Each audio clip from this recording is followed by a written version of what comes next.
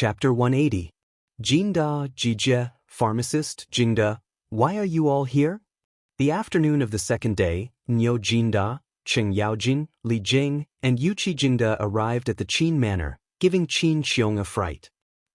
Second brother, we heard that Xiao Xian was going to give you a blood transfusion, so we wanted to come and observe. Cheng Yaojin smiled happily. Among them, he had the deepest relationship with Qin Xiong. They were all friends who had gone through life and death together. Thinking that there was hope for his good brother's illness, Cheng Yaojin felt even better than killing hundreds of enemies. That's right. I've never heard of such a strange thing like stealing blood to save people. Today, I'm here to broaden my horizons and see if this method can be used in the army in the future. Shu Bao, please don't blame me for coming uninvited. Li Jing stroked his beard and smiled reservedly. Qin Xiong waved his hand and said, Pharmacist, you're treating me like an outsider. Come in and sit. Housekeeper, serve tea. The group sat down in the front hall under Qin Xiong's instructions. Maids and servants came to serve tea. Madame Qin also knew that Li Zishuan was coming today to treat her husband, so she waited in the front hall. Yu Qigong took a sip of tea and looked at Qin Xiong and asked, Shu Bao, your complexion looks much better than usual. Can you still get on a horse and fight? Compared to half a month ago, Qin Shubao's complexion was indeed much better. At the very least, he looked more like a healthy normal person. Qin Xiong waved his hand and said with a smile, Jingda is joking. Although I can move freely now, but if I get on a horse to fight, I'm afraid I won't have the strength to do so. I can't compare to Jingda, Jijie, you two have great martial strength. Niu Jinda comforted him. Shu Bao has been on a horse all his life. It's good that he can live peacefully. Now that my Tang Empire is going to be peaceful, Shu Bao can stay at home and enjoy life. Isn't that a good thing in life? Qingyan also patted his chest and said, Yes, yes, yes. I can fight in the war. Second brother, you can't fight with me. Qin Xiong shook his head. He looked to the north and sighed. The Turks in the north have yet to be wiped out. How can this old man retire at home in peace? Li Jing frowned and said, Shu Bao, you don't have to be too worried. The Turks aren't united. Last year, they took advantage of our great Tang's internal weakness to send their troops to the Wei River. As long as we prepare for war for 2 years, we won't be afraid of the Turks. Master, Daoist Sun and Daoist Li are here. At this moment, a servant came in and cupped his hands. Qin Xiong stood up and said excitedly, Please, please. A moment later, Li Zishuan and Sun Simiao walked in together. Behind Sun Simiao was Hu Jingjing. Li Zishuan had also asked the young lady at the door. Hu Hanyun and Hu Guiyuan's injuries had all been treated and they had already returned home. They had originally wanted to go to the Li family to kowtow and thank Li Zishuan for his kindness, but Li Zishuan had been in class at the time, so they gave up on the idea. After the few people in the room greeted Sun Simiao, Cheng Yaojin began to scold Li Zishuan. Good lad, you made all of us wait for you. You're getting more and more arrogant. Li Zishuan cupped his hands and apologized. Please forgive me, uncles. I was late because I had to prepare some things. I didn't think it through. Li Jing stroked his beard and smiled. Jijie, don't scare children. As long as you can cure Shu Bao's illness, what's wrong with us waiting for a while? Li Zishuan looked at Li Jing and cupped his hands in puzzlement. May I ask who this uncle is? In his opinion, the person who could sit here and chat with Cheng Yaojin and Qin Xiong must be a big shot, so he asked. Niu Jinda pointed at Li Zishuan and said with a smile, you don't even know the famous pharmacist Li. Li Zishuan was surprised. He didn't expect to meet such an awesome person. He hurriedly bowed and said, It turns out to be the Tang Empire's military god. I didn't recognize you. Please forgive me, General Li. Li Jing's face changed slightly. He waved his hand and forced a smile. Military god? Don't talk nonsense. You can also call me uncle like you called Jijie and Shu Bao. Li Zishuan hurriedly called him Uncle Li Tsing. Li Jing said, Xiao Xian, go and treat Shu Bao. I'm just here to watch the fun. Don't waste time here. Li Zishuan hurriedly cupped his hands and said yes. At this time, Sun Simiao had already checked Qin Xiong's pulse. Li Zishuan stood aside and waited for the results. He greeted Mrs. Qin with his eyes. Mrs. Qin gave him a kind smile. Half an hour later, Sun Simiao stood up and sighed to everyone. General Qin's internal injuries are gradually getting better. However, the qi and blood he lost in the early years has not been completely recovered. It has been a long time since the last time I checked his pulse. I'm afraid that less than 10% of it has been recovered. General Qin is approaching middle age and his qi and blood are not as vigorous as a young man's. I'm afraid that it will be difficult to recover all the qi and blood he lost through the power of the medicine. Everyone's face darkened and they couldn't help but feel disappointed. Sun Simiao looked at Li Zishuan and continued, Xiaoxian, let's try your life-prolonging skill. Cheng Yaojin agreed. Yes. Xiaoxian, let's draw blood. See if my blood is suitable. Sir Li, please see if my blood is suitable. At this time, the housekeeper of Qin's mansion who was waiting on the side bowed and begged. Lord Li, please take a look and see if our blood is compatible. Suddenly, there was a roar of nearly 100 people outside the house. Qin Qiong and the others turned pale with fright. They hurriedly walked to the door and saw nearly 100 Qin clan generals neatly lined up in 10 rows. Everyone cupped their fists and knelt on one knee. This was standard military etiquette. The news that Li Zishuan was going to give Qin Qiong a blood transfusion had already spread among the servants of Qin's mansion. Correspondingly, they already knew about the theory that Li Zishuan had mentioned last time. How could they not help when their master was in trouble? Moreover, most of them had accompanied Qin Qiong in his early years and fought all over the world. Later, because of the battles, they were left with disabilities. Qin Qiong saw that some of them were lonely and had no one to rely on, so he took them in as his family soldiers. After so many years, he had been supporting them. Therefore, their feelings for Qin Qiong were deeper than anyone else's. Moreover, according to Li Zishuan, taking a little blood wouldn't kill anyone. What was there to be afraid of? At this moment, Qin Qiong felt as if he had returned to the battlefield. These were all brothers who would die for him. At this moment, he couldn't help but tear up. Zhuang Qi, what do you want to do by bringing them here? Hurry up and go back. Family head, I, Zhuang Qi, did everything I did today willingly. If it wasn't for you, I would have starved to death on the side of the road. Now that you are in trouble, forget about taking a bit of my blood. Even if you want my life, I'm willing. The leader, Zhuang Qi, clasped his fists at Qin Qiong and said loudly, Yes, master, we are all willing. We are all willing. Lord Li, please draw my blood. I have the most blood. When the other family soldiers heard Zhuang Qi's words, they all shouted out.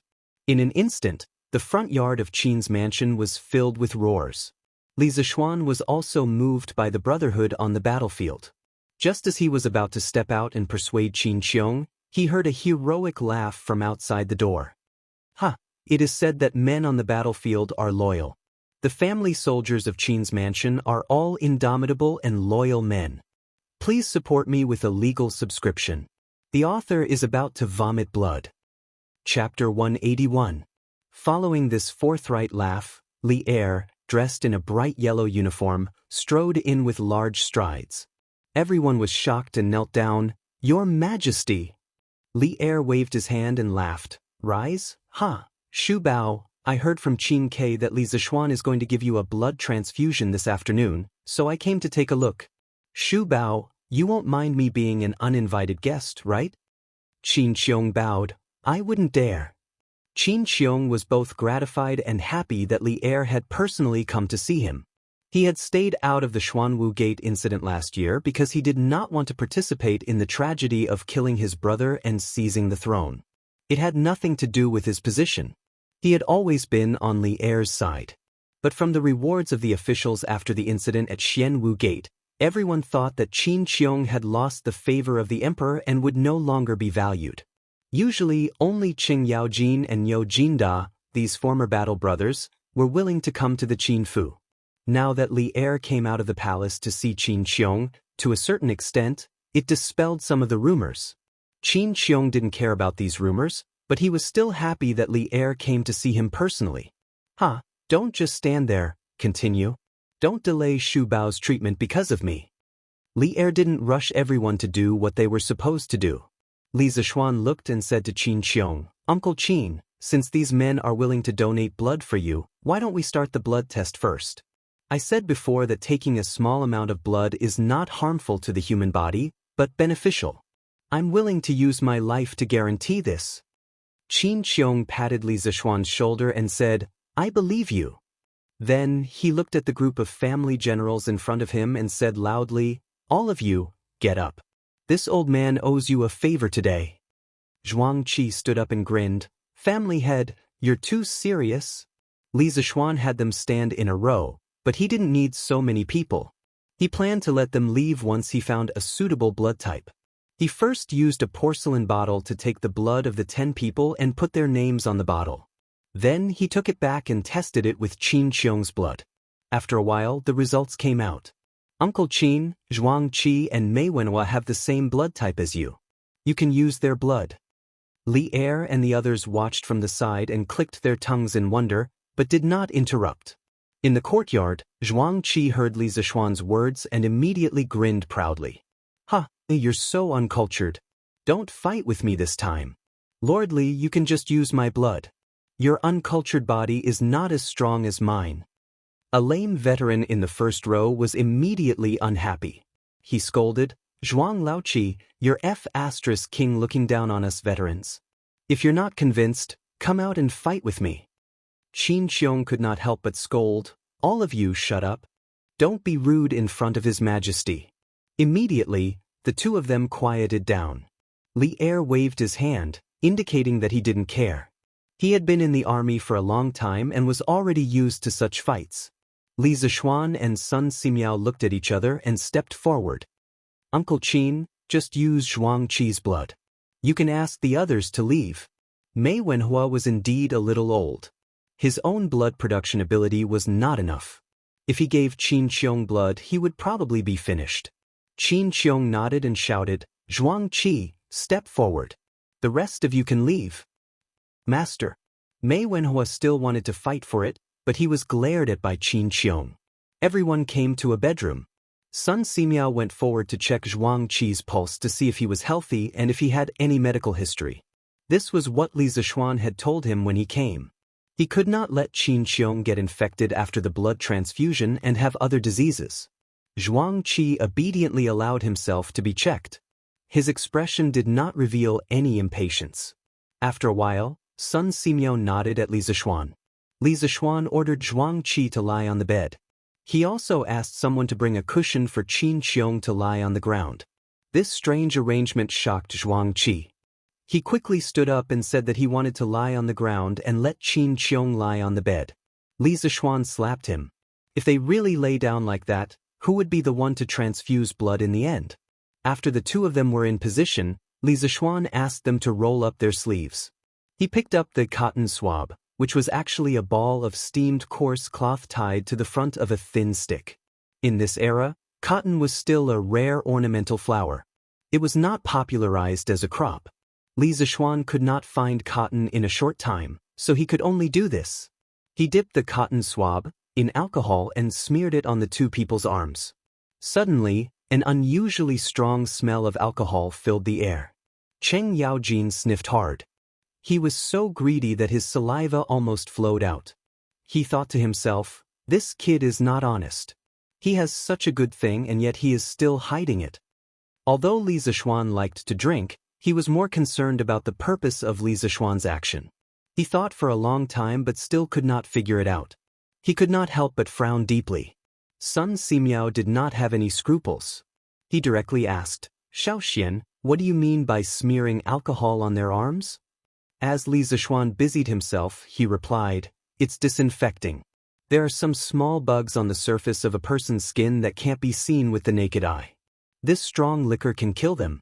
In fact, when someone was injured in the army, their wound would become infected because of these small bugs in the air. Although Sun Simiao did not know what air was, he understood the general meaning. He nodded thoughtfully. Li Jing's eyes lit up. He could not help but ask, if this kind of alcohol is used in the military, can it greatly reduce the death of injured soldiers? Li Zishuan nodded and said, in theory, it can. Li Jing looked at Li Er excitedly. Li Er nodded at him, indicating that they should finish treating Qin Qiong's illness first. After disinfecting, Li Zishuan found the blood vessels on Zhuang Qi's arm. Looking at the thick needle, he gritted his teeth and stabbed it in. Zhuang Qi's body trembled, but he did not cry out in pain. Li Zishuan waited for the air in the needle to be exhausted. Then he inserted the other end of the needle into Qin Qiong's arm. Because of the difference in height, the blood slowly flowed through the needle into Qin Qiong's body. Everyone in the room held their breaths and stared at the blood flowing through the needle. They were witnessing the first case of blood transfusion in human history. Gradually, Qin Qiong fell asleep with a satisfied expression.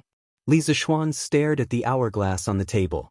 After a while, he nodded at Sun Simiao.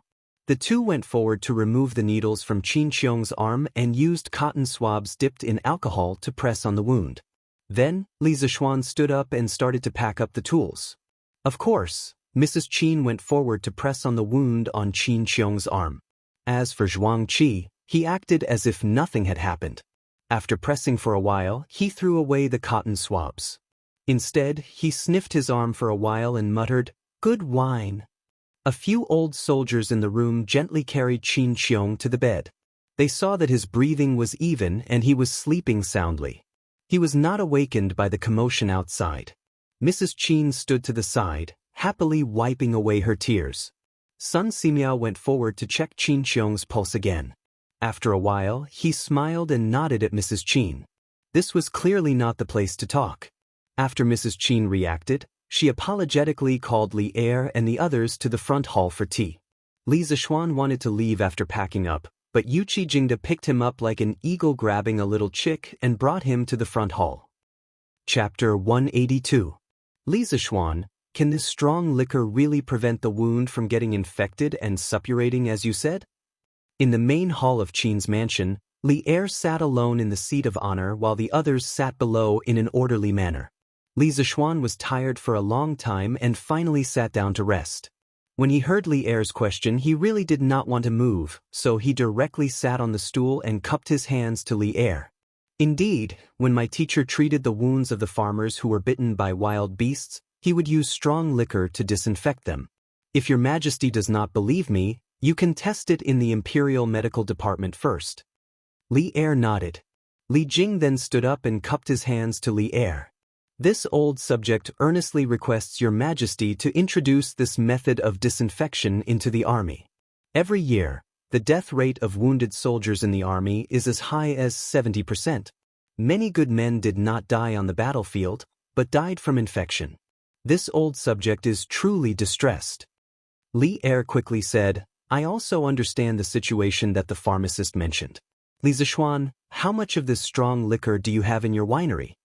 He wanted to directly take the method of brewing the strong liquor into the imperial court's possession. After all, this strong liquor had become an extremely important strategic resource in terms of its effect. However, there were still shares of the Chung family in it. If he did so, it would not look good. Li Zishuan suddenly had a good premonition. He felt as if he was being targeted by a tiger. He cautiously said, Your Majesty, this strong liquor has no other use except for disinfection.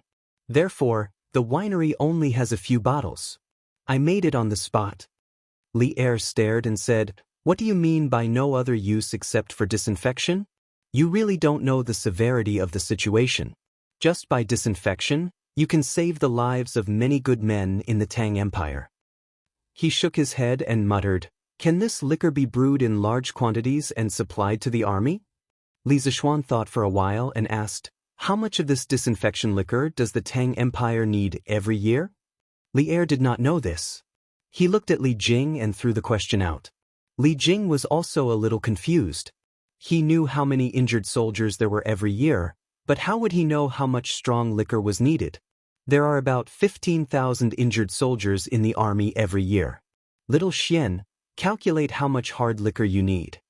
Li Jing could only throw the question to Li Zishuan. Li Zishuan calculated carefully. After a while, he said, Your Majesty, I have roughly calculated that the army needs to store about 600 liters of liquor every year to ensure that it is enough. Li Er nodded and slapped the table saying, Good. Then your winery will provide 600 liters of hard liquor to the Ministry of War every year. As for the price, Li Zishuan rushed to say, at least 8 rounds per liter. Li Er was so angry that he almost slammed the table. Nonsense. You have the nerve to earn money from saving the lives of those soldiers. Li Zishuan felt wronged and said, Your Majesty, this is really the cost price. This disinfection liquor is more than twice as strong as the Immortal drunken wine. Think about it, the Immortal drunken wine is already sold for 5 rounds per liter. If you sell it for less than 8 rounds per liter, I will really go bankrupt. What he said was not entirely a lie. In modern times, alcohol was indeed very cheap, but industrial alcohol was generally obtained through chemical synthesis, not through fermentation and distillation of grains. In the Tang dynasty, 8 rounds per liter of medical alcohol was really not expensive. Li Er said angrily, Nonsense. How can this little liquor make you go bankrupt? Don't be unreasonable. 6 rounds per liter. Li Zishuan almost vomited blood. This Li Er was really not a good person. He was a robber, a robber. Cheng Yaojin stood up and snorted, Your Majesty, the cost of this liquor is indeed very high. 6 rounds per liter is really going to be a loss. The Cheng family had shares in this winery, so of course Cheng Yaojin would jump out and complain. Li Er saw that Cheng Yaojin was also pretending to be pitiful, and he suddenly had nowhere to vent his anger. Fine, 8 rounds per liter it is. If you dare to cut corners, I will teach you a lesson. Li Er flicked his sleeves and left. All the big shots had seen what they wanted to see, and Qin Qiong was now sleeping. It was not appropriate for them to stay any longer, so they all said their goodbyes. Only Li Zishuan, Sun Simiao, and Cheng Yaojin were still there. Sun Simiao looked at Madame Qin and said, General Qin's pulse is stable, and his body is no different from a normal person. Madame Qin, please don't worry. Madame Qin sincerely thanked him. Thank you, Dr. Sun. Sun Simiao waved his hand, looked at Li Zishuan, and said, Xiaoxian, I have never heard of the small insects in the air that you mentioned. Can you tell me in detail some other day? Chinese medicine focused on the 5 qi and 6 qi, the balance of yin and yang, and the integration of heaven and man. Li Zishuan's theories had really broken Sun Simiao's understanding of medicine. He seemed to have seen the door of a new world, waving at him. Li Zishuan said with a smile, Of course. If you want to hear from me one day, I will tell you everything. In fact, these small things that can't be seen with the naked eye can be seen with some tools. When I make this tool in the future, I will invite you to come and see it together. Sun Simiao said in surprise, There is such a strange thing? That's great. As the saying goes, hearsay is false, but seeing is believing. If you can really make that kind of tool one day, you must send someone to inform me. Even if I'm thousands of miles away, I must rush back to take a look. Li Zishuan nodded and said, Don't worry, Taoist Sunday. I will definitely inform you. Only then did Sun Simiao say goodbye with satisfaction. Who actually helped Sun Simiao carry the medicine box obediently. She smiled sweetly at Li Zishuan and waved goodbye. Then, she turned around and left with Sun Simiao. When Li Zishuan saw that everyone had left, he also wanted to say goodbye. However, he heard Madame Qin say, Xiaoxian, don't be in a hurry to leave. Auntie has something to say to you. Li Zishuan stopped and respectfully said, Auntie, please go ahead. Madame Qin said with a smile, Why are you still standing? Sit down. Sit down and talk. Li Zishuan obeyed and sat down. Cheng Yaojin was about to leave, but when he heard Madame Qin ask him to stay, he sat down with Li Zishuan. Madame Li looked at Li Zishuan and couldn't help but say with emotion, Xiaoxian, your Uncle Qin's illness is all thanks to you. Otherwise, Li Zishuan quickly waved his hand and interrupted, Auntie Qin, please don't say that. The Qin and Li families are like family.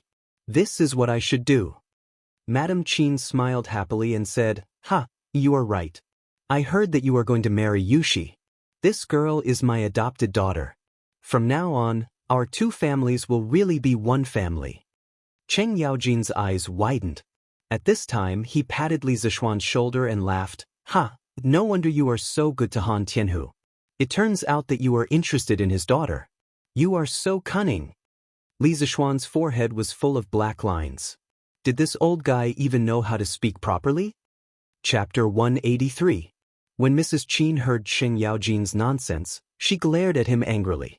Cheng Yaojin often chatted and laughed with Qin Qiong, but he still had some respect for this sister-in-law. Sensing Mrs. Qin's angry gaze, Cheng Yaojin laughed awkwardly. Then he consciously removed his left hand from Li Zishuan's shoulder and returned to his seat.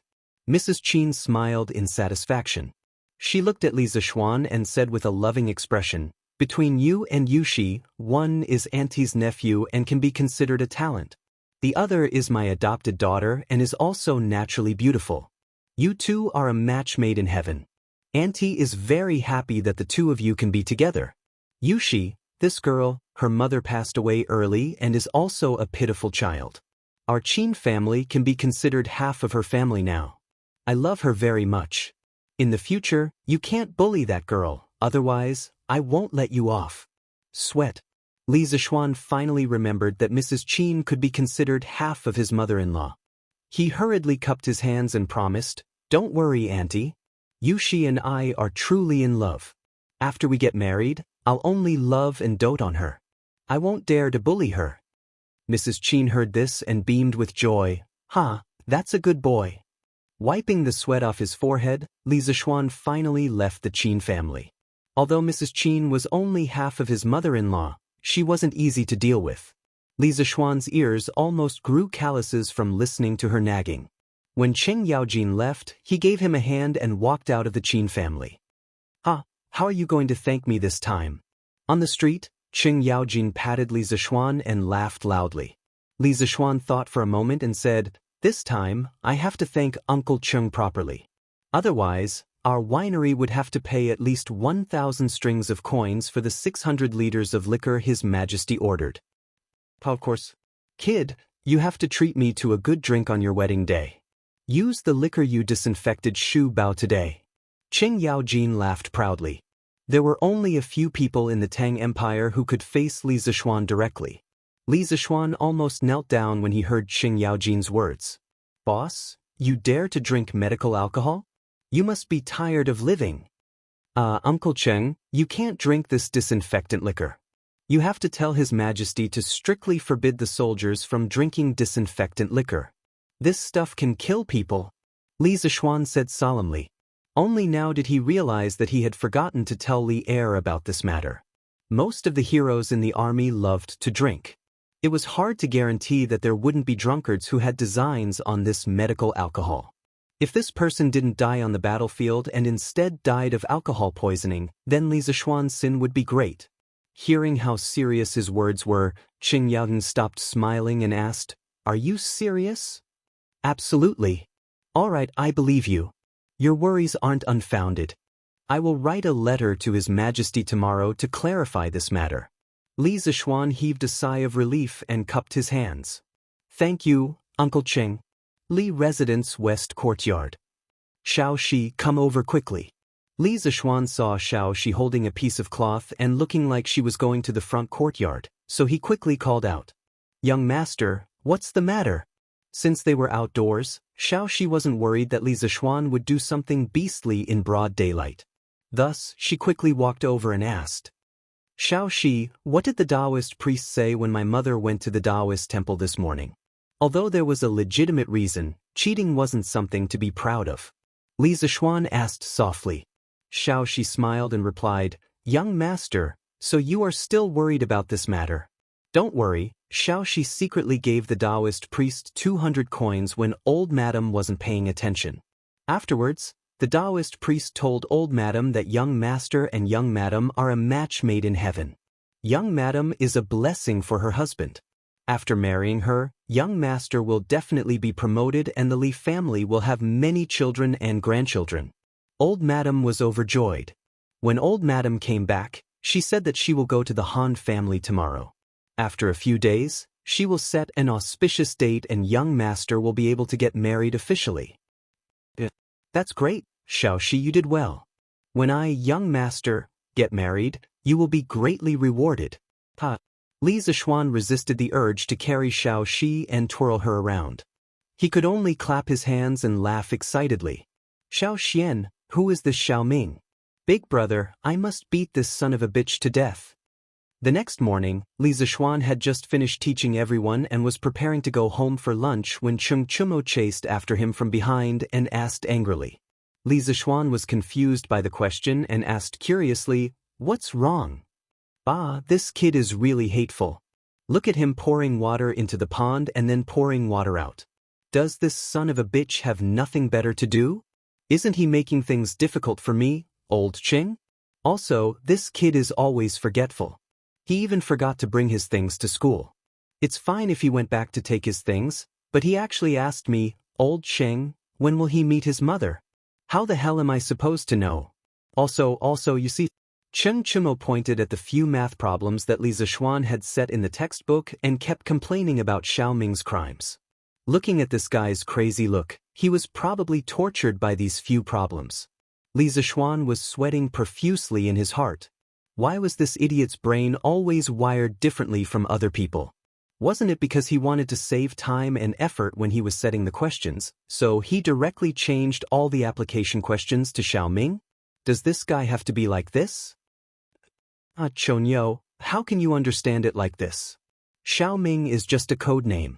The reason why Mr. set this problem is to let us learn how to solve this kind of problem, not to let you care about who the problem is. Qin Huayu, who was following behind, heard Cheng Chumo's funny words and couldn't help but help Li Zishuan to explain with a smile. Li Zishuan gave this guy a kick. He said unhappily, "Did you hear what Huayu said? You don't think about proper things and only think about crooked ways.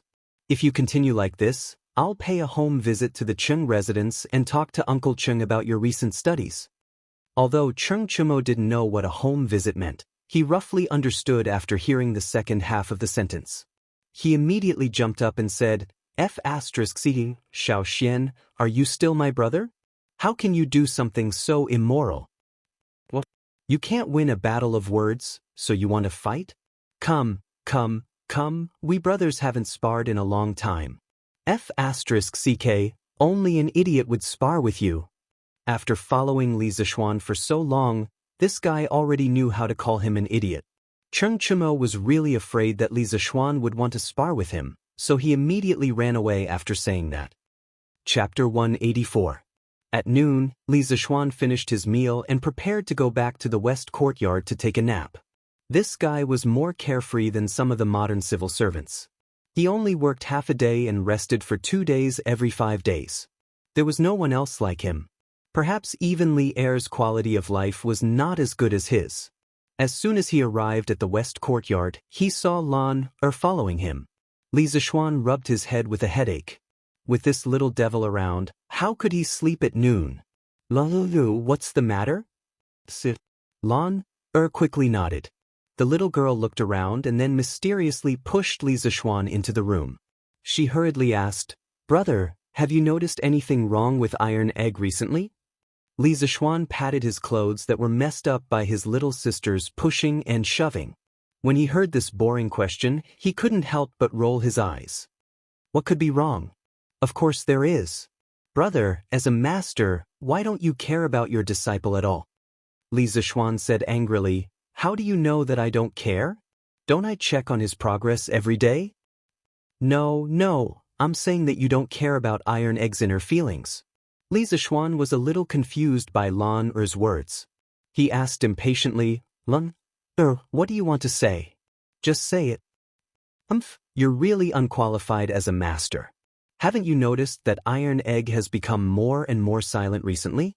He even talks to me less often." Ver pouted and said with a face full of dissatisfaction, "Isn't this normal? Iron Egg has to practice and go to school. How can he have so much time to chat with you? That's not it. Iron Egg used to practice and go to school. But every afternoon after class, he would come to play with Lan. But recently, after Iron Egg came back, he didn't look for Lan anymore. Brother, go and check on Iron Egg at night.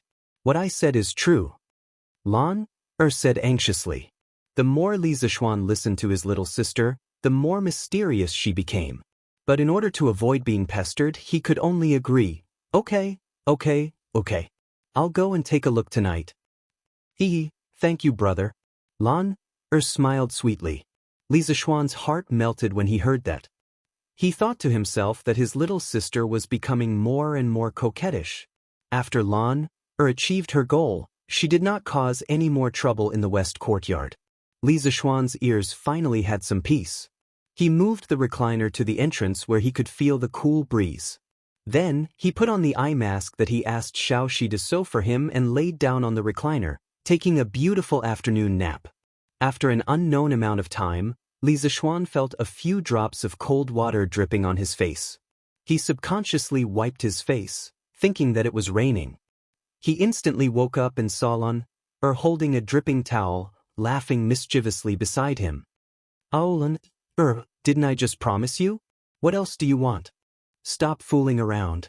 Let me sleep for a while more." Li Zishuan was about to throw a tantrum when his afternoon nap was interrupted.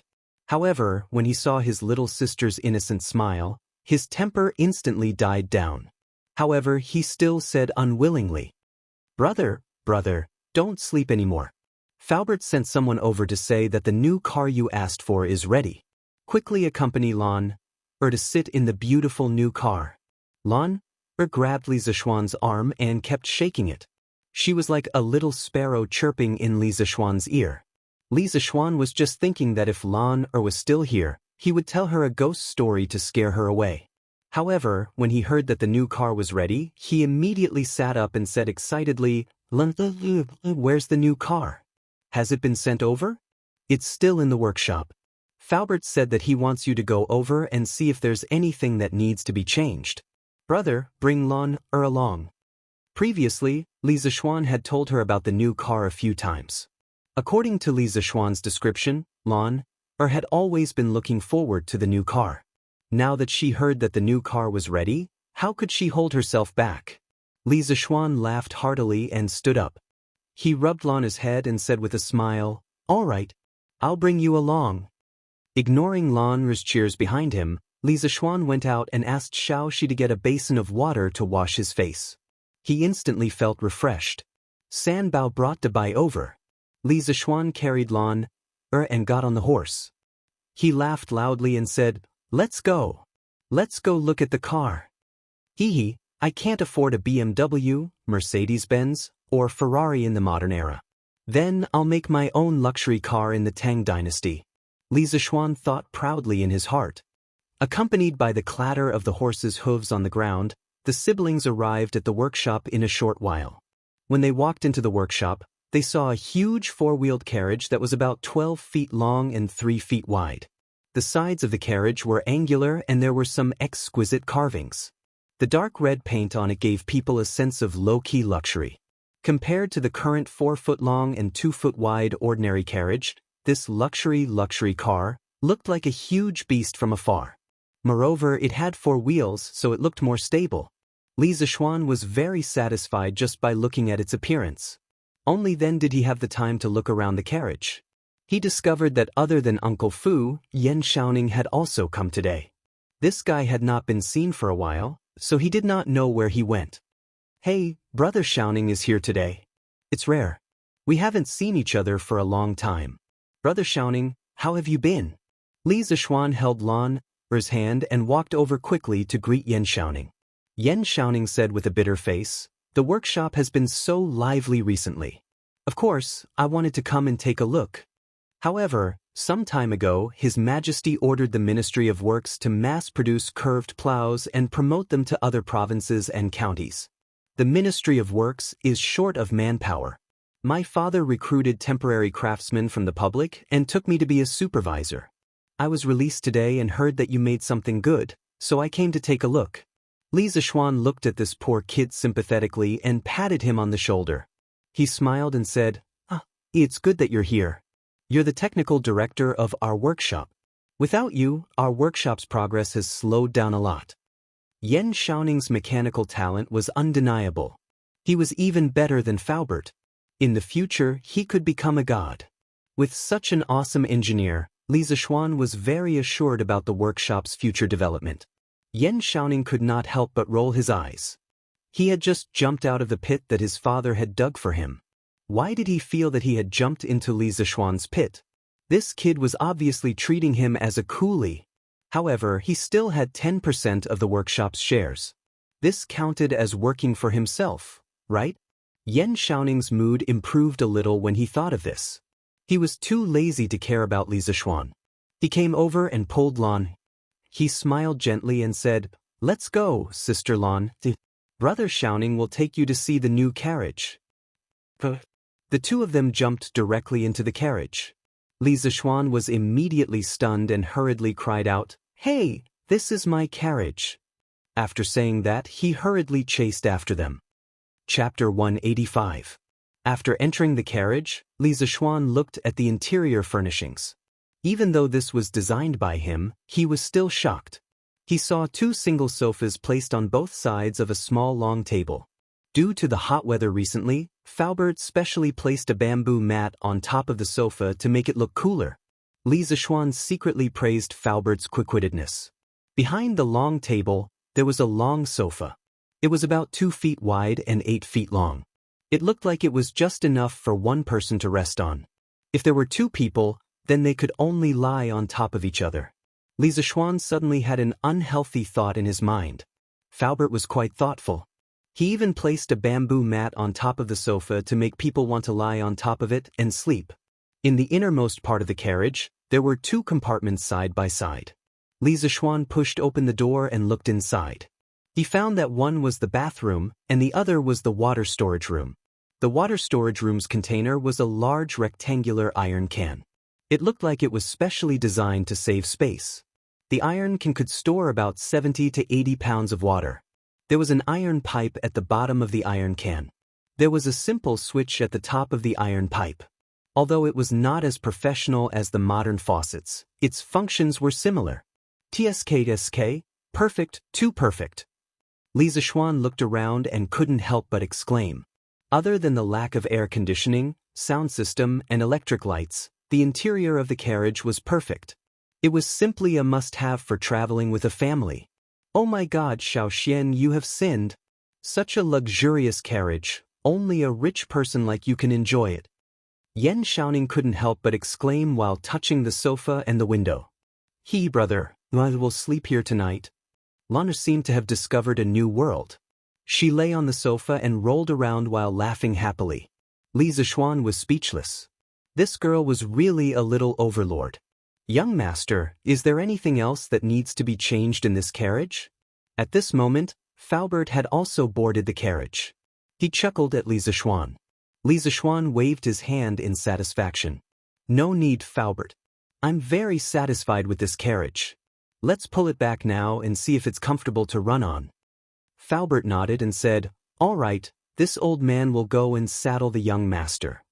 15 minutes later, Dabai was able to pull this massive object with the strength of a single horse under the astonished gazes of the workers in the workshop. The wheels of the carriage began to roll slowly, and it spun faster and faster. Dabai snorted joyfully, indicating that it was so easy. Faubert arranged for a worker from the workshop to sit in front of the carriage and drive the horses. He also sat in the carriage with Li Zishuan to feel the performance of the new carriage when it ran. "Wow, little Xian, how come this car doesn't feel bumpy at all? This is too amazing. Or has the roads in Chang and become so flat?" Yan Xiaoning nestled comfortably on the sofa and looked at the passing scenery outside the window. Suddenly, the tea on the table didn't spill. He sat on the sofa and carefully felt it. He couldn't help but exclaim in surprise when he didn't feel any bumpiness at all. Li Zishuan drank a mouthful of water contentedly and smiled proudly. "Of course it's because our carriage is good. Don't you know what the roads in Chang and are like? What do you think? Little brother's carriage is awesome, right?" Yan Xiaoning said excitedly, "Awesome, of course it's awesome. Quickly tell me, how did you do it?" "Won't you understand when you go back to the workshop later and ask Faubert to look at the blueprint?" Li Zishuan didn't want to explain it to Yan Xiaoning again. He was busy right now. Busy with what? Isn't this nonsense? "Look, that young lady outside the carriage window is so pretty. Most importantly, she's wearing very thin clothes." Unfortunately, Big White's speed was too fast. Li Zishuan was only able to catch a glimpse of her chest and couldn't see it anymore. Inside the carriage, Faubert saw Yen Xiaoning's unsatisfied look and explained with a smile, "Young Master Yen, some special shock absorbers have been added to the bottom of the carriage. On the other hand, the sofa we're sitting on is also very useful for shock absorption. As for the detailed structure of the interior, you can only go back to the workshop to look at the blueprint." Hearing this, Yen Xiaoning nodded thoughtfully. "Wow, husband, look at that carriage. Why is it so tall and so big?" A white-clothed lady in her 20s saw the huge carriage that just passed by in the middle of the road. She hurriedly pulled the man beside her and exclaimed, "It's really big.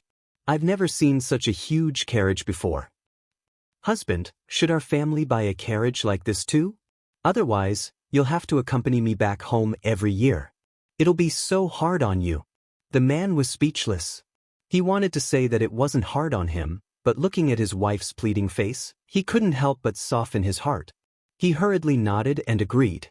The pretty lady in white cheered happily. She leaned over to the man's ear and whispered, "Husband, you're so nice. I'll change my style of serving you tonight." The man stiffened slightly to show his respect. He looked excited and laughed. "Look, such a big carriage can be pulled by only one horse. It's really amazing." Unlike the cheating couple, this person who spoke was obviously slightly knowledgeable. "Yes, not only that, you see, this carriage actually has 4 wheels. It's really stable when it runs. It doesn't feel like it's swaying at all. Tisk, hey, this carriage's appearance is so beautiful. I wonder where it's sold? I really want to buy one. Squire Wang is really generous. This carriage isn't something that ordinary people like us can afford. This carriage came from an Elaine. Maybe it was made by the workshop of Strange Interest Pavilion. Then it's really sold. That's great." Li Zixuan and the others sat in the new carriage and left under the envious eyes of the passers-by. Suddenly, "Bah, whose carriage is so arrogant that it choked me with a mouthful of dust.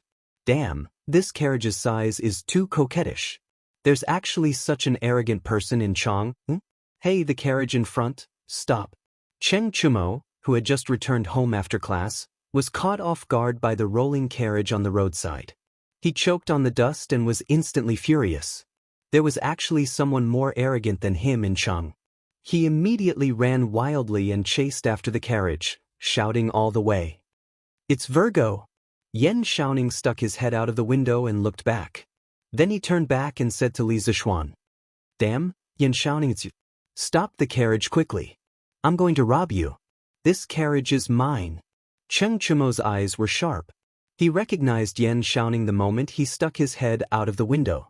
He immediately shouted like a bandit. In the carriage, Li Zixuan was speechless. He shouted outside, "Stop the carriage." Then the carriage slowly came to a stop. Cheng Chumo cheered and quickly ran to the front of the carriage. With a leap, he jumped onto the carriage. "Wow, Xiao Xinlun, Faubert, you're all here too. Ha, then I won't be polite. Gee, what's this stool made of? It's so damn comfortable." Cheng Chumo acted as if he had returned home. He didn't treat himself as an outsider at all. He sat on the sofa and couldn't help but sigh. Lun was pushed to the side by this guy. The little girl was unhappy. She stood up and pulled Cheng Chumo's cheek. She said unhappily, "Humph. Brother Chonyo is really thick-skinned." Ha. Chapter 186. Hee, little Xian, your carriage is so comfortable. Why don't you give me one? Although Cheng Chumo was pulled off the sofa by Lan, he was not angry at all. He wandered around the carriage like Granny Lu in the Grandview Garden, looking left and right and touching everywhere. After a while, when he carefully looked at the luxurious interior of the carriage, Cheng Chumo could not help but be shocked. This kind of carriage was the standard for rich playboys like him. It would be so flashy and cool if he drove it out. Thus, he licked his lips and begged Li Zixuan for it. In your dreams. This carriage is the only one in the world. Li Zixuan curled his lips. Don't. Little Xian, why don't you ask your workshop to make a few more? Cheng Chumo urged. Li Zixuan squinted his eyes and said, "I can, but this carriage is expensive. It's not that I'm looking down on you, but can you afford it, Chonyo?" Didn't this guy always say that he was poor? Li Zishuan did not believe that he could afford a luxury carriage now. Damn, you're looking down on me. As long as you have this kind of carriage, I can afford it. Tell me, how much is it? Cheng Chumo was immediately unhappy. His family had shares in the winery. With the sales of the Drunken Immortal and Gentle Beauty, the Cheng Chumo had also earned a lot of money. Correspondingly, Cheng Chumo's pocket money had increased recently. This guy was now quite wealthy and was very confident. Li Zishuan looked at this jokester's face and could not help but want to attack him. Thus, he said, "No bargaining, only 999 strings of cash." He had asked Faubert about the cost of this carriage on the way here. Currently, the average horse carriage sold in the market cost between 200 to 500 strings of coins. However, due to the addition of a lot of advanced technology, such as shock absorbers, roller bearings, iron plates in the compartment of the carriage, and a separate toilet, the cost alone was as much as 400 to 500 strings of coins. Li Zishuan set a price of 999 strings of cash, which wasn't considered expensive. This price was equivalent to buying a Porsche in modern times. With such excellent performance, such a domineering appearance, and such luxurious interior, Li Zishuan believed that even if it was sold for more than 1,000 strings of cash, there would definitely be rich people rushing to buy it with gold bricks. However, Cheng Chumo was not a rich person. He only had a small amount of wealth. When he heard such a crazy price, Chumo's mouth. "Little Xian, you're robbing me.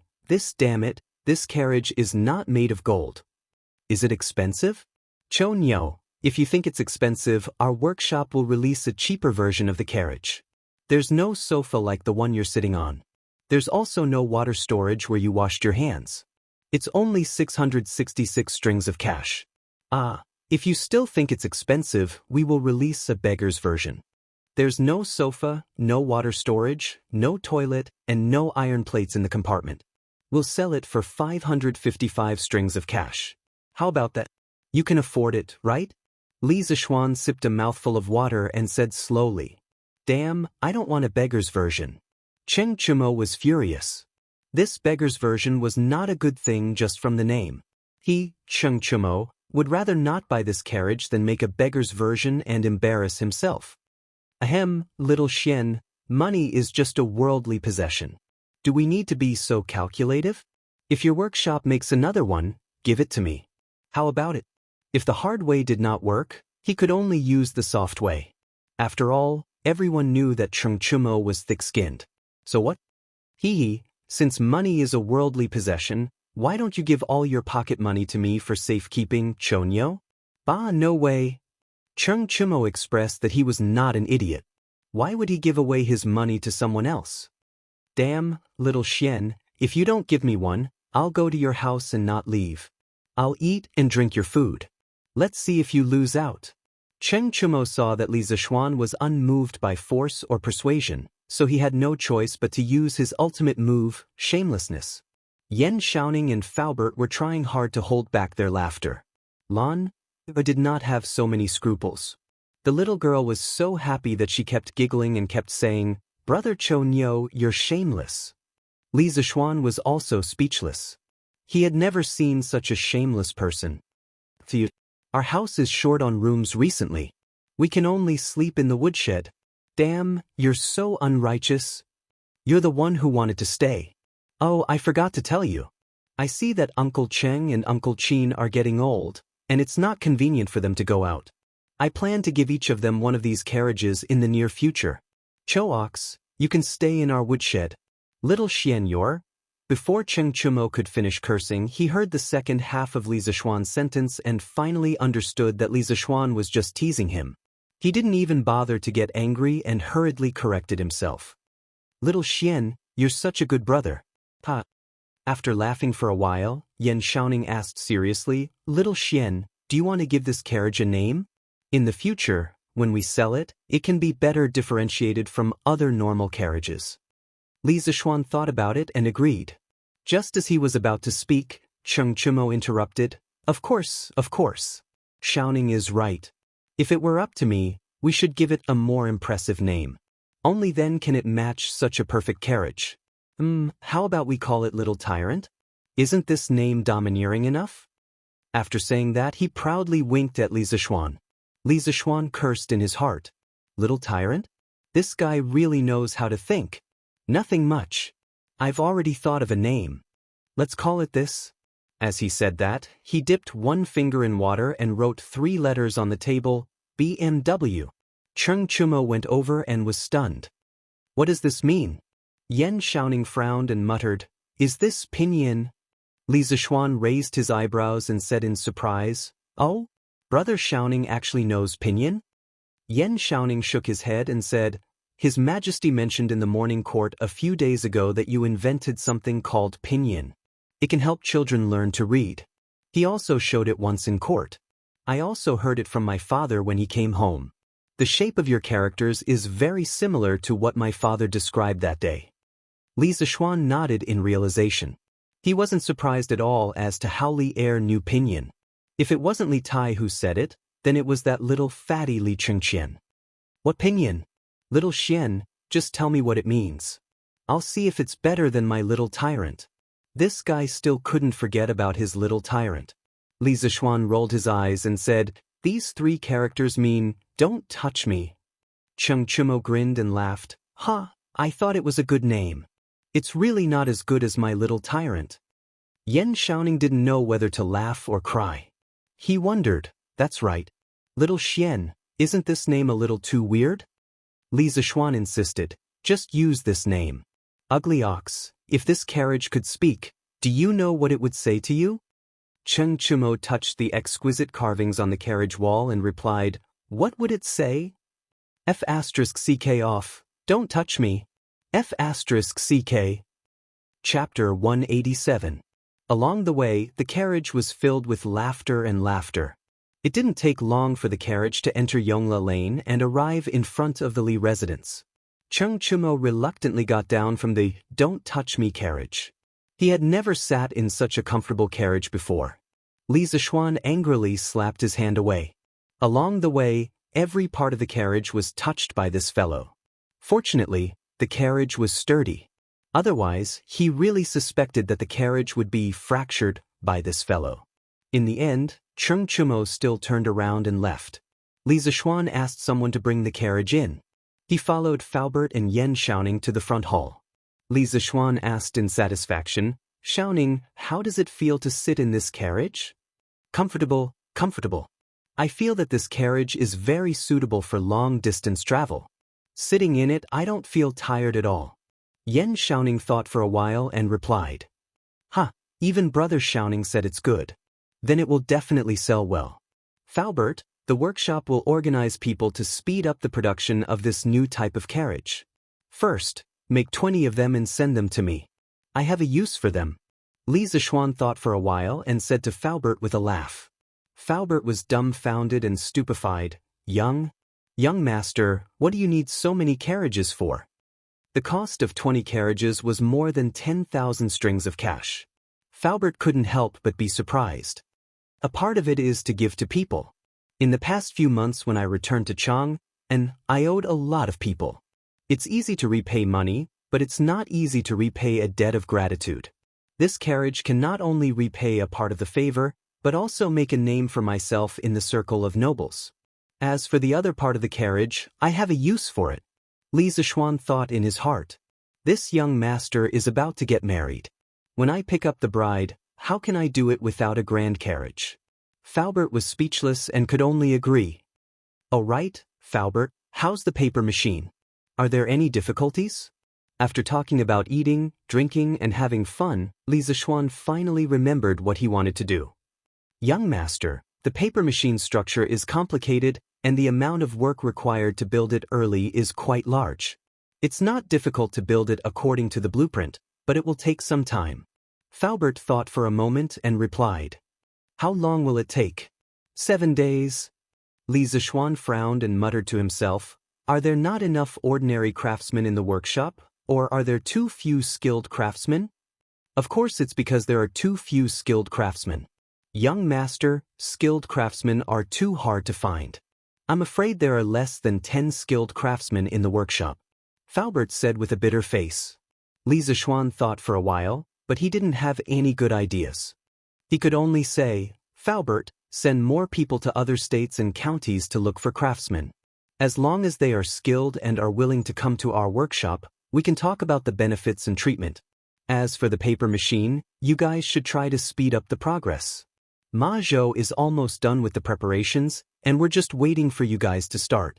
Oh, Xiaoning happens to be free these few days. Why don't you go to the workshop and help Faubert with the paper machine? This should be able to speed up the progress a lot. Li Zishuan looked at Yan Xiaoning, who was leisurely at the side, and his eyes suddenly lit up as he suggested. Faubert quickly nodded in agreement. He admired Yan Xiaoning's mechanical talent very much. Yan Xiaoning staggered, and his face was full of black lines. He had just been released from his father's prison sentence, and now he was going to be thrown into prison by Li Zishuan. Just as he was about to object, he saw Li Zishuan raise a finger and said, Brother Xiaoning, don't refuse. This paper machine is very important, and it must be done as soon as possible. Moreover, this workshop also has your shares. At worst, I'll give you a don't touch me carriage after it's done. How about it? Yan Xiaoning was a little moved, and he nodded after a moment. Unlike Li Zishuan, who casually owned dozens of don't touch me carriages in the Tang dynasty, a carriage was a very precious asset for other families. After dinner, Li Zishuan went to Mingyue Xian and saw Iron Egg squatting on a big rock beside the pond, hugging his knees, and looking at the moon in the sky in a daze. Li Zishuan's heart was slightly moved. It seemed that his little sister was right. Iron Egg really had something on his mind. Could it be that this kid had taken a fancy to a girl and started to think about love? If that's really the case, what should I do? This is obviously puppy love. As his master, should I stop it? Li Zishuan's thoughts ran wild in the distance. The more he thought, the more tangled he became. In the end, he shook his head and slowly walked towards Iron Egg. Iron Egg, what are you thinking about? Li Zishuan walked behind Iron Egg and found that this kid was still in a daze, so he could only ask. Master, you're here? Iron Egg heard the sound and instantly woke up. This child was a little panicked and hurriedly said, Don't be nervous. Come, sit down. Tell me, what were you thinking about just now? Why were you so lost in thought? Li Zishuan patted his disciple's shoulder and said in a gentle tone. Iron Egg obeyed and sat down, but his eyes were somewhat evasive when he looked at Li Zishuan. Say it. Master, Iron Egg was not thinking about anything. There must be something. Do you think I don't know you, kid? Hurry up and say it. What can't we talk about? Master, it's really nothing. This kid seemed to be born in the year of the walnut. Li Zishuan frowned and suddenly said with a smirk, Oh, I understand. Did you fall in love with a little girl? You were just looking at the moon and thinking about love. Iron Egg, it's not that I don't want you to find a wife. It's just that you are still young and should put your mind on your studies. Having such an unreliable master, Iron Egg almost vomited blood in his heart. His cheeks instantly swelled red and he hurriedly stood up and waved his hand. Master, it's not like that. It's not like that. Then what is it like? If you have nothing on your mind, why would you be staring at the moon in a daze? Hurry up and say it. You're a man, why are you wasting time? Li Zishuan slapped Iron Egg down again. With Li Zishuan's jesting, the atmosphere of the conversation instantly became relaxed. Iron Egg was no longer as reserved as before. He hesitated for a moment and asked, Master, are you going to marry my sister? He had been staying with the Li family all this time, so he had more or less heard about Li Zishuan's marriage. Li Zishuan nodded and frowned. Yes, Iron Egg, could it be that you don't want your sister to marry me? Iron Egg scratched his head and said awkwardly, Yes and no. Kid, what are you trying to say? Li Zishuan angrily knocked Iron Egg's forehead. Iron Egg hurriedly said with a conflicted face, Master, Iron Egg has been thinking recently. If Master marries my sister, will Iron Egg call you brother-in-law in the future? Or Master? Yes, he called me Big Sister. Where's Big Sister? Or Master's wife? Holy shit, even though Li Zishuan was used to all kinds of strange questions, he was still shocked by Iron Egg's two powerful questions. Chapter 188. Li Zishuan felt a little dizzy after hearing Bruiser's words. It seemed like he could call him anything he wanted. But if he called him whatever he wanted, wouldn't it mess up the seniority? In the end, Li Zishuan stopped thinking about it. He rubbed Iron Egg's head angrily and said in a muffled voice, "Call me by my original identity. Don't think too much. Go back and do your homework. Don't embarrass me in this week's exam." The next day, Li Zishuan ate his breakfast and brought Iron Egg to school. Lan, who had been playing truant recently, came along today. Of course, it wasn't because she suddenly liked to study, but because Li Zishuan drove a luxury car to school today. The little girl was still excited about yesterday, so she came along. After Li Zishuan's consolation, the day before, Bruiser was no longer unhappy. The three of them chatted on and off in the car. Before long, they arrived at the Imperial College. "Wow, whose carriage is this? It's so grand." "I don't know. This carriage is really big." "It should be Mr. Li's carriage." "I know the driver. It's An Bao."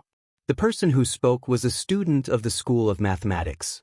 Under the gaze of dozens of students, "Don't touch me," slowly came to the entrance of the School of Mathematics. The three of them got off the carriage one after another. The students in the school heard the commotion outside and ran out to take a look. They were shocked by the huge carriage in front of them. "Hello, Mr. Li. What a luxurious carriage. It's even four-wheeled. The interior of this carriage should be very spacious." "SSS, little Xian, where did you buy this carriage? It's even more luxurious than the carriages in the palace." "I'll go up and take a look." When Li Tai saw the carriage, he couldn't take his eyes off it. This little fatty didn't know how to be polite. He excitedly jumped into the carriage. After a while, a series of exclamations came from inside. "Damn! This stool is so comfortable. The space here is so big. Damn, there's even a latrine. There's a switch on the pipe?" Impressive, he actually went easy on him. Li Tai screamed inside for a while, then came down and said excitedly to Li Zishuan, "Xiaoxian, sir, where can I buy this carriage? I must buy one too. This carriage is just too perfect. I can't buy it anywhere right now, but I should be able to buy it at the Strange Interest Pavilion soon. Go back to class." Li Zishuan said indifferently. Li Tai's face was full of regret. He touched the carriage and reluctantly returned to the teaching house. The rest of the students couldn't help but take a few more glances at this luxury car before returning to class. The commotion caused by the carriage in the Imperial College was far from over. During the break between classes, students from other schools joined in to watch. It had to be said that under the leadership of the Mathematics and Mathematics Department, the entire directorate of Imperial College had started a 3-minute class and a 15-minute break. If they didn't do this, there was no other way. The students would keep making a fuss. Now, the instructors of the other schools hated Li Zishuan to death. "This carriage looks so luxurious. I wonder what's inside. It would be great if we could go in and take a look." When Sanbao heard this, she immediately opened her arms and shielded the carriage behind her like an old hen protecting her chicks. "This carriage is so domineering. I want to ask my father to buy one too. Do you know where to buy one?" The person who spoke was obviously from a wealthy family. He didn't even ask for the price, only where to buy it. "I've never seen this before. But since this carriage is from Professor Li, he probably knows about it." I know where to buy it." "Wang Mingming, hurry up and tell me. If you're right, I'll reward you with money." "Thank you, young Master Chui. I heard from my friends in the Mathematics and Mathematics Department that this carriage is from the workshop of the Strange Taste Pavilion. It will be sold at the Strange Taste Pavilion after a while." Good. When the time comes, I'll definitely buy one. Acho, reward me." "Yes, young master." "Thank you, young Master Chui." During the 4th period, Kong Yingda came to the door of the Mathematics and Mathematics Department. He waved at Li Zishuan as if he had something to say. Seeing this, Li Zishuan let the students study by themselves. He followed Kong Yingda outside the classroom. "Chancellor Kong, you're looking for me?" Li Zishuan asked softly as they approached the carriage. "Yes, during the morning assembly a few days ago, His Majesty said that you invented something called pinyin. It can help children learn to read. I'm here today to find out more about Pinyin, Kong Yingda said with a serious face. Li Zixuan suddenly understood. Yan Shaoning was still talking to him about this yesterday. He didn't expect Kong Yingda to come looking for him today. So it's about this. Chancellor Kong, why don't we talk about it in the carriage? Li Zixuan didn't wait for Kong Yingda to reject him. He pulled open the curtains and invited Kong Yingda in. Kong Yingda hesitated for a moment, nodded, and got into the carriage. After entering the carriage, Kong Yingda was shocked to see that the interior decoration of the carriage wasn't inferior to a small independent room. He finally understood why Li Zixuan insisted on him getting into the carriage to talk. This was simply a moving luxury room. After sitting on the soft sofa, Kong Yingda was shocked again. This time, he couldn't hold it in anymore. He put on a serious face and said to Li Zixuan earnestly, "Little Xian, Mencius once said that when the heavens are about to bestow a great responsibility on a man, they must first torment his will, toil his muscles and bones, and starve his body. I know that your family is wealthy, but you can't be too immersed in luxury." Li Zixuan was speechless. He saw that Elder Kong was old and it was quite tiring for him to stand outside. That's why he let him get into the carriage and talk things over slowly. Who knew that he would be lectured the moment he got into the carriage? Who the hell could he find to reason with? Chancellor Kong, students nowadays study hard all their lives. Other than realizing their ambitions, most of them use their knowledge to change the lives of their families. This kid's luxurious carriage is used to motivate them. It's to tell them that if they want to sit in such a good carriage like this kid, they must study hard. This way, they will have a goal and be able to study even more diligently. What's more, even though my family is wealthy, I have never forgotten to help the poor. Han Family Manor and Plum Village have nearly 500 families. Because of this kid, they are able to eat their fill and wear warm clothes. It shouldn't be too much for this kid to use the extra money to enjoy life, right? Li Zixuan said with sincerity. Traditional Confucian scholars like Kong Yingda usually believed that people with lofty ambitions must endure hardships and not enjoy life wholeheartedly. Li Zixuan didn't agree with this kind of thinking. What's wrong with me spending the money I earned for myself to enjoy? It's not against the law. What's more, I'm not the kind of person who is heartless and stingy. I've already helped the poor people around me. How can I not be allowed to enjoy life? How can there be such logic in this world? Kong Yingda was rendered speechless by Li Zixuan's seemingly strong excuses. He couldn't help but think to himself, this kid is really good at talking about crooked practices. I've really underestimated him. Li Zixuan didn't want to make this principal too embarrassed and immediately stopped while he was ahead. He coughed dryly and said, "Cough, cough, Chancellor Kong, let's talk about Pinyin." Chapter 189. In front of the Institute of Mathematics. In the luxurious carriage of the Li family, Li Zixuan forcefully changed the topic. Kong Yingda saw that he could not persuade the young man in front of him, so he simply went with the flow and discussed the issue of Pinyin with Li Zixuan. There were brushes, ink, paper, and inkstone in the carriage. Li Zixuan took the brushes and wrote and drew while teaching Kong Yingda some Pinyin knowledge. This old Confucian scholar's cultural foundation was indeed profound. In less than half an hour, Kong Yingda had a simple grasp of Pinyin. Not bad, not bad. Professor Li, Pinyin is indeed magical. If you can spread this method of learning words, your name will definitely go down in history. I want to be the first to spread Pinyin in the 6 institutes of the Imperial College. I wonder if Professor Li is willing?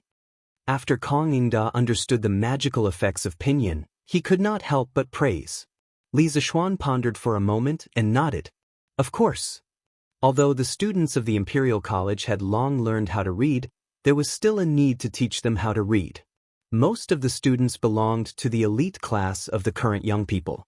After they understood the benefits of Pinyin, when they left the Imperial College, they would either become officials, enter the court, or just become teachers. However, they would all bring Pinyin to other places.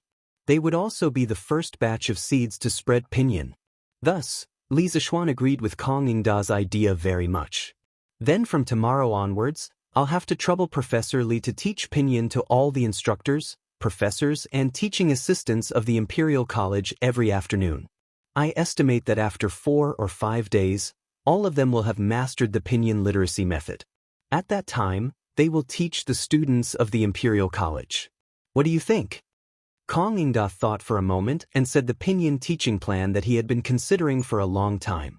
Kong Ingda had learned that Li Zishuan would be lazy every afternoon. Although this guy had his own legitimate reasons, the fact that he was lazy was indisputable. Therefore, Kong Ingda deliberately set the training time to be every afternoon. This way, it would not delay the teaching plan of the School of Mathematics, and it would also promote pinyin in the shortest time possible. When Li Zishuan heard Old Man Kong's words, he was immediately flabbergasted. Damn, is this old man purposely messing with me? Does this count as me digging a hole and burying myself? Chancellor Kong, you mustn't do that. You might not know, but this junior contracted a strange illness when I was young. Later on, I was saved by my master, and this junior avoided the misfortune of dying early. However, for the next few years, this junior must rest every afternoon. Otherwise, this junior will definitely lose my life. Li Zishuan suddenly had an idea and immediately cried out pitifully. Although Kong Ingda didn't know what it meant to spit out a mouthful of old blood, at this moment he was really about to vomit blood because of Li Zishuan. He had lived for so long and had seen countless people and things.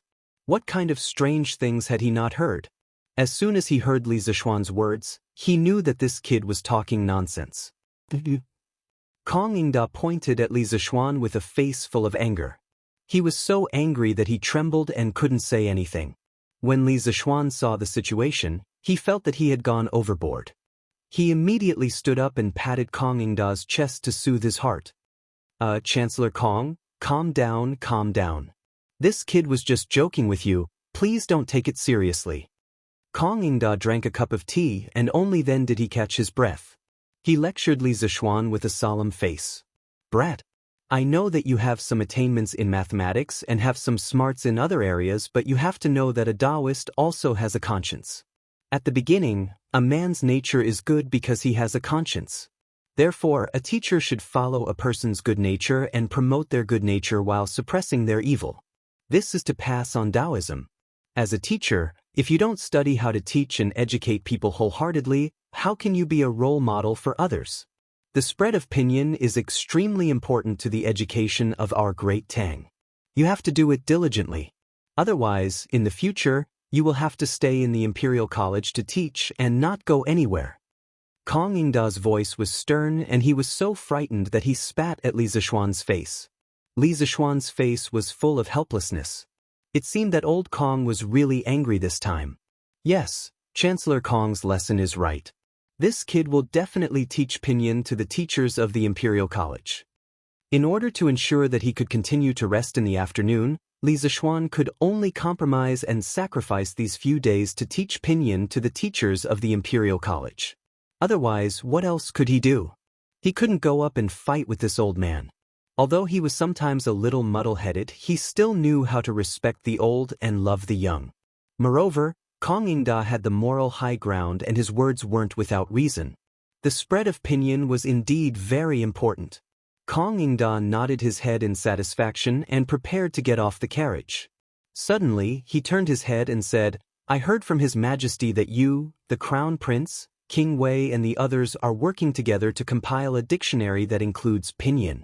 If you don't have enough manpower, you can tell me and I will send some scholars of the Imperial College to assist you.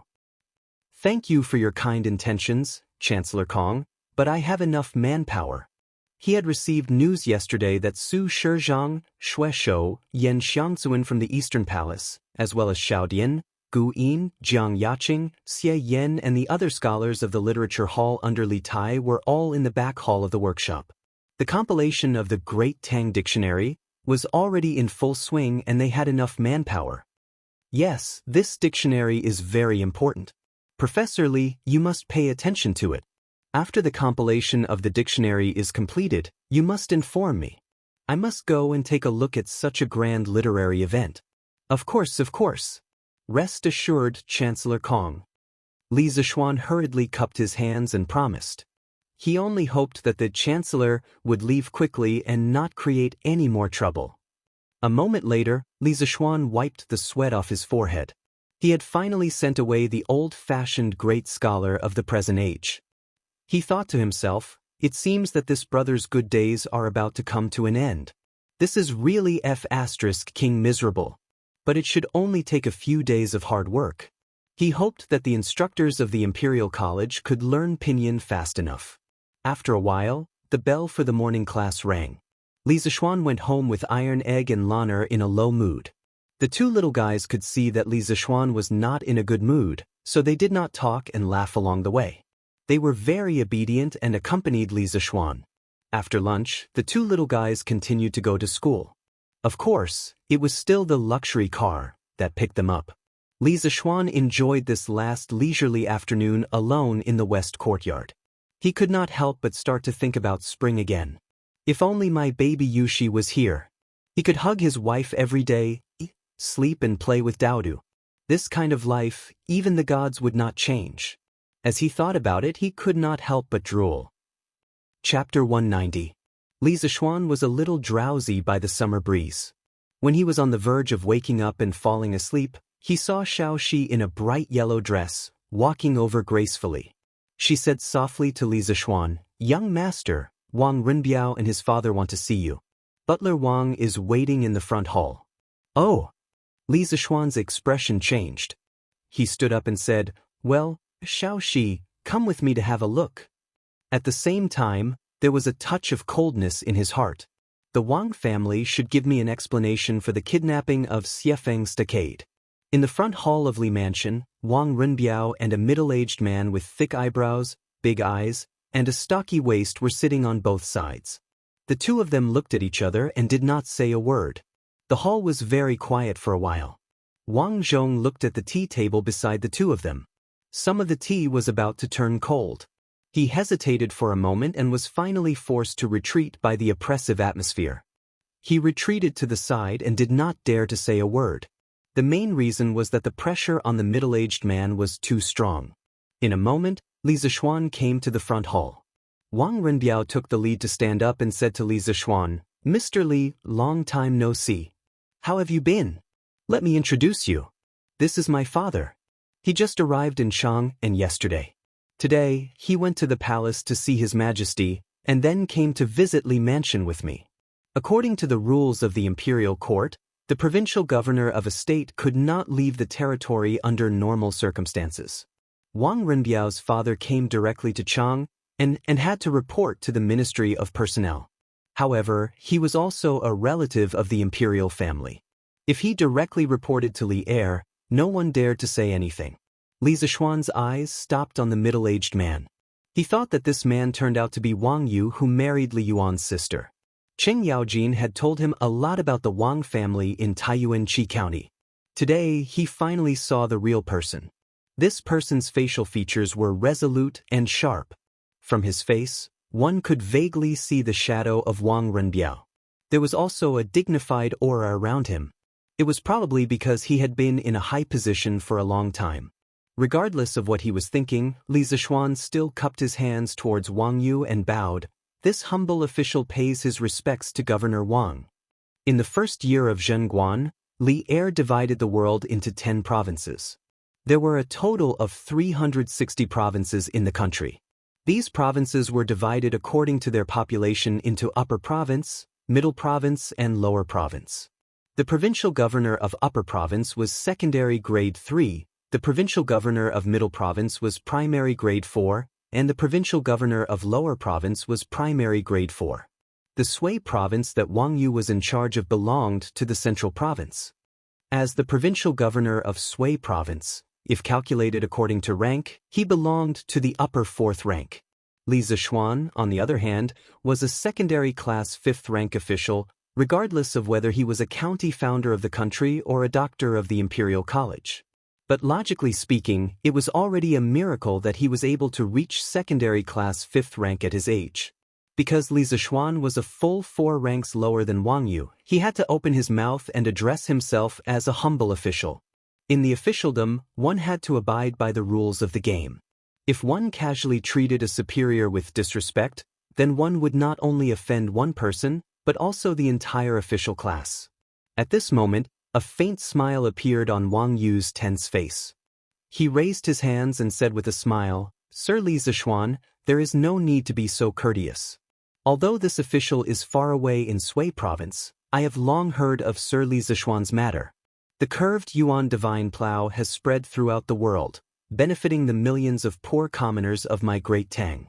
Today, this official represents the elders of Sui province in thanking Sir Li Zishuan." After saying this, he actually gave Li Zishuan a deep bow. Li Zishuan was shocked and hurriedly said, "There is no need for this, Provincial Governor Wang. Although this little one invented the curved Yuan plow, His Majesty has already rewarded me. Thus, this little one cannot accept this gratitude." At the same time, his impression of this provincial governor Wang had changed quite a bit. This person held a high position and came from a large clan, but he did not have the slightest bit of arrogance. In terms of personality, he was very similar to Wang Renbiao. The only difference was that he had a very powerful aura. No matter what, the commoners of various lands have benefited from the curved Yuan plow. This is an indisputable fact. In truth, this old man has come today for another matter. I presume that Sir Li Zishuan has already guessed it. Wang Yu straightened his body and clasped his hands towards Li Zishuan. Today, this old man has come to apologize to Sir Li Zishuan on behalf of my unfilial son. A few days ago, that unfilial son actually colluded with bandits to kidnap Sir Li Zishuan's fiancée. He even had designs on the Li family's immortal inebriation formula. Fortunately, it did not lead to irreversible consequences. Otherwise, that unfilial son would have died 10,000 times. In the end, this matter is because this old man did not teach his son well. If Sir Li Zishuan has any requests, you can raise them. Do not harm the relationship between you and my Renbiao because of this matter. Li Zishuan raised his eyebrows. They had finally come to the main matter. At the same time, he also had some doubts in his heart. From the start, this Wang Yu had a very humble attitude. Logically speaking, as the provincial governor of a province, backed by a large clan, and even married Li Er's aunt, he should not have such a humble attitude towards him. Actually, on the surface, this was indeed the case. However, Wang Yu had his own considerations. Although Li Zishuan was only a provincial governor, his growth potential was enormous.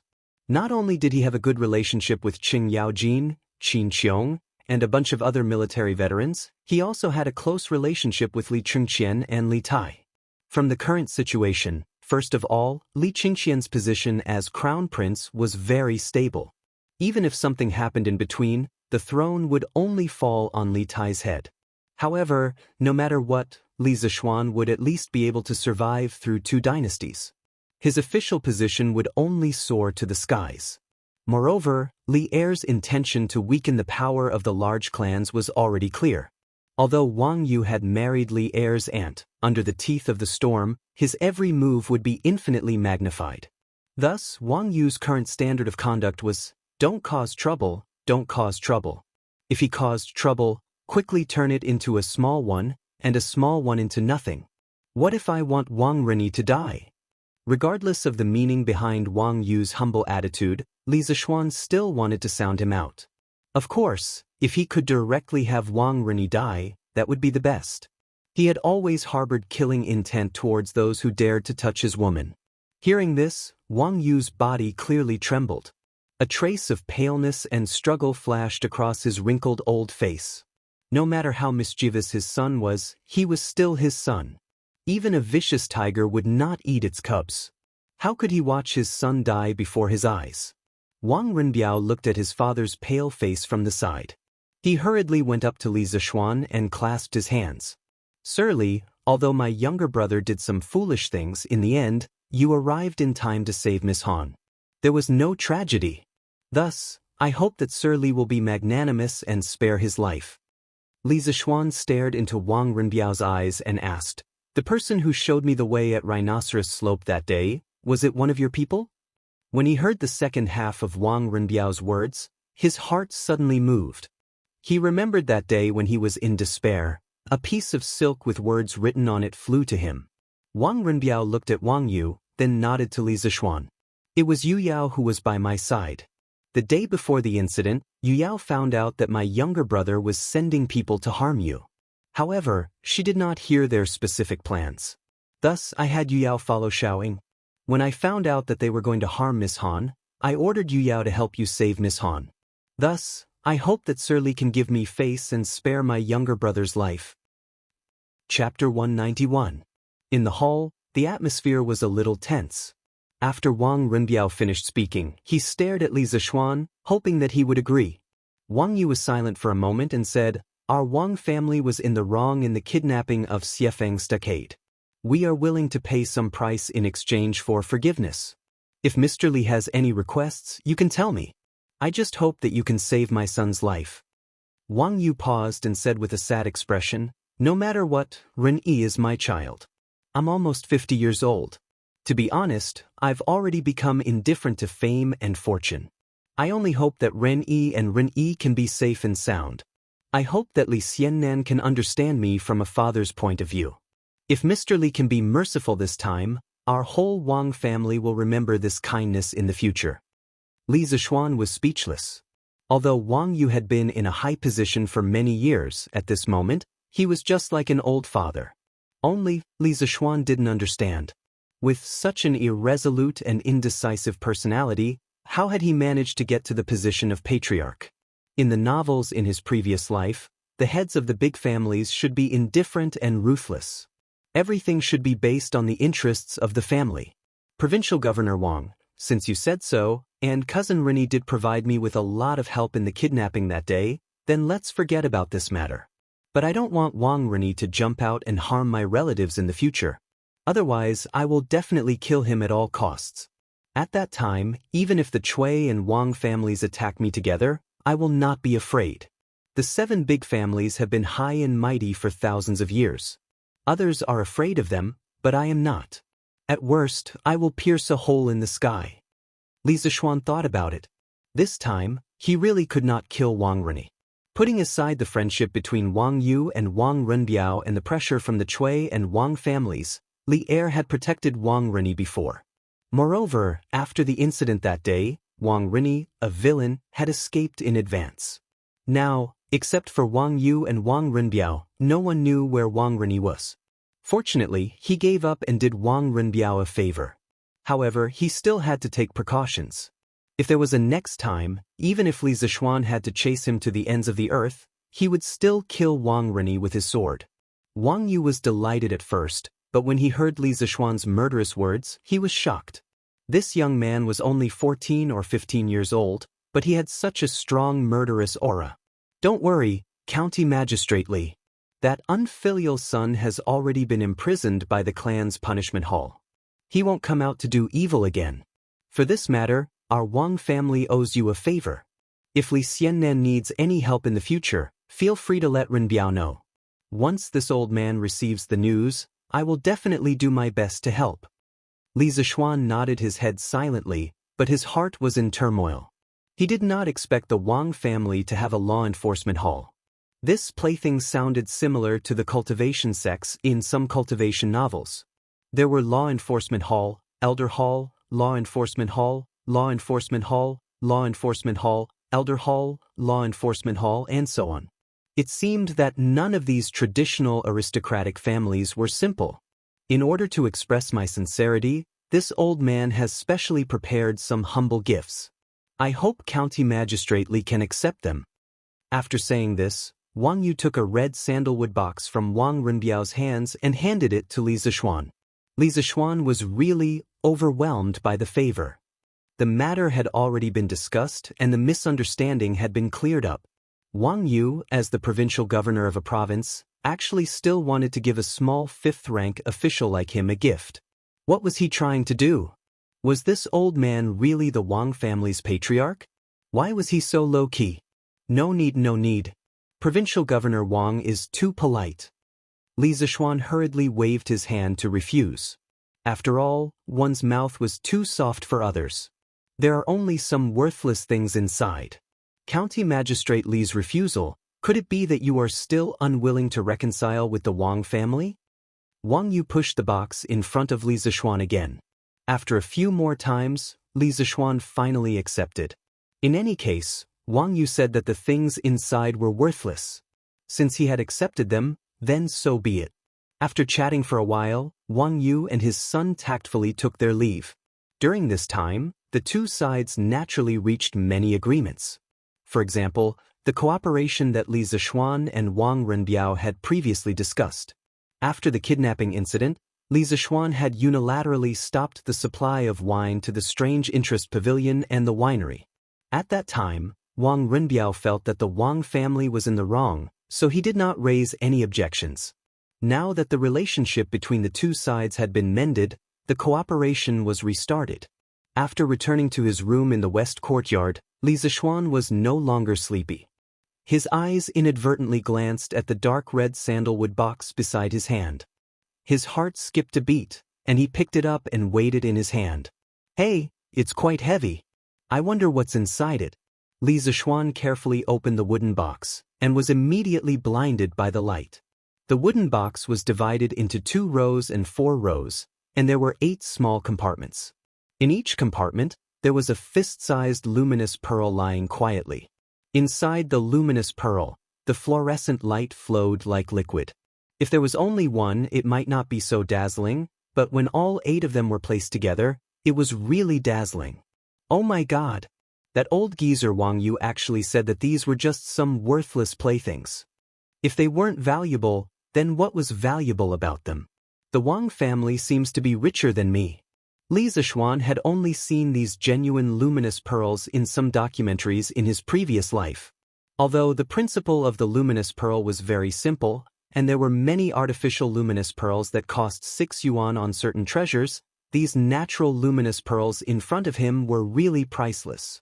At least, he had not seen anyone selling luminous pearls of this size on the market since he transmigrated here. He did not know where that old man Wang found so many luminous pearls. He really put in a lot of money.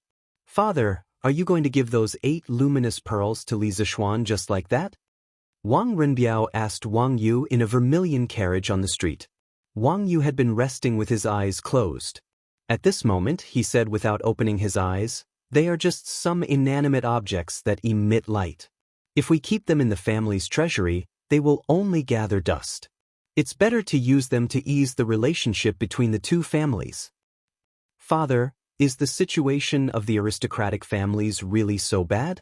Wang Renbiao was also very surprised by his father's humble attitude today.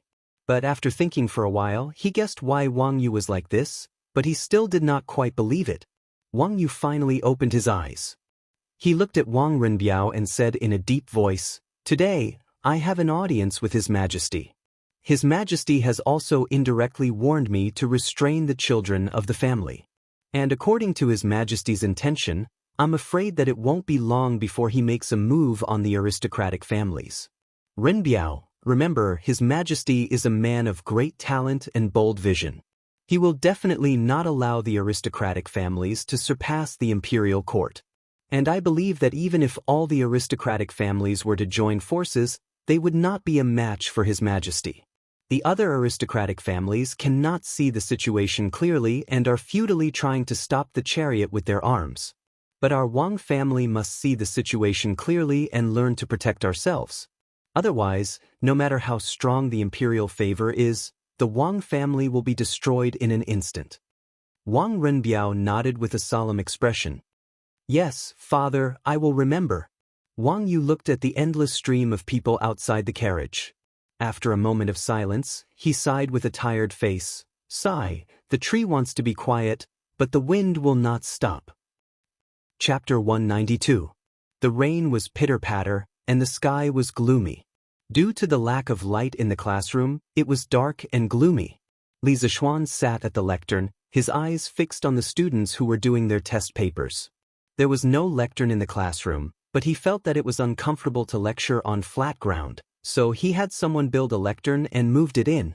It was a rare day of cool weather. After so many days of heat, it finally rained.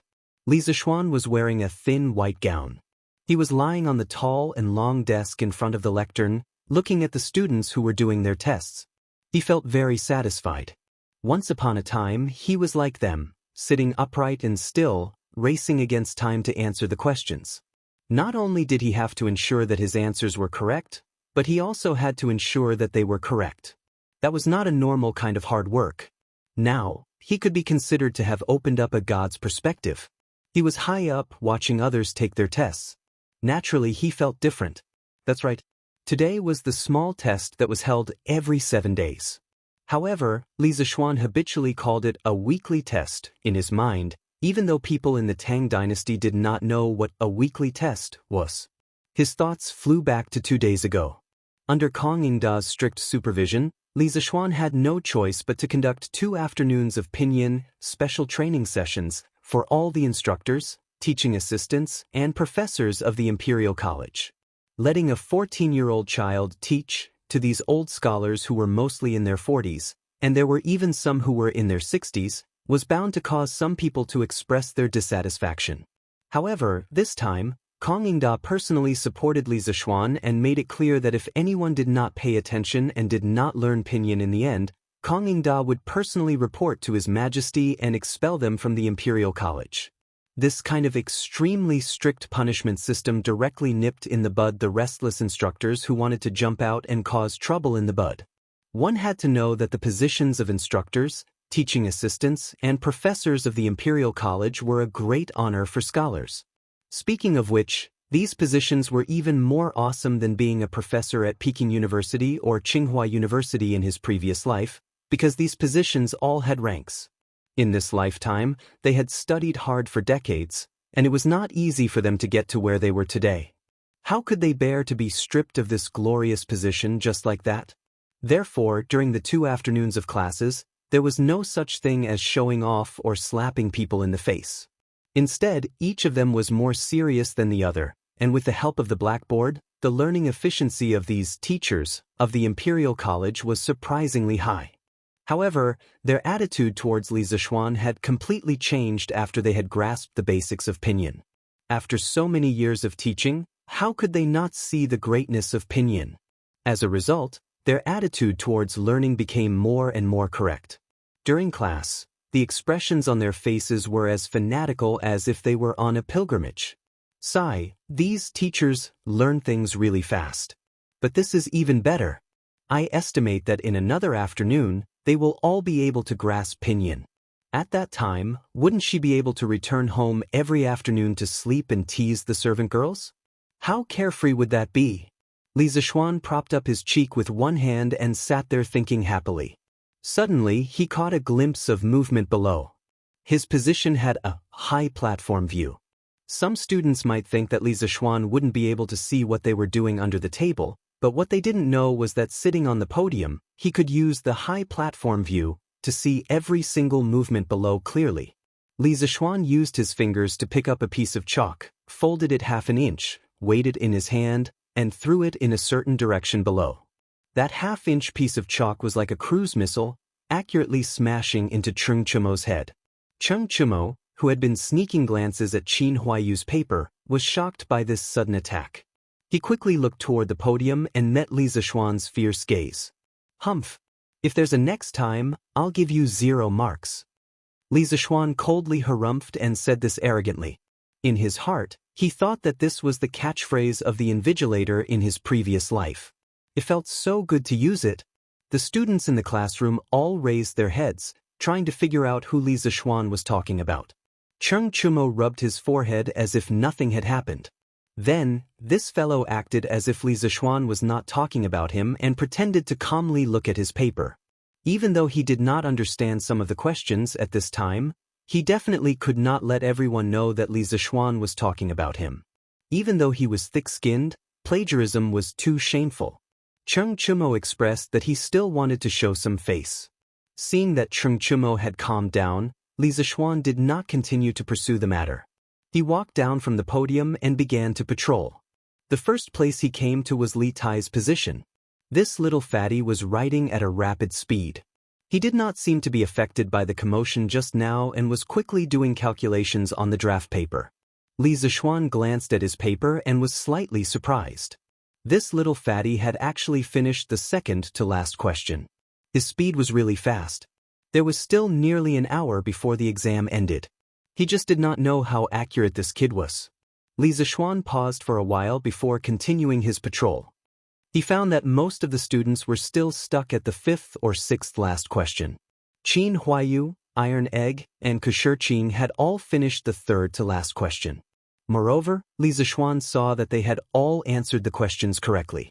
What surprised Li Zixuan was that Meng Wenhao had also finished the second to last question. Li Zixuan had learned a lot about this child's family background from Su Hongji. This child was truly from a poor family. In this era, it was dozens of times more difficult for a poor family to nurture a child into a talent than it was in modern society. It was also very difficult to pass through the layers of selections in various places and finally enter the Imperial College. Therefore, in Li Zixuan's opinion, whether it was Meng Wenhao or Meng Wenhao's father, they were truly amazing people. Li Zixuan sincerely admired their perseverance. From the part that Meng Wenhao was writing at the moment, he had completely thought through the train of thought for this question. As long as he did not take the initiative to court death, he would definitely be able to get all the points for this question. Li Zixuan secretly nodded and thought to himself, if this child can get into the top 3 in this weekly exam, then I'll pay a visit to their home and help their family solve some of their living difficulties. He admired hard-working and diligent children like Meng Wenhao from the bottom of his heart. When Cheng Chumo saw Li Zixuan coming over for an inspection, he hurriedly covered his paper and glared at Li Zixuan to prevent him from looking. Li Zixuan was speechless and thought to himself, is this guy's brain short-circuited? Aren't you going to show me your paper sooner or later? Why are you covering it now? Li Zixuan snorted unhappily and returned to the podium. Chapter 193. Clang, clang, clang. The bell rang, signaling the end of the class. Li Zixuan stood up, knocked on the table and shouted, "Stop writing, stop writing. The last student in each row, stand up and collect the papers. If you don't stop writing, I'll give you 0 marks." Cheng Chumo's wrist shook, and he quickly put down his pen. He looked at Li Zixuan bitterly, and then stood up to collect the papers. After all, he was sitting in the last row. After a while, all the papers were collected. Li Zixuan tidied them up, and then he looked at the weather outside and said, "We'll have a break in the afternoon. You don't have to come. Have a good rest at home." The exams had just finished, so no one was in the mood to go to class. Moreover, it was raining heavily outside. Although the children all had straw raincoats, the raincoats were barely enough to block the rain. Also, tomorrow and the next 2 days were off, so he might as well give them an extra half-day off. "Oh sir, that's great. We finally have a break. Haha, we actually have an extra half-day off. The students from the other schools can only be envious, ha." When the students heard the good news, they couldn't help but cheer loudly. At present, the other schools in the Imperial College were under pressure to adopt the daily schedule of the School of Mathematics. However, the School of Mathematics' 2-day break for every 5 days of classes was firmly rejected by the instructors of the other schools. Therefore, although the pace of learning in the School of Mathematics was very tense, with a small exam every Monday and a senior high exam every month, and there was a feeling of being eliminated at the end of the class, the students of the School of Mathematics had more rest time. This was something that the students from the other schools envied. Holding the papers and watching the students disappear into the misty rain, Li Zixuan put on his straw raincoat and prepared to go to the canteen of the Imperial College for lunch. "Master, you're not going back at noon again?" Iron Egg ran over and asked. I'm not going back." "Iron Egg, you can take the carriage and go back by yourself. I'll ask Sanbao to bring the carriage here in the afternoon." In the past few days, Li Zixuan had to stay in the Imperial College to teach the instructors in the afternoon, so he basically didn't go back at noon. Instead, he ate in the canteen of the Imperial College. 2 days ago, Iron Egg also stayed with him and didn't go back. However, the Institute of Mathematics was closed this afternoon, so Li Zixuan asked Iron Egg to go back first. Iron Egg responded and quickly packed his things, preparing to go out. There was a guy waiting outside for a free ride. "Hello, Mr. Li." "Hello, Dr. Li." "Greetings, Grandmaster." Due to the heavy rain today, many students were unwilling to go home for lunch, so there were many people in the cafeteria. As soon as Li Zixuan came in, many students greeted Li Zixuan. Some were from the Institute of Mathematics, and some were from the Institute of Imperial College, for Gates Academy, and other institutes. This guy was now a popular figure in the Imperial College. First, he came up with the blackboard chalk, then came up with the recess system, and then came up with a 2-day recess system that made all the students in the other institutes extremely envious. In addition, in the past few days, he had been training all the instructors in pinyin, so there were often students who came over to watch the fun. Therefore, some students would occasionally call him Grandmaster. Yesterday, Li Zixuan heard someone call him Grandmaster for the first time, and he almost knelt down. After that, he went over to the student and asked for the reason, and suddenly he didn't know whether to laugh or cry. He was not even 15 years old, and he had already become someone's grandmaster. Li Zixuan ordered a meal, found a seat at random, and began to eat. To be honest, the food in the cafeteria was not delicious. It was completely incomparable to the food in the Li family, but it was still bearable. "Hey, Grandmaster, is there no one here? How come Iron Egg isn't eating with you today?" A loud and clear voice sounded in his ear. Li Zixuan raised his head and saw that it was the little bastard who first called him Grandmaster yesterday. His name was Sun Zifen, and Li Zixuan had almost been annoyed by Sun Zifen's name yesterday. This guy was a top student in the Imperial College, but he had only gotten in because of his father's relationship. His father's name was Sun Fujia, and he was an amazing person. During the 5th year of the Tang Dynasty's Wuda era, he had obtained first place in the imperial examination and became the top scholar. He could be considered the first top scholar in China's history. After Li Er ascended the throne, he was bestowed with the title of Baron, living in Lun, and becoming a vice-chancellor of the Supreme Court.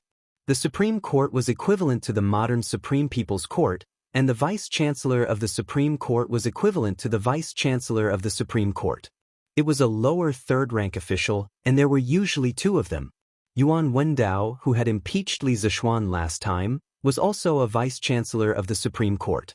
However, this guy was not as talented as Sun Fujia, so Sun Fujia was definitely more likely to be promoted to vice-chancellor of the Supreme Court. Li Zixuan lowered his head and continued to eat. He casually replied, "Yes, the Imperial College will be on holiday this afternoon, so Iron Egg went back."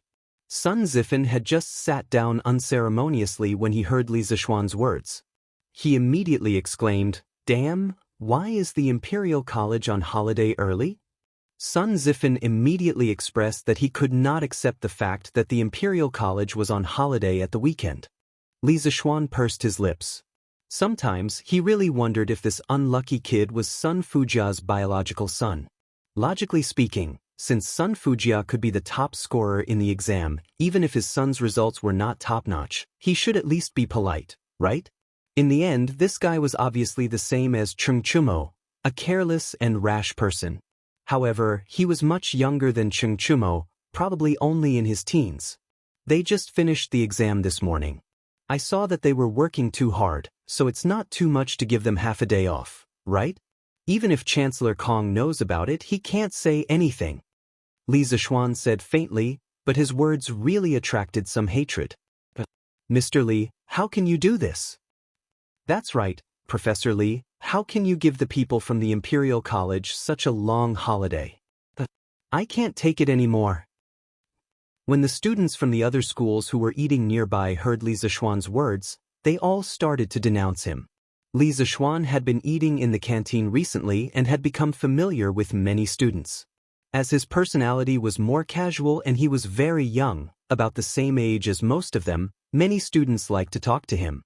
Sometimes they would make some harmless jokes, but Li Zixuan was not angry. Instead, he would go along with their jokes and tease them.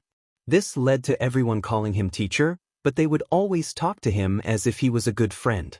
Li Zixuan waved his hand and laughed. "Who asked our Imperial College's students to have such outstanding results? As a teacher, of course, I have to sympathize with them. What's wrong with giving them half a day off?" Suddenly, there was a wave of wailing from the surroundings. "Damn!" Sun Zifen put down his chopsticks, indicating that he could not take it anymore. He shouted exaggeratedly, "Grandmaster, do you still want people from the Imperial College? Quickly take me in as well, A 10-year-old kid was dancing and shouting there, looking very funny. Instantly, there was a wave of laughter from the surroundings. Chapter 194. In the canteen of the Imperial College. Hearing Sun Zifin's words, Li Zixuan put down his chopsticks, raised his head, and glanced at this joker. He said unhappily, "Go back and ask your father if he's willing to let you come to the School of Mathematics." It wasn't that Li Zixuan was belittling himself, but there was a hierarchy among the 6 schools of the Imperial College. The School of Mathematics, School of Books, and School of Law were basically at the bottom.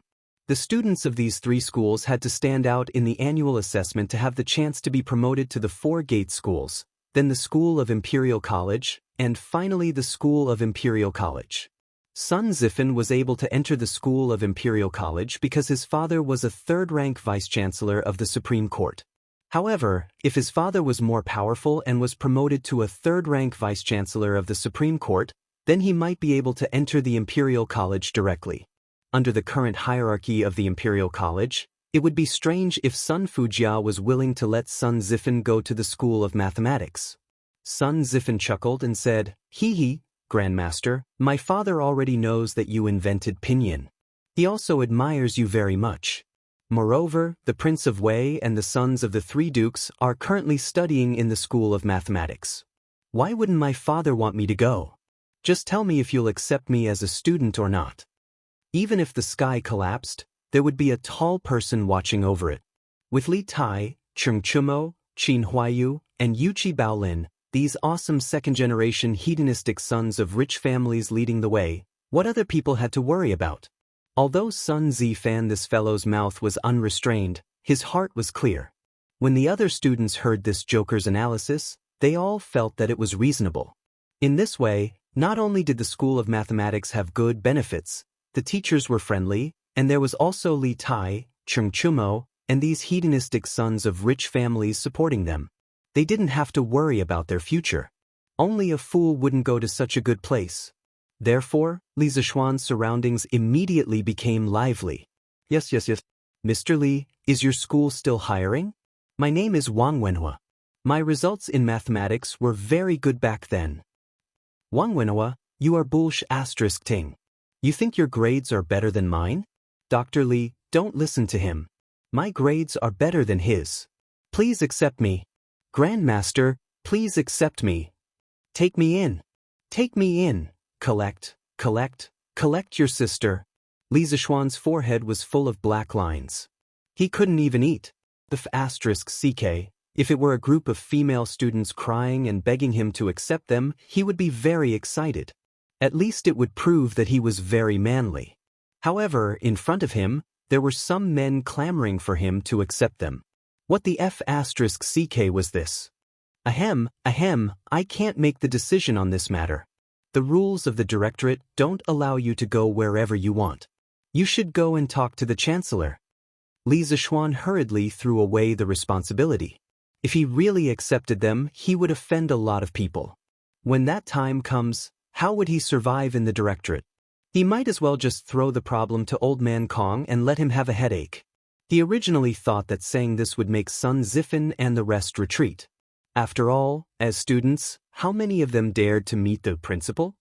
However, he underestimated this fellow's character. When Sun Zifin heard that Li Zixuan didn't explicitly reject him, his eyes instantly lit up. He smiled and said, "Fine, if Chancellor Kong agrees to change classes with me, Grandmaster, you have to accept me." In his eyes, his father was a lower-class 3rd-rank official. The Chancellor of the Directorate was also lower-class 3rd rank. What was there to be afraid of? He wasn't afraid, but that didn't mean that all the students weren't afraid. There were also some gutsy students who secretly left the crowd. These people mostly relied on their own hard work to rise up from the 3 academies of mathematics, history, and law. They didn't have any background, so they didn't dare to follow Sun Zifin. However, there were still a lot of 2nd generations who followed Sun Zifin and echoed, "Yes. Zifin, I'll go with you to find Chancellor Kong." I'll go too. What's there to be afraid of? Let's go. After saying that, this group of people didn't even eat and ran out noisily to find Kong Ingda. Li Zixuan was stunned. This group of bastards was really out of control. He shook his head and couldn't be bothered with them. Let Kong Yingda have a headache. After a quick lunch, Li Zixuan came to a vermilion building in the center of the directorate. This could be considered the office building of the directorate's teachers. There were more than a dozen rooms of various sizes inside. Li Zixuan's position had been there since the beginning, but he hadn't been there before. 2 days ago, he didn't go back at noon and just rested there. During this time, he got to know quite a few teachers. Mr. Li. Professor Li. As soon as he entered the office, 2 of his colleagues greeted Li Zixuan. Strictly speaking, they were also Li Zixuan's students. Recently, Li Zixuan's reputation in the directorate was like the sun in the sky. It was necessary to show some respect. Hee, Assistant Zhao, Assistant Mao, you 2 haven't gone home yet? Li Zixuan chuckled and greeted the 2 of them. One of them was from the Four Gates Martial School, while the other was from the Imperial College. Both of them were decent people. At the very least, they wouldn't rely on their seniority to show off in front of newcomers. No, it's raining so heavily. How can we go back? Yes, that's true. They chatted for a while. Seeing that there was still a long time before the afternoon training, Li Zixuan returned to his seat and began to grade the papers. Zhao and Mao saw this and looked at each other in surprise. Although Li Zixuan came to the office 2 days ago, he only chatted with them for a while before lying on the table and sleeping. Today, he came to work here. Did the sun rise from the west? Li Zixuan didn't care about what these 2 people thought. He picked up the vermilion brush and seriously graded the papers. It should be noted that the so-called vermilion brush was not a brush dipped in red ink, but a pigment made by grinding vermilion into powder. Its main chemical composition was mercury sulfide. Although this stuff was poisonous, it didn't dissolve in water and didn't evaporate easily. As long as it wasn't swallowed directly, it wouldn't be inhaled under normal circumstances. This was why Li Zixuan dared to use this stuff. While Li Zixuan was having an easy time, Kong Yingda was in complete misery. Old Kong had just finished his meal and returned to his single office. Just as he was about to take a nap, someone knocked on his door. Chancellor, open the door. Students are looking for you. Yes, Chancellor, quickly open the door. We are all looking for you. Kong Yingda heard the noise outside and frowned slightly. This was because he heard a few very familiar voices from the noisy crowd. The owners of these voices were all troublemakers from the directorate. Kong Yingda rubbed his head and got up to open the door. Chapter 195. Chancellor, I want to be transferred to the School of Mathematics. I also want to be transferred to the School of Mathematics. Me too, me too. When Kong Yingda opened the door, he was instantly stupefied by the chattering bastards in front of him. Transfer to the School of Mathematics? Ever since the directorate was divided into 6 academies, there had never been such a transfer from the top to the bottom. Sun Zifan, are you sure you want to be transferred from the School of Imperial Studies to the School of Mathematics? Kong Yingda frowned and asked. I'm sure. Chancellor, can you quickly transfer me to the School of Mathematics? Sun Zifan hurriedly nodded his head excitedly. What about you guys? Kong Yingda was in disbelief as he looked at the other students and asked. Chancellor, we all want to be transferred to the School of Mathematics. Kong Yingda was completely stupefied at this moment. He stared blankly for a moment before suddenly putting on a stern face and berating sternly, Sun Zifan, who instigated all of you to be transferred to the School of Mathematics? Sun Zifan said with a blank face, Chancellor, no one instigated us, we all did it willingly. Yes, we all did it willingly. Kong Yingda asked with an ugly expression, then do all of your elders know? Cough, my father still doesn't know. Sun Zifan coughed awkwardly. Transferring academies is an important matter, you all must discuss it with your elders. If they agree, then I will allow you all to do it. If they don't agree, then you all must reflect on your own actions today. Kong Yingda's thoughts turned and decided to drag it out like this. Otherwise, if so many students were to be transferred to the School of Mathematics all of a sudden, wouldn't that be a complete mess? Moreover, although these students were muddle-headed, Kong Yingda didn't believe that their fathers would also do muddle-headed things. Sun Zifen rolled his eyes and smiled as he agreed. Chancellor is right, I will go home today and ask for my father's opinion. After saying that, he bid farewell to the other wastrels and left. Kong Ingda's eyelids twitched fiercely as he felt that things weren't as simple as he thought. Li Zishuan marked the test papers for a while. When he saw that it was almost time, he went to another classroom to prepare for the training session for the instructors. In the office, the other two teaching assistants naturally followed him. The afternoon training session was surprisingly smooth. After a little more than 2 hours, the last bit of pinyin knowledge was taught. Li Zishuan let out a sigh of relief. He thought to himself that he was finally done with his work. In the future, he could continue to live a leisurely life. After the teachers finished asking their questions, Li Zishuan dismissed the class in advance. He packed up his teaching materials in high spirits and prepared to go home. In this terrible weather, he should be cooped up at home teasing his servant girl. Instead, he came out to give a lecture. God knows if his brain was flooded with water. I want to go home, I want to go home. Li Zishuan's brain was now dominated by the strong desire to go home. As for the teacher's pinyin knowledge test, Kong Ingda was naturally responsible for it. Dr. Li, please wait. Just when Li Zishuan finished packing up his things and was preparing to leave, he heard Kong Ingda's voice. Li Zishuan secretly cursed his bad luck. Chancellor Kong, is there anything else? Li Zishuan stopped and asked. Dr. Li, Sun Zifen and the other students from the Imperial College want to be transferred to the Institute of Mathematics. Do you know about this? Kong Ingda chased after him and asked with a serious face. Li Zishuan opened his eyes wide in shock, and his face was filled with disbelief as he asked, There is such a thing? That is really strange. I have never heard of such a strange thing. Could it be that Chancellor is purposely making fun of me? Even if he was beaten to death, he would never admit that it had anything to do with him. Moreover, this matter had nothing to do with him. It was the group of students who wanted to cause trouble. Kong Ingda saw Li Zishuan's exaggerated expression and frowned. He had nowhere to vent his anger. Oh, then forget it. You can go now, Dr. Li. But outside, San Bao had already brought the carriage over. Li Zishuan took off his straw rain cape and got on the carriage. The carriage moved slowly and gradually out of the Imperial College and into the drizzling streets of Chang. Li Zishuan sat comfortably on the sofa and drank some hot water. He looked at the rain outside the window and was lost in thought. This scene reminded him of a modern poem, Dai Wangshu's Rainy Alley. It was a pity that he didn't have a girl with the same color and fragrance as a lilac beside him. Alright, to put it more simply, this guy was starting to miss his wife again. Sigh, ancient times have their good points, and modern times have their good points. Ancient beauties are pure and natural, and ancient beauties are more charming. Modern times have all kinds of high-tech. No matter where you are, no matter how far you are, when you miss your wife, you can send her a message, call her, or even accept a video call. Li Zishuan muttered to himself.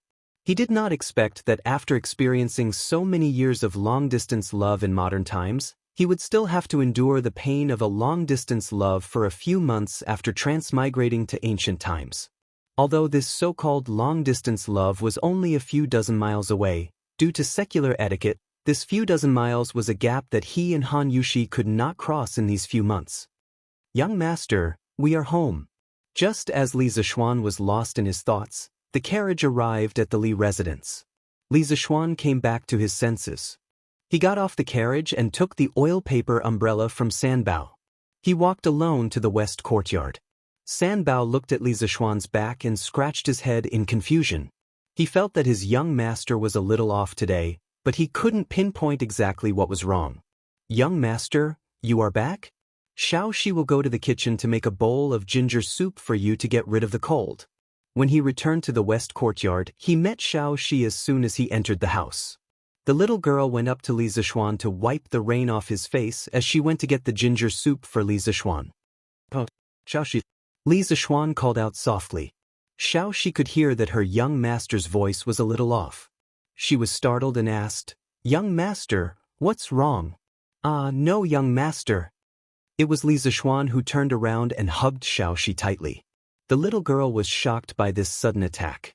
She instinctively wanted to twist her body and break free from his embrace, but he hugged her even tighter. "Don't move. Let me hug you quietly for a while," Li Zixuan said softly. Xiaoxi saw that Li Zixuan was only hugging her and did not do anything out of line. The little girl felt relieved and stopped moving. She let Li Zixuan hug her quietly. After an unknown period of time, Xiaoxi felt that her body was getting heavier and heavier. After a while, she heard the sound of even breathing. It turned out that Li Zixuan had fallen asleep while hugging her. The smell on this little girl's body was simply too nice. Luckily, they were not standing too far away from the bed. Xiaoxi dragged Li Zixuan onto the bed and covered him with a blanket. The little girl saw the tired look on her young master's face and couldn't help but cry. She sobbed softly at the side. "Woo, young master, you have worked hard." Chapter 196. Xiaoxi, why did Xian go to sleep the moment he came back? Madame Li came to the west courtyard in the evening to look for her son, but was told by Xiaoxi that Li Zixuan had already fallen asleep. Madame Li could not help but ask in surprise. "Madam, young master has been too tired these few days, and young master seems to be missing young mistress." Xiaoxi's face turned red as she spoke. Madame Li froze for a moment. Just as she wanted to ask Xiaoxi how she knew that Li Zixuan missed his wife, she saw Xiaoxi's flushed face. Madame Li instantly thought that something must have happened between her son and this servant girl. However, as a mother, she did not dare to say too much about this matter. In any case, her son would definitely not be at a disadvantage. At that moment, she shook her head, looked at Xiaoxi strangely, and left. At the same time, she thought that her son's wedding date should be set earlier so that she could hug her chubby grandson earlier. Madam, it's not what you think." When Xiaoxi saw Madame Li's strange gaze, she immediately came to a realization. She knew that Madame Li must have misunderstood, so she quickly explained. However, Madame Li was not going to listen to this explanation. "Come. You didn't eat last night. Eat more today." In the morning, Li Zixuan was woken up by hunger. He only managed to make it in time to have breakfast with his mother. "Thank you, mother," Li Zixuan said vaguely as he stuffed food into his mouth. "You child, why are you being so courteous with me? My son has been working hard in the Imperial College these few days. Mother will make something good for you in the afternoon," Madame Li said with a smile. What else could Li Zixuan say? He could only nod his head happily. "Xian, your wedding date with Yuxi has been set. Taoist Qingxian said that the 25th of next month is an auspicious day and is suitable for marriage. Your father, Han Li, and I are discussing.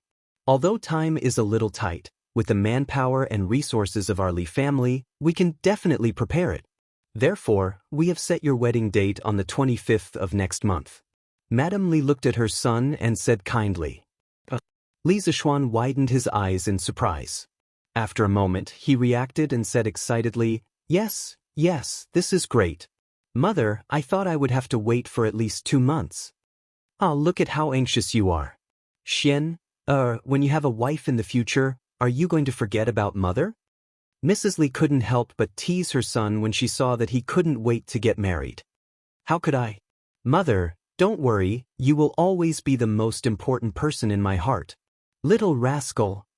Li Zixuan didn't have to go to school today, and after hearing such good news in the morning, he instantly forgot about the sadness in the rain yesterday afternoon. Now, he was in the mood to go out and have fun. However, there were only a few places he could go. After thinking about it, Li Zixuan decided to go to the workshop to check on the progress of the dictionary and newspaper compilation, as well as the development of the paper machine. "Good morning, boss." As soon as he entered the workshop, a servant came over to greet him. Li Zixuan nodded and looked at the group of people surrounding the east side of the courtyard. He couldn't help but ask curiously, "What are they doing?" "Boss, I heard that the paper machine was completed yesterday afternoon. Today, Manager Fu and young Master Yen are trying it out." The servant replied respectfully. Li Zixuan was delighted. With Yen Xiaoning involved in the development of the paper machine, the progress was indeed much faster. He was really lucky today. "Go ahead, I'll go over there and take a look." Li Zixuan waved his hand and lifted his foot to walk over. Zhao, control the horse's speed. Zhang Xiaohua, go and fill the pulp pool. Guolu, go and lead the ox. As soon as he got close to the crowd, he heard Yan Xiaoning giving out orders like a marshal. Look, paper is coming out. The paper is so big, and the paper is coming out so fast. The thickness of the paper is also quite uniform. According to this speed, it will probably only take a few breaths of time for one cut of paper to come out, right? Generally, one cut of paper refers to 100 sheets. Yes, yes. As soon as Li Zishuan squeezed into the crowd, he saw a huge and cumbersome machine standing in the open space on the east side of the workshop. The monster-like machine, under the pull of the animal, made ka-ka sounds of parts rubbing against each other. The paper was quickly coming out of the paper outlet. There were wooden shelves under the paper outlet. After the paper was sent to the shelves, the craftsman immediately took the paper to the side to dry it. Overall, the paper production efficiency was very high. Success. Great, we did it. Seeing that the paper machine could come out normally for 15 minutes, the group of craftsmen standing beside Yan Xiaoning couldn't help but cheer excitedly. God knows how much effort they had put in over the past few days. Xiaoning. Li Zishuan saw that their excitement was almost over and walked over. Xiao Xian, why are you here? Good morning, boss. Good morning, boss. Congratulations, this paper machine will be the cornerstone of our Tang dynasty's education industry in the future. The effort you have put in today will be enough to leave your names in history. In the future, every piece of paper used by the scholars of our Tang dynasty will be credited to you. All of you are good.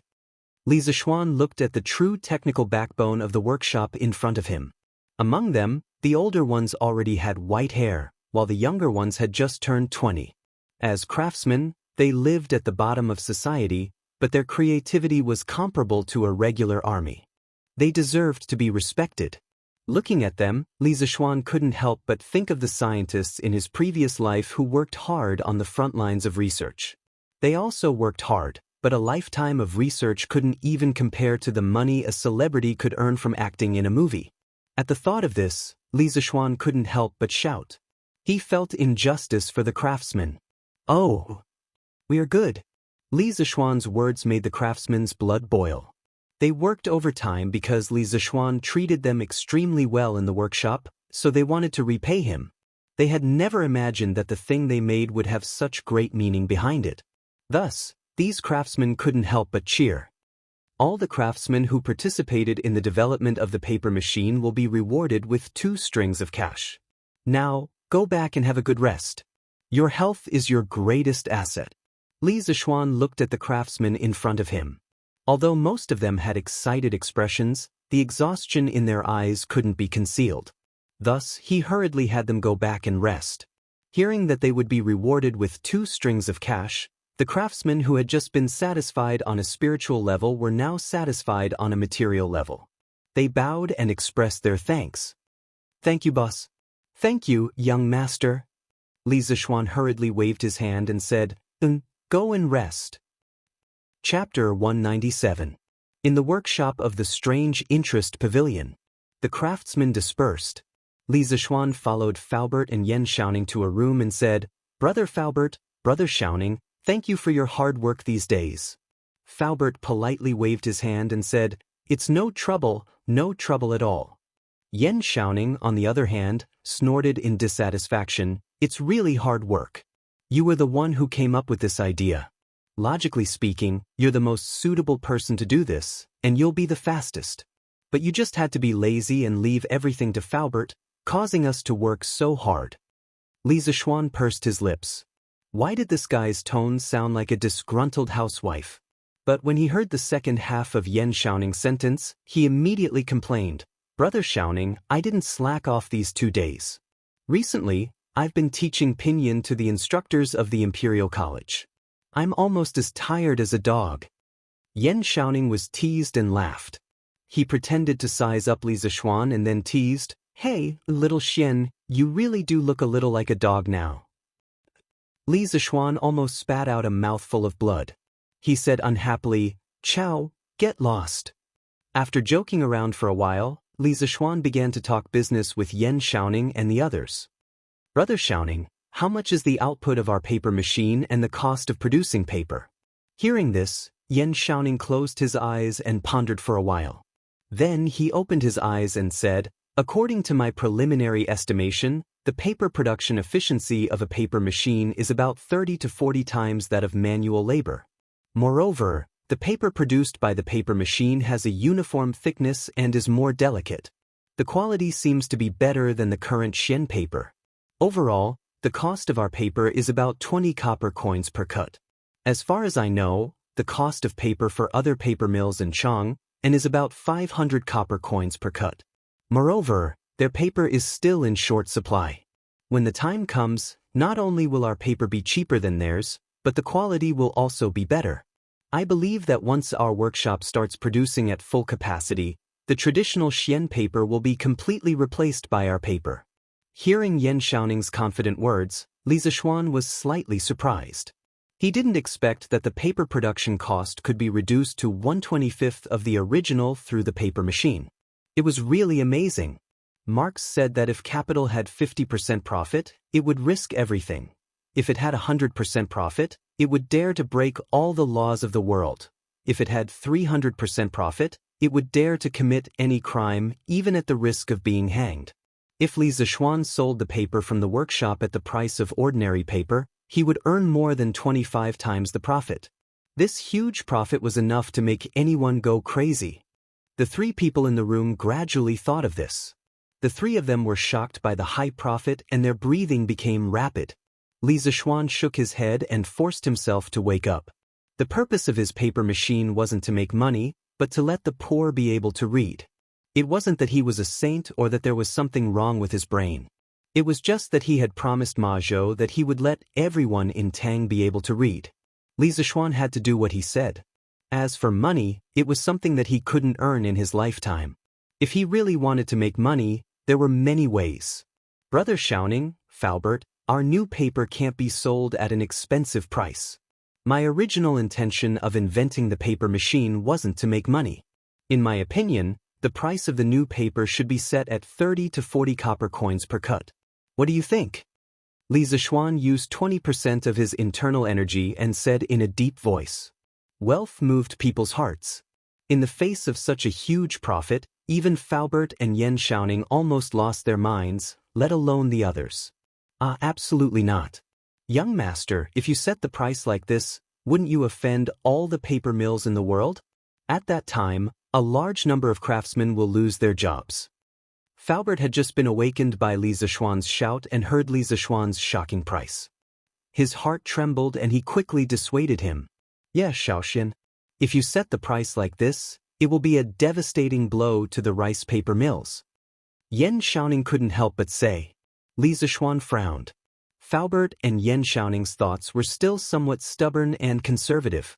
During the First Industrial Revolution in England, it also had a devastating impact on the traditional handicraft industry. In the end, large machinery production replaced the inefficient handicraft industry, which also caused a large number of traditional craftsmen to lose their jobs. But didn't England survive in the end? Not only that, England also became the world's largest country after the First Industrial Revolution. Xiaoning, Faubert, in the future, our workshop will have batches and batches of new technology. At that time, do you still want us to adapt to the backward handicraft production of this era? The purpose of our development of new technology is to break the inefficient and backward technology of the current era. As the era progresses, so does technology. We should let people catch up and adapt to the pace of our new technology. Under the rolling wheel of the era, those who can't catch up with the new technology will be eliminated. In this era, there is no waiting and there is no sympathy. Our Strange Taste Pavilion workshop must lead the new technology trend and promote the technological innovation of the entire Tang dynasty. Li Zishuan felt that he had to correct Yan Xiaoning and Faubert's thoughts. These two were the top technical backbone of the workshop. If their thoughts were shackled and they did things fearfully, it wouldn't be good for the development of the workshop. Under the rolling wheel of the era, those who can't catch up with the new technology will be eliminated. Li Zishuan, I've underestimated you. Just when Faubert and Yan Xiaoning were still immersed in Li Zishuan's enlightening impromptu speech, Li Er's laughter came from outside the room. Li Zishuan was speechless. Why did the people of the old Li family like to eavesdrop on others? Last time, it was Li Qingqian. This time, it was Li Er himself. This father and son pair was really unique. After Li Er's laughter came, he pushed open the door and entered without any hesitation. Empress Zhongxin was accompanying him. In the room, Faubert and Yan Shaoning finally reacted. Both of them were shocked and quickly bowed. Your humble subjects pay respects to your majesty. Your majesty. Your humble subjects pay respects to your majesty. Your majesty. Li Zishuan was helpless and could only follow suit. Although he hadn't seen Zhongxin before, this woman could wear a phoenix coronet and a red robe beside Li Zishuan. Moreover, Yan Shaoning just said that this was the empress. Li Zishuan wasn't stupid. Li Er waved his hand and laughed. All rise. Li Zishuan, come here. I just heard you say that the cost of your new paper is only 20 copper coins. Is this true? Li Zishuan was speechless. Didn't you eavesdrop just now? Why are you still asking when you already know the answer? You're really too free. Your Majesty, this is only our initial estimate of the cost. However, the final result is not far off. Even though he was cursing crazily in his heart, Li Zishuan could only answer obediently. Chapter 198. Good. With your cheap and high-quality paper and the upcoming Pinyin version of the Tang Dynasty Dictionary, I estimate that in less than 5 years, the scholars of Tang Dynasty will spring up like bamboo shoots after the rain. This is a great achievement for the present and benefits for the future. Li Er sat at the head of the table with Zhongxin and couldn't help but praise. Zhongxin smiled and said, I congratulate your majesty. Hundreds of years ago, Qin Huang and Han Wu failed to achieve the great cause of educating the people. Now, your majesty is likely to achieve it. The empress is right. Li Er was delighted and was very proud. Li Zishuan curled his lips. You didn't invent the paper-making machine and Pinyin, so what are you so proud of? Also, is it really okay for you husband and wife to flatter each other and show off your love in public? Aren't you just bullying me because I haven't married yet? When I get married, I will pull my wife along every day and show off my love in front of you. Yesterday, I heard that your workshop had made a paper-making machine, so I brought the Empress to see the effects of this thing. I didn't expect it to be so much beyond my expectations. Li Zishuan, your workshop has done well this time. Later, do a summary of the relevant personnel and submit it to me. I will reward all of them. The first part was all nonsense, which made Li Zishuan roll his eyes. However, the last part of Li Er's sentence was very conscientious. Li Zishuan was invigorated when he heard it. He quickly put on an act and cupped his hands and said, On behalf of the workshop's 3,000 craftsmen, I thank your majesty for your kindness. Li Er spat out a mouthful of tea and immediately choked. He said in a bad mood, What 3,000 craftsmen? I am talking about the craftsmen who participated in the development of the paper-making machine. Are you going to report all the craftsmen in the workshop? Replying to your majesty, the development of the paper-making machine, whether it was the smallest part or the huge wheel, whether it was the logistics or the front line of production, there were countless craftsmen in the workshop. The reason why the paper machine can be made in such a short time is definitely not something that can be done by just a few dozen people. It can't be done without the efforts of every craftsman. Although Li Zishuan's words were a little exaggerated, they were basically the truth. The structure of the paper machine was not simple. To be able to make it in such a short time was really a miracle. However, behind every so-called miracle, there were countless people who worked hard in silence. This time was no exception. He had just learned from Yan Shaoning that during the few days of the paper-making machine's development, the entire workshop was in a state of overload. All the craftsmen in the workshop were dedicating themselves to the development of the paper-making machine. Among them, some were at the front desk, directly responsible for research and development, but most were behind the scenes. They were all on standby 24 hours a day, providing the most reliable logistical support for the research and development personnel at the front desk in all aspects. It was this kind of fighting spirit that led to the success of the paper-making machine in such a short time. After listening, Li Zixuan was silent for a long time. He could also see that when Li Zixuan said those words, there was sincerity in his eyes. It was easy to reward 30 people, but how could he reward 3,000 people? But if he didn't reward them, then where would he put his face as the emperor? To be honest, Li Zixuan was really in a dilemma. Your Majesty, I think that it would be better to let the 3,000 craftsmen in this workshop work under the General Works Supervisor. They are different from ordinary General Works Supervisors in that they are only in name. Normally, they still work in the men's workshop in Li County. Secondly, His Majesty would bestow upon them some scattered official positions, such as generals and scholars. In this way, these craftsmen would at least have an official position, and no one would look down upon them in the future. What do you think, Your Majesty?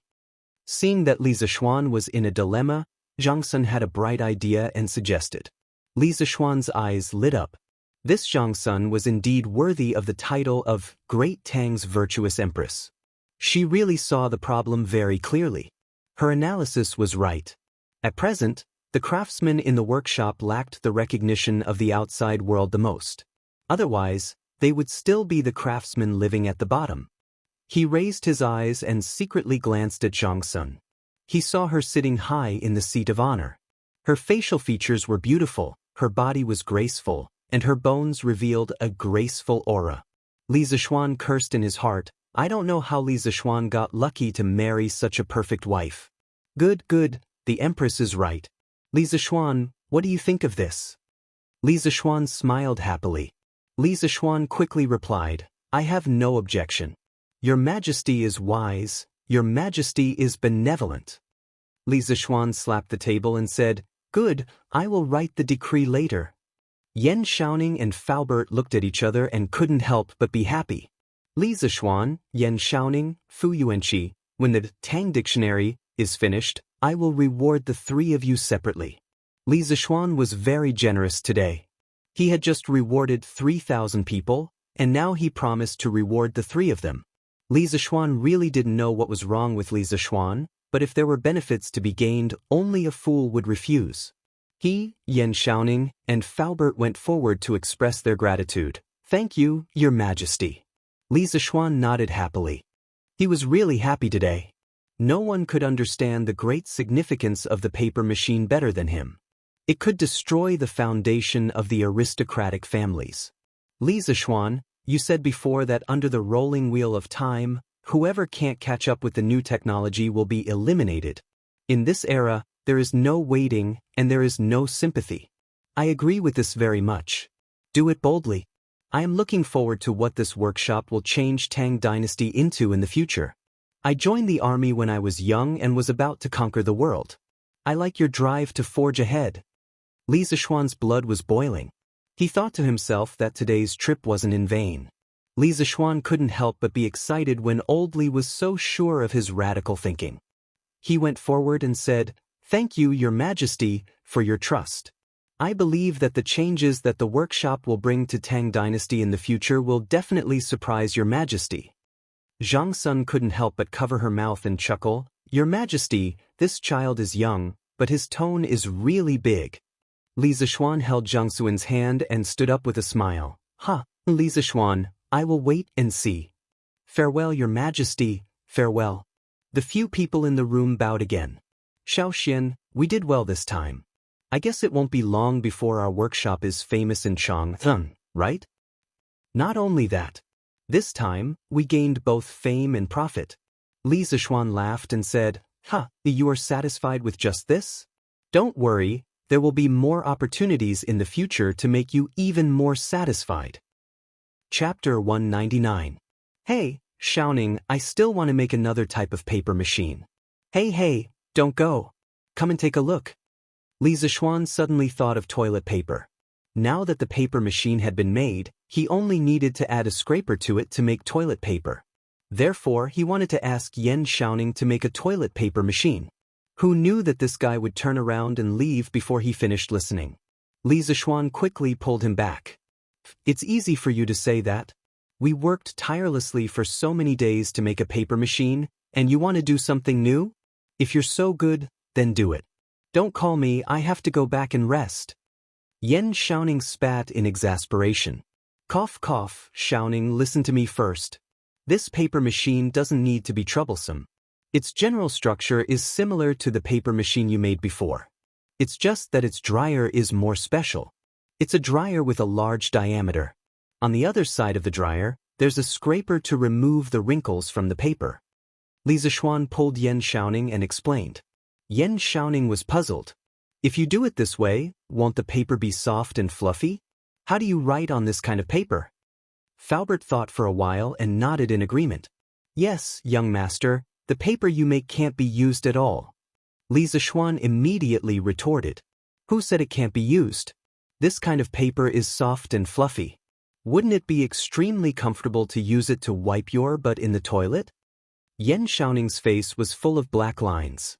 He was really speechless towards Li Zishuan. Don't you have toilet paper chips to use in the toilet? Why do you have to do this? Li Zishuan stomped his feet. Damn, the toilet paper is so hard. How do you use it? How can it be more comfortable than this soft paper? This was the most unacceptable thing for Li Zishuan after he transmigrated. He could live without a computer or a phone, but he couldn't live without toilet paper. Why the F***ck do you want me to use bamboo to wipe my butt? Then what do you usually use in the toilet, young master? Faubert couldn't help but ask. Cough cough, I asked someone to make the rice paper soft before using it. But this is really troublesome. Li Zishuan said after thinking for a while. Faubert and Yan Xiaoning suddenly felt a toothache. They really wanted to beat him up. What a waste. You brat, you're simply a refined scum. Yan Xiaoning couldn't help but point at Li Zishuan's nose and scold. Li Zishuan rubbed his nose and felt very helpless. Isn't it just wiping your ass with a piece of paper? It's so normal. Is there a need for that? In the end, Yan Xiaoning agreed to Li Zishuan's request. There was no other reason other than Li Zishuan saying that this thing could also make a lot of money. After reducing the cost of paper, Li Zishuan let out a sigh of relief. As long as paper could be mass-produced, many of his later plans could be carried out smoothly. Well, the most important thing was that the toilet paper problem was solved. He could finally see the most commonly used industrial product in ancient times. This made him feel a little closer. After leaving the room, Li Zishuan went to the back hall. He wanted to see how Ma Zhou and the others were progressing. When he pushed the door open and entered, he saw that there was an earth-shattering change inside. Dozens of tables were arranged in the hall. Each table was piled with all kinds of information. Then, dozens of middle-aged scholars were bent over the tables, carefully checking and recording. These must be the scholars sent by Li Tai and Li Qingqian. Li Zishuan's arrival didn't cause any waves. Perhaps in these people's eyes, Li Zishuan wasn't as important as the documents in their hands. Lord Zhu, you're here? Ma Zhou quietly came up to greet him. Li Zishuan nodded and also said softly, Yes, brother Ma, let's talk somewhere else. Everyone here was busy with their own things.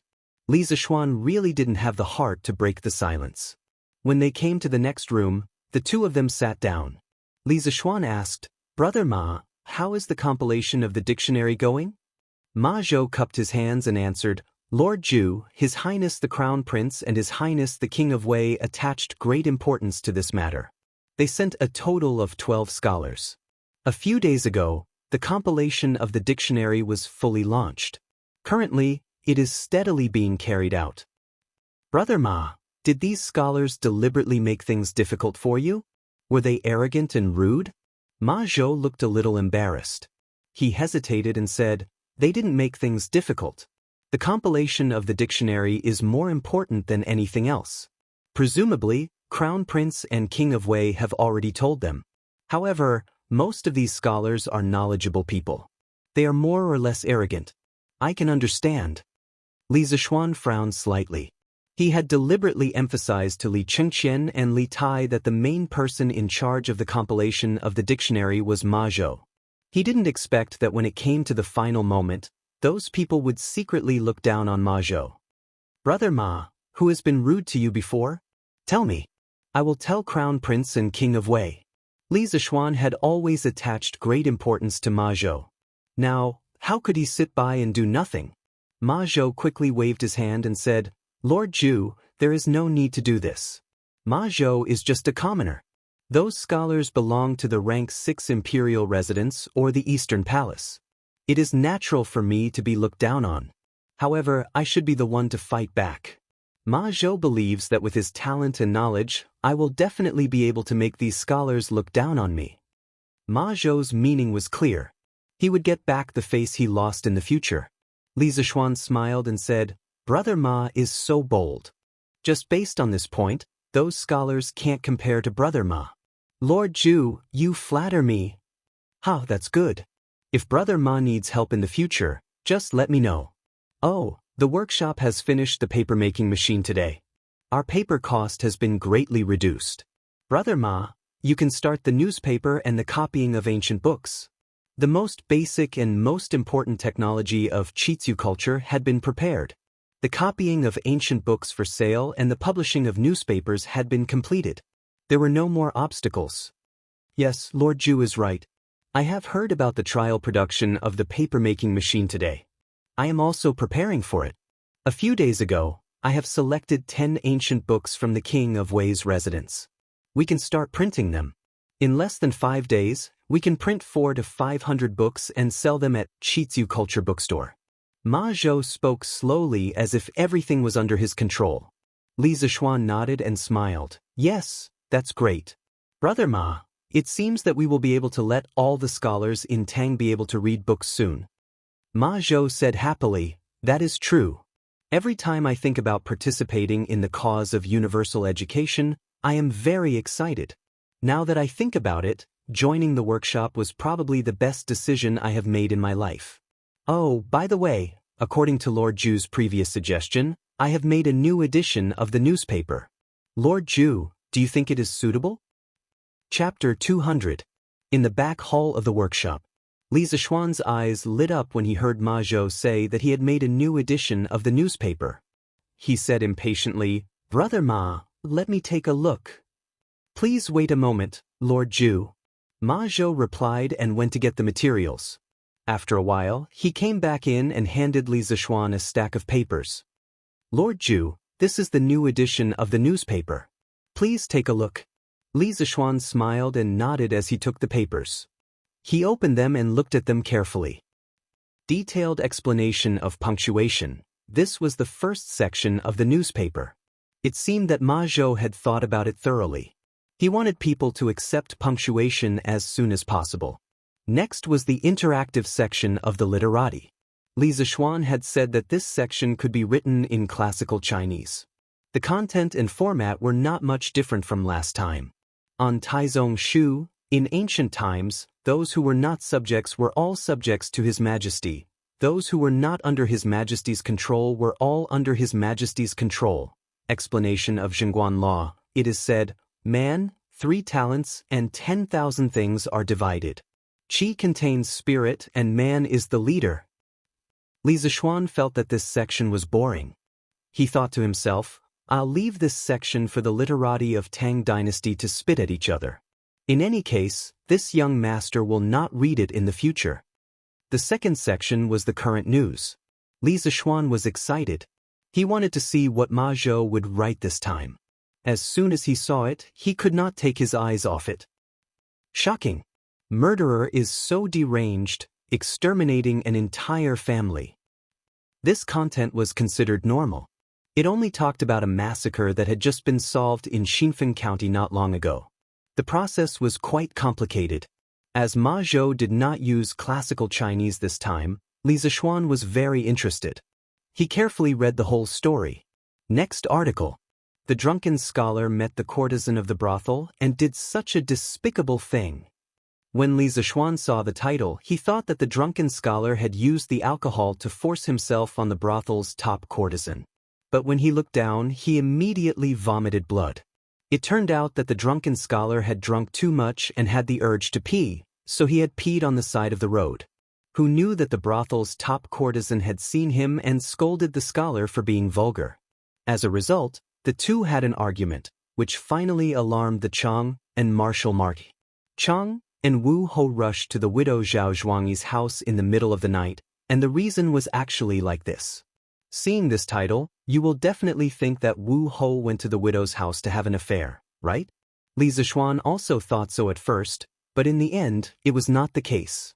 Wu Ho only went to the widow's house to put out the fire, and from the beginning to the end, it was just a piece of news about a fire. Shocking! A woman actually dared to do such a thing in broad daylight. What is it? You must have thought it was something embarrassing, right? In the end, the woman's skill was just a bit better, and she met a thief on the street. She was not robbed by the thief, but instead captured the thief. Shocking!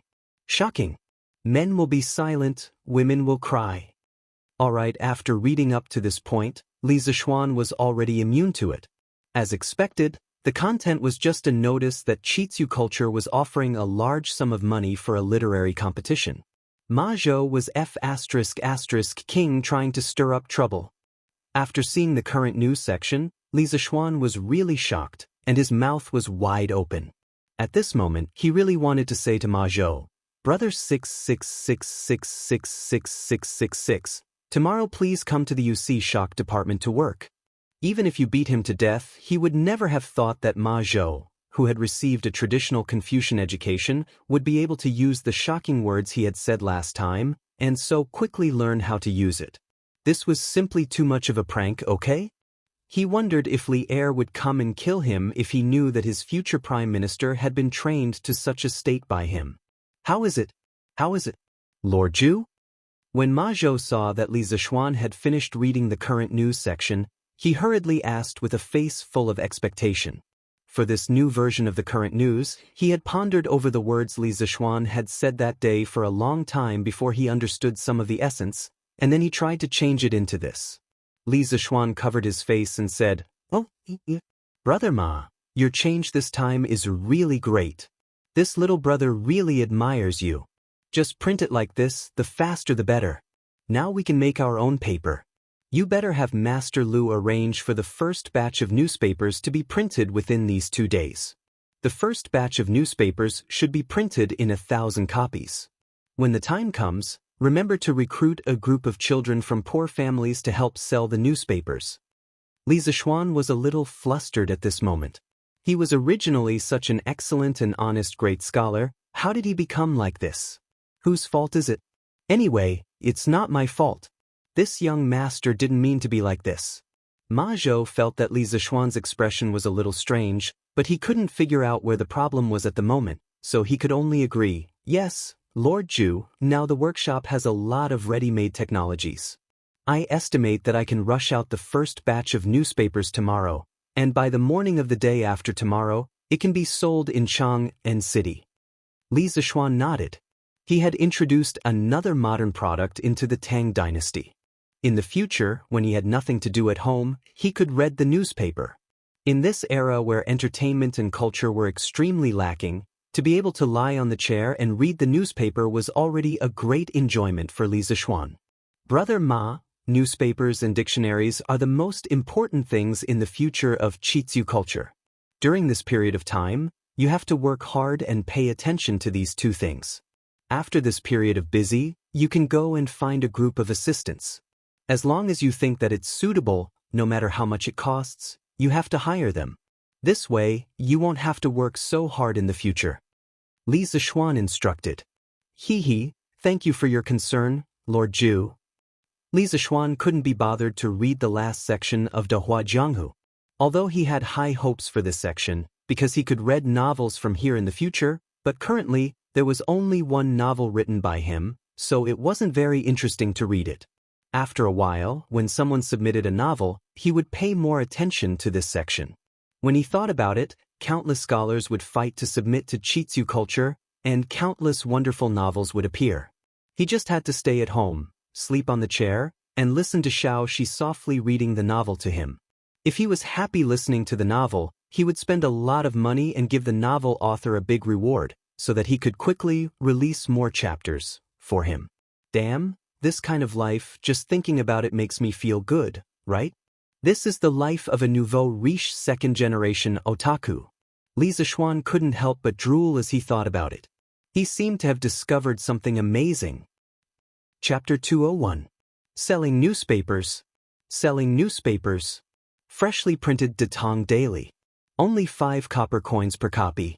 5 copper coins won't make you lose out or get scammed, but you can buy a big De Tong Daily. Brother, do you want to buy one? After spending the weekend happily at home, Li Zixuan sat in a carriage early in the morning and headed to class at the Imperial College. Inside the carriage, he could hear the sound of children hawking newspapers outside. Li Zixuan asked San Bao to stop the carriage first. He looked out through the window and saw 4 or 5 children wearing blue shirts with the logo of queer culture on them. They were holding newspapers and riding on scooters. They were peddling newspapers on the streets and alleys of Chang'an City. This was one of the benefits for the children of Chitsu culture who sold newspapers. They usually had scooters as a means of transportation. If they sold newspapers for 3 months in a row, the scooters would be given to them for free. This directly led to the long queue in front of the workshop when they were recruiting paperboys yesterday. Later, Ma Zhou only picked 40 to 50 clever children after much deliberation. Hey, which family are you from? What the hell is this newspaper? What's in it? At this time, he heard a man speaking in a rough voice. Uncle, this newspaper has articles by great scholars and some interesting things that have happened around Chang'an recently. There are also some novels serialized in it. It's very interesting. I'm not interested in the articles by great scholars, but I want to read the novels. Kid, give me a copy of the newspaper. Here, Uncle Free. 5 copper coins per copy. Hiss, this newspaper is so big, and the words on it are all engraved and printed. It's only 5 copper coins. Kid, did you remember wrongly? Don't go back and your shopkeeper will punish you just because you remembered wrongly. This person was still a conscientious person and was not willing to take advantage of a child. He opened the newspaper and was immediately shocked by the size of the newspaper. Such a big newspaper must be worth more than 5 copper coins. That's right. Could it be that you remembered wrongly? Even if there's nothing written on such a big piece of rice paper, it's still worth more than 5 copper coins. At this moment, a passerby walked over and looked at the newspaper in the burly man's hand. The paperboy politely bowed and cupped his hands. Thank you for your concern, False. But this newspaper is only sold for 5 copper coins per copy, so it can't be wrong. This was personally instructed by our manager. Oh my, is your manager an idiot? This is obviously a losing business. Quickly give me a copy. Let's not talk about what's written on it first. 5 copper coins for such a big piece of paper. When I go back and paste it on the wall, it will show that I'm a cultured person. Dumbo, you're such a disgrace. Little doll, give me a copy too. My ergo doll is studying in a school in Cheng. He is literate. I'll buy it for him to read the essays of the great Confucian scholars. While you're at it, read the novels to me. Shoo shoo shoo. Butcher Zhao, you're here to show off your ergo doll again.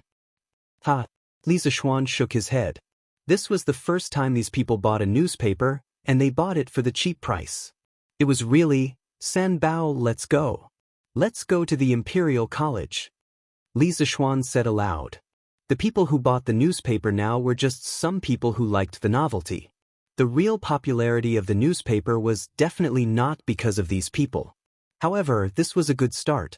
With this first batch of people taking the initiative to promote, the follow-up effect would be better. Yes, young master. San Bao replied, and the carriage continued to move slowly. Imperial College, School of Mathematics.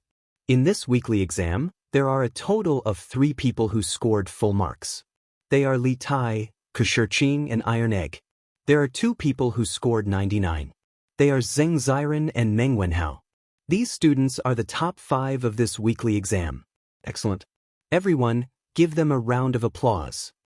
Li Zixuan stood on the podium and looked at the report card in his hand and said, he felt that it was a pity for Meng Wenhao. This kid wrote a step that was slightly ambiguous in a proof question. Li Zixuan thought about it again and deducted 1 point from him. As a result, this unlucky kid would not be able to get into the top 3. Clap, clap, clap.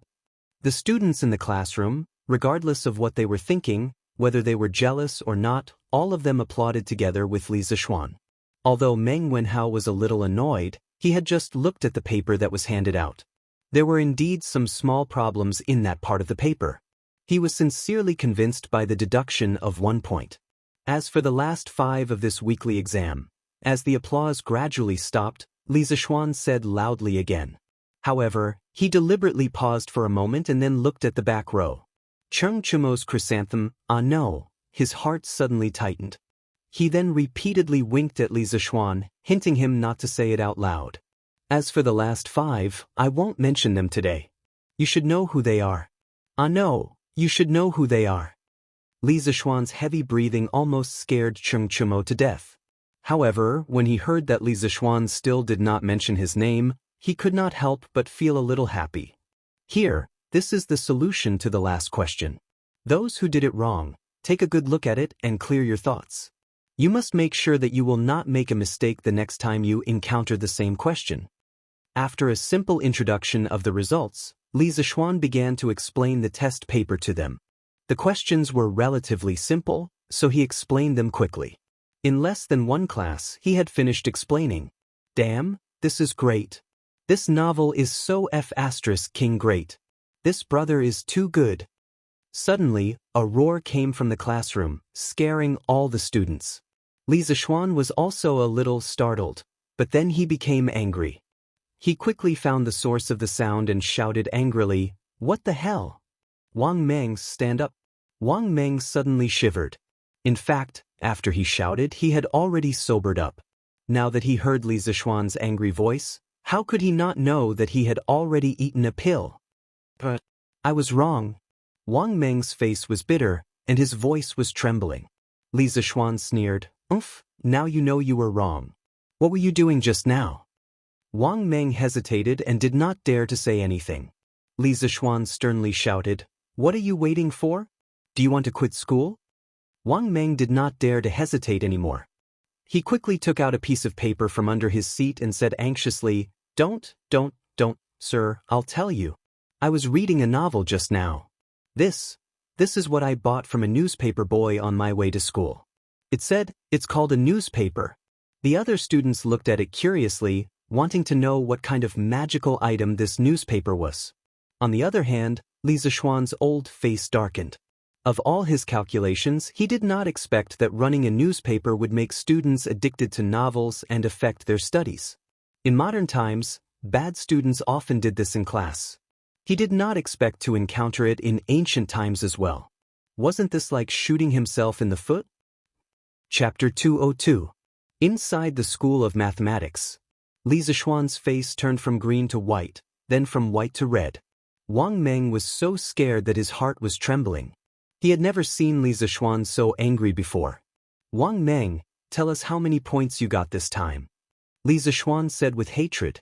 When Cheng Chumo heard this, he grinned and looked at Wang Meng with a gloating expression. Wang Meng replied weakly, "So this time I got 66 points. Li Zishuan slammed the table and said angrily, "You only got 66 points and you didn't pay attention in class? If you can get full marks like Li Tai and Kashir Qing, I won't criticize you even if you didn't pay attention." "Are you serious?" At this moment, Li Tai's eyes lit up and he asked excitedly. Li Zishuan's face was filled with black lines. This bastard never knew how to give him any face. "Shut up.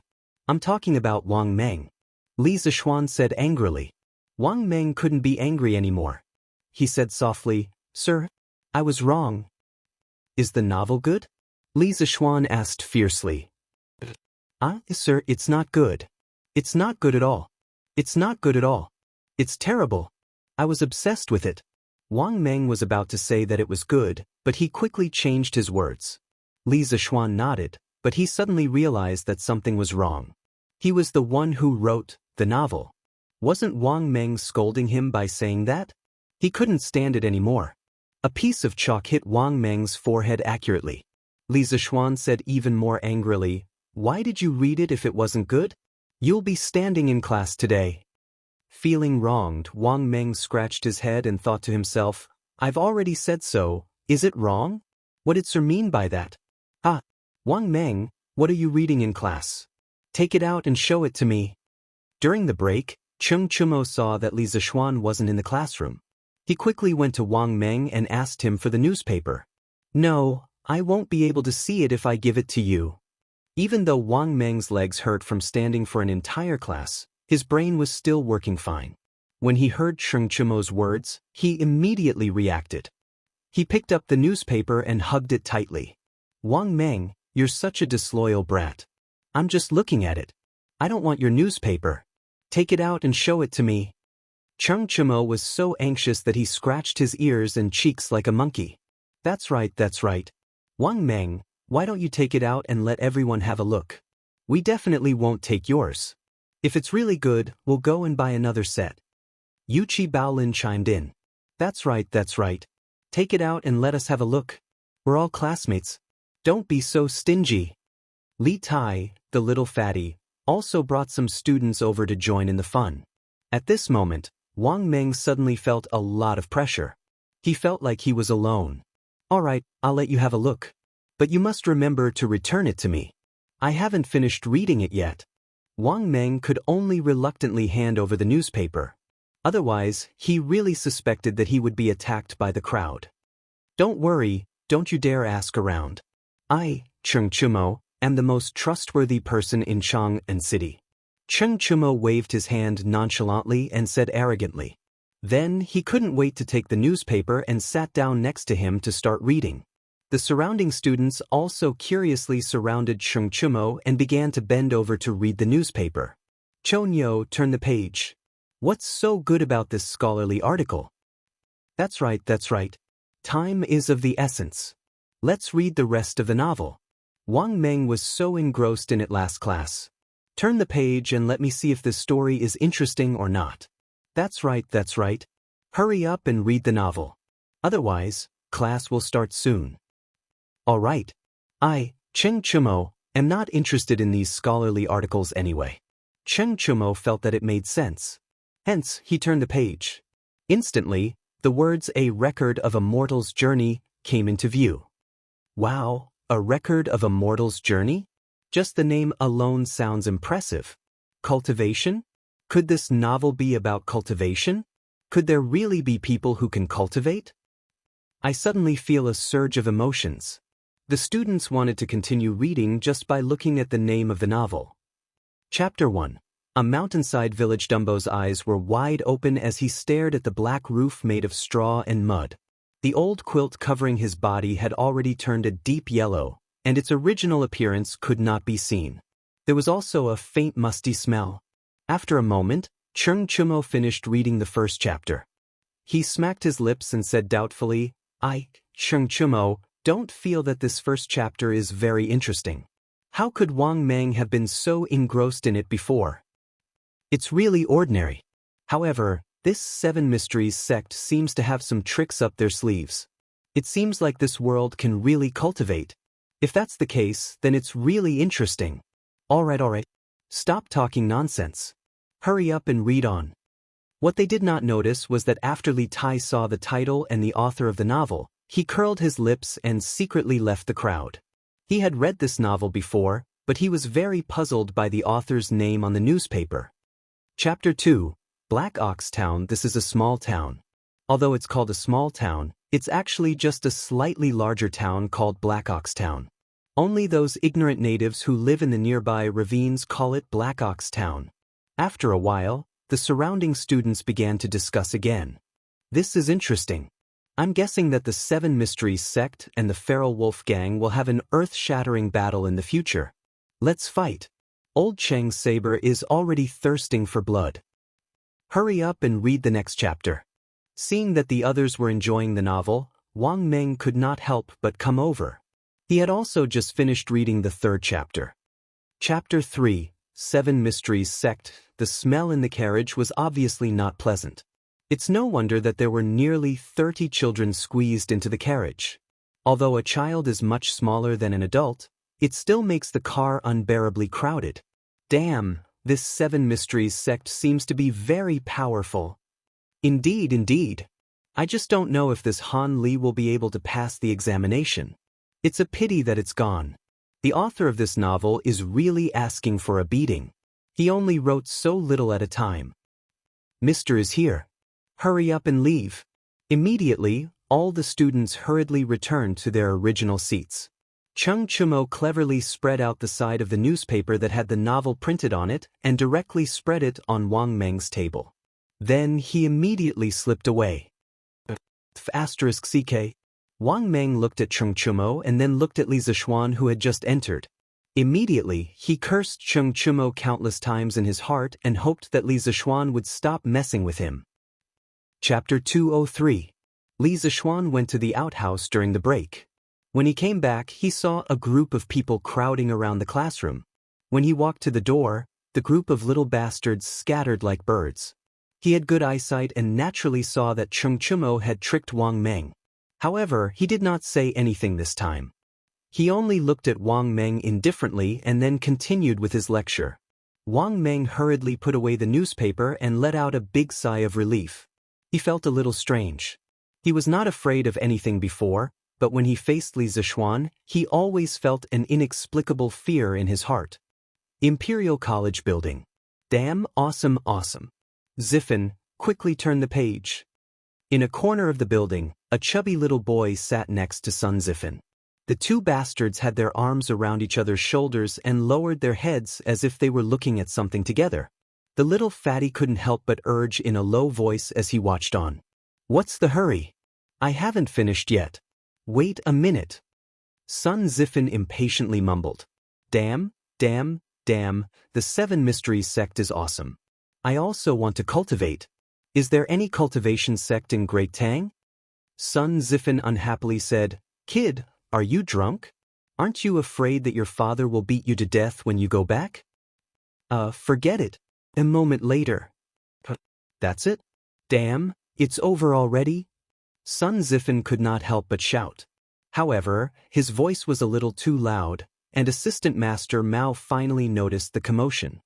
Sun Ziffin, Yudong Kai, what are you two doing? Assistant Master Mao was slightly angry and said in a deep voice. He always had a headache when it came to the students of the Imperial College. These bastards were used to being arrogant, and it was difficult to discipline them even in the Imperial College. Nothing. Teacher, you must have misheard. Sun Ziffin quickly calmed down. Then he stood up and said with a calm face. Yes, sir. We really didn't read the novel just now. No. I mean, we didn't read the newspaper just now. No. Yudong Kai was not as calm as Sun Ziffin. His expression was slightly flustered, and in the end he accidentally exposed himself. Sun Ziffin could not help but spit out a mouthful of blood. Truly, one should not be afraid of a godlike opponent, but one should be afraid of a pig-like teammate. He glared fiercely at the scammer next to him, wishing he could strangle him to death. When Assistant Teaching Assistant Mao heard this, how could he not know that these two bastards must have been secretly causing trouble downstairs? He walked down from the podium. Yes, the podium. After the School of Mathematics introduced the blackboard chalk, the other schools introduced the podium one after another. This was because the chalk was very useful to the teachers as it could predict the enemy's moves. Teaching Assistant Mao walked up to Sun Ziffin and said coldly, Take it out. Only then did Yudong realize that he had cheated his good brother this time. He looked at Sun Ziffin pitifully. Sun Ziffin felt a headache in his heart. It was as if he had forked a dog. Teacher Mao, what do you want? Sun Ziffin really liked the newspaper now and could not bear to hand it over. He still wanted to put up a resistance. Stop pretending. Hurry up and take out the newspaper that Yudong Kai was talking about. Otherwise, I'll have to talk to Sun Shaoqing and Assistant Minister Yu about your performance in the Imperial College. Teaching Assistant Mao was helpless against such a troublesome student, so he could only use the student's parents to threaten him. Ugh! Sun Ziffin and Yudong Sai's faces immediately fell. They were not afraid of the teaching assistant, but they were afraid of their own parents. Here! Sun Ziffin reluctantly took out the newspaper from under the table. He was cursing Teaching Assistant Mao in his heart. What's the difference between a teacher who uses his parents to threaten a student and a woman who uses her pregnancy to keep a man? This Teaching Assistant Mao is so boring. Teaching Assistant Mao definitely did not know that in a certain student's heart, he was already the same kind of person as a woman who uses her pregnancy to keep a man. He took the newspaper and returned to the podium to continue his lecture. Ziffin, don't be angry. If worst comes to worst, I'll buy you another newspaper when I go back in the afternoon. After the morning class, Yu Dongkai eagerly chased after Sun Ziffin and said with a fawning expression, of course you should buy me another newspaper. Sun Ziffin said angrily. Yes. I'll go buy another newspaper in a bit. Brother Ziffin, where did you buy that newspaper? I bought it this morning from a newspaper boy on the roadside. I don't know where to buy it now. Sun Ziffin rubbed his chin and pondered for a moment. Then he said, but I saw that at the top of the newspaper was Strange Culture. I don't know which store it came from, but judging from the name, it should have something to do with the Strange Culture Pavilion. Why don't you go to the Strange Culture Pavilion and ask? Strange Culture Pavilion? Yu Dongkai repeated in confusion. Then he suddenly said excitedly, Ziffin, I heard that the Strange Culture Pavilion is the property of Professor Li's family. Didn't we tell the Chancellor that we were going to transfer to the Imperial College of Mathematics? How about it? Ziffin, did your father agree to it? Sun Ziffin chuckled as he took out a document from his bosom. He smiled proudly and said, hee, everything is under control. I'll go find the Chancellor after I finish eating. Yu Dongkai raised his thumb and praised, brilliant, Brother Ziffin is brilliant. I thought I was the only one who succeeded. Sun Ziffin said in astonishment, what? Your father also agreed? I was still wondering why my father was so easy to talk to this time. Brother Ziffin, when you go find the Chancellor later, bring me along. If I go with you, I'll feel more at ease. Yu Dongkai expressed that he wanted to hug his thigh when he went to find the principal. When Sun Ziffin heard this, he instantly thought of the things that Yu Dongkai had done in the class just now. He hurriedly refused in a bad mood, No, you go by yourself when the time comes, so that you won't trick me again. Yu Dongkai immediately became anxious. He chased up and said, Don't. Brother Ziffin, bring me along. I promise that I won't say a word this time. I definitely won't trick you. Are you sure you won't say a word? Yes, I'm sure. I definitely won't say a word. All right then, I'll bring you along this time. But remember to quickly buy me a newspaper.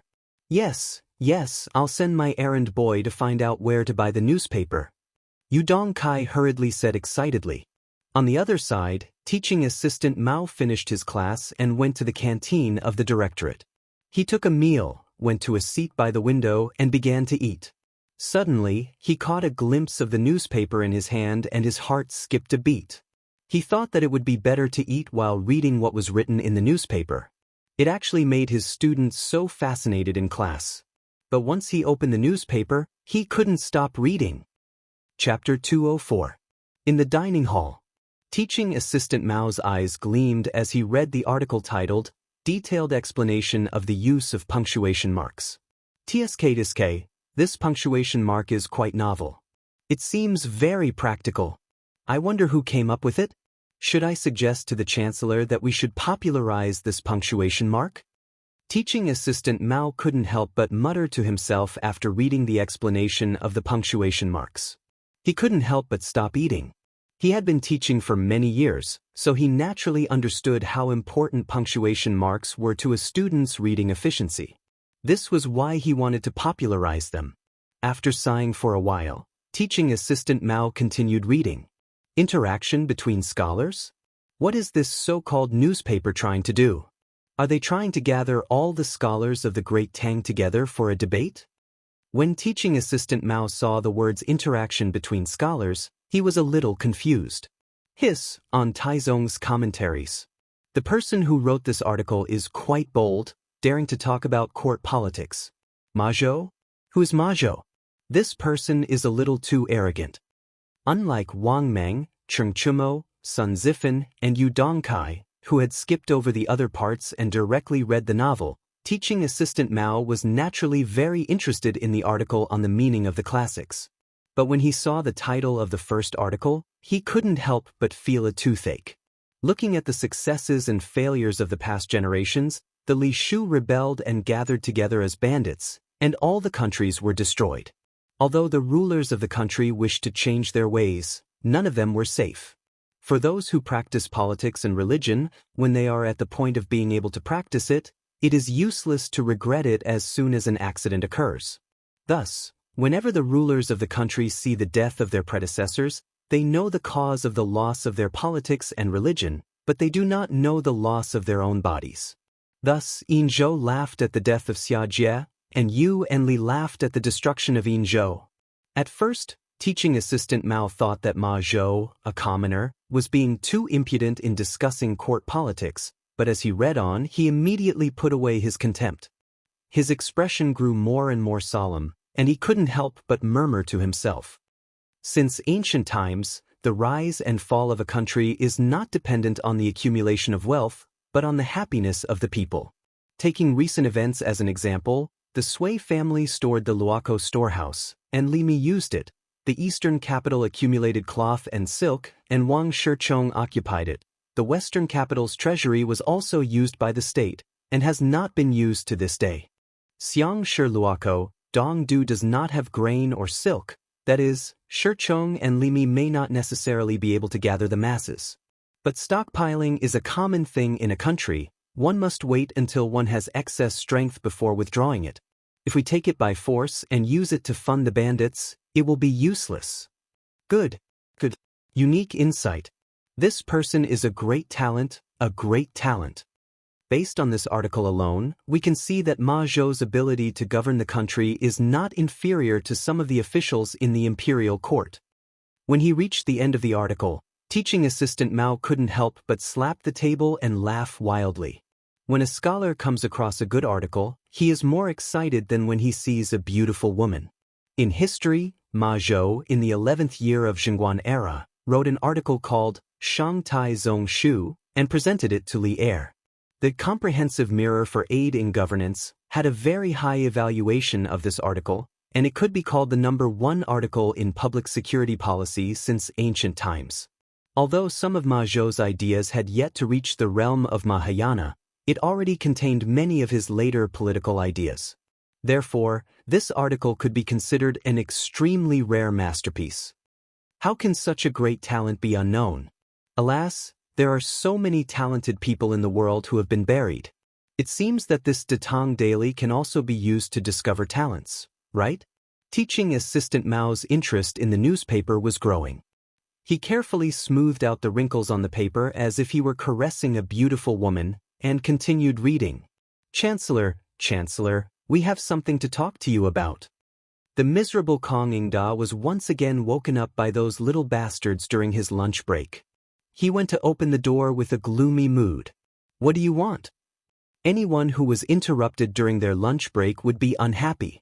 Although Kong Ingda had read the books of sages, he also had 7 emotions and 6 desires. Therefore, there was some anger in his words. Chancellor, we are looking for you to change the school.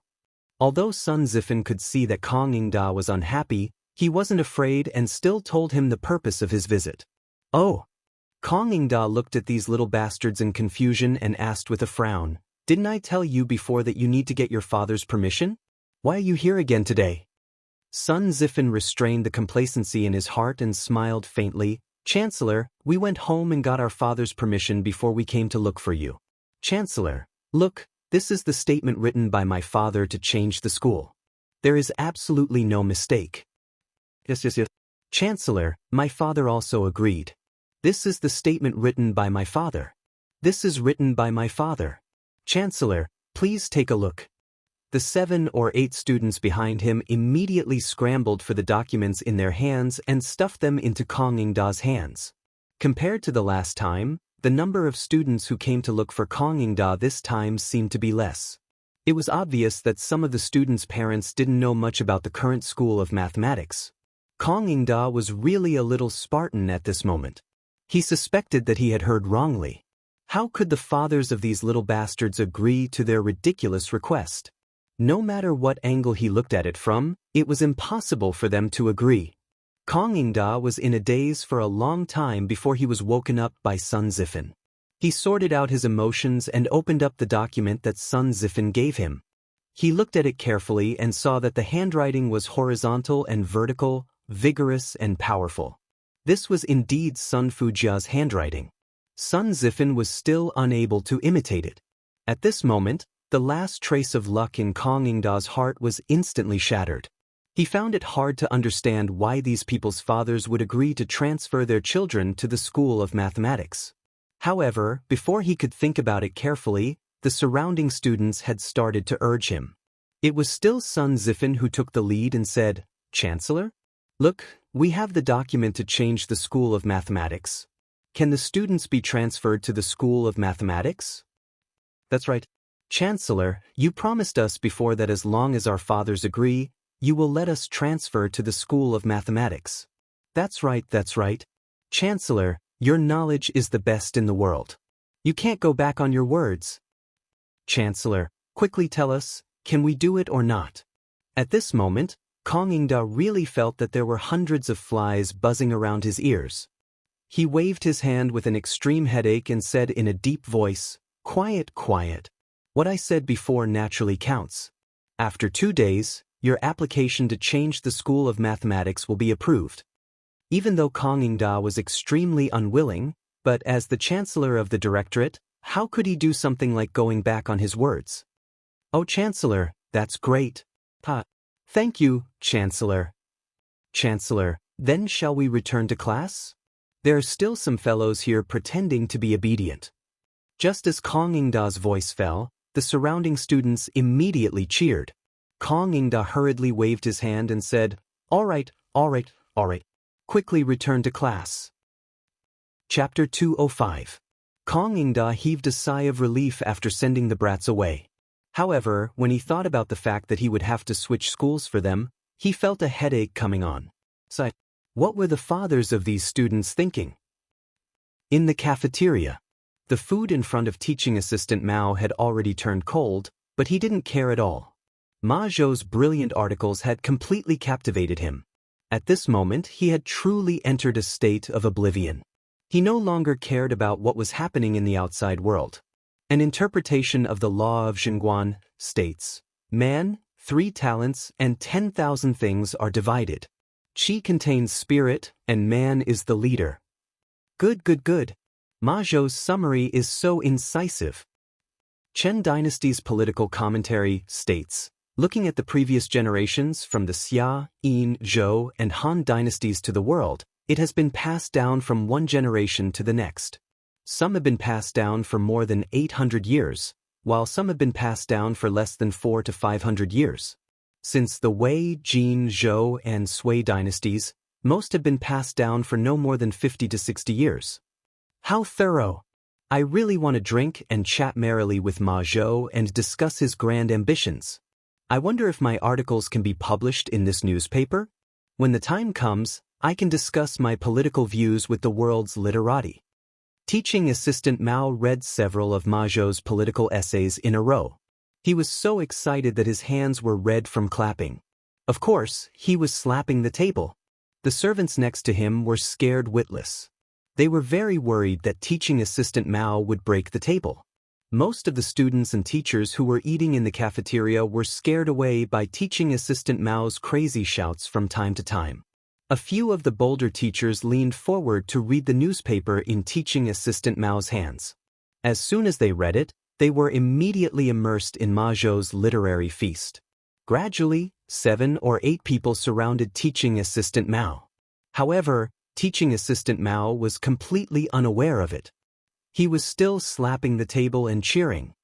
Mr. Mao? Several urging voices interrupted assistant teaching assistant Mao's wandering between the lines of the newspaper. He raised his head, only to be startled by the colleagues around him.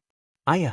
Dr. Wang, Dr. Zheng, Dr. Su, teaching assistant Sun, teaching assistant Zhao, teaching assistant Yuan, teaching assistant Chen, why are you all here?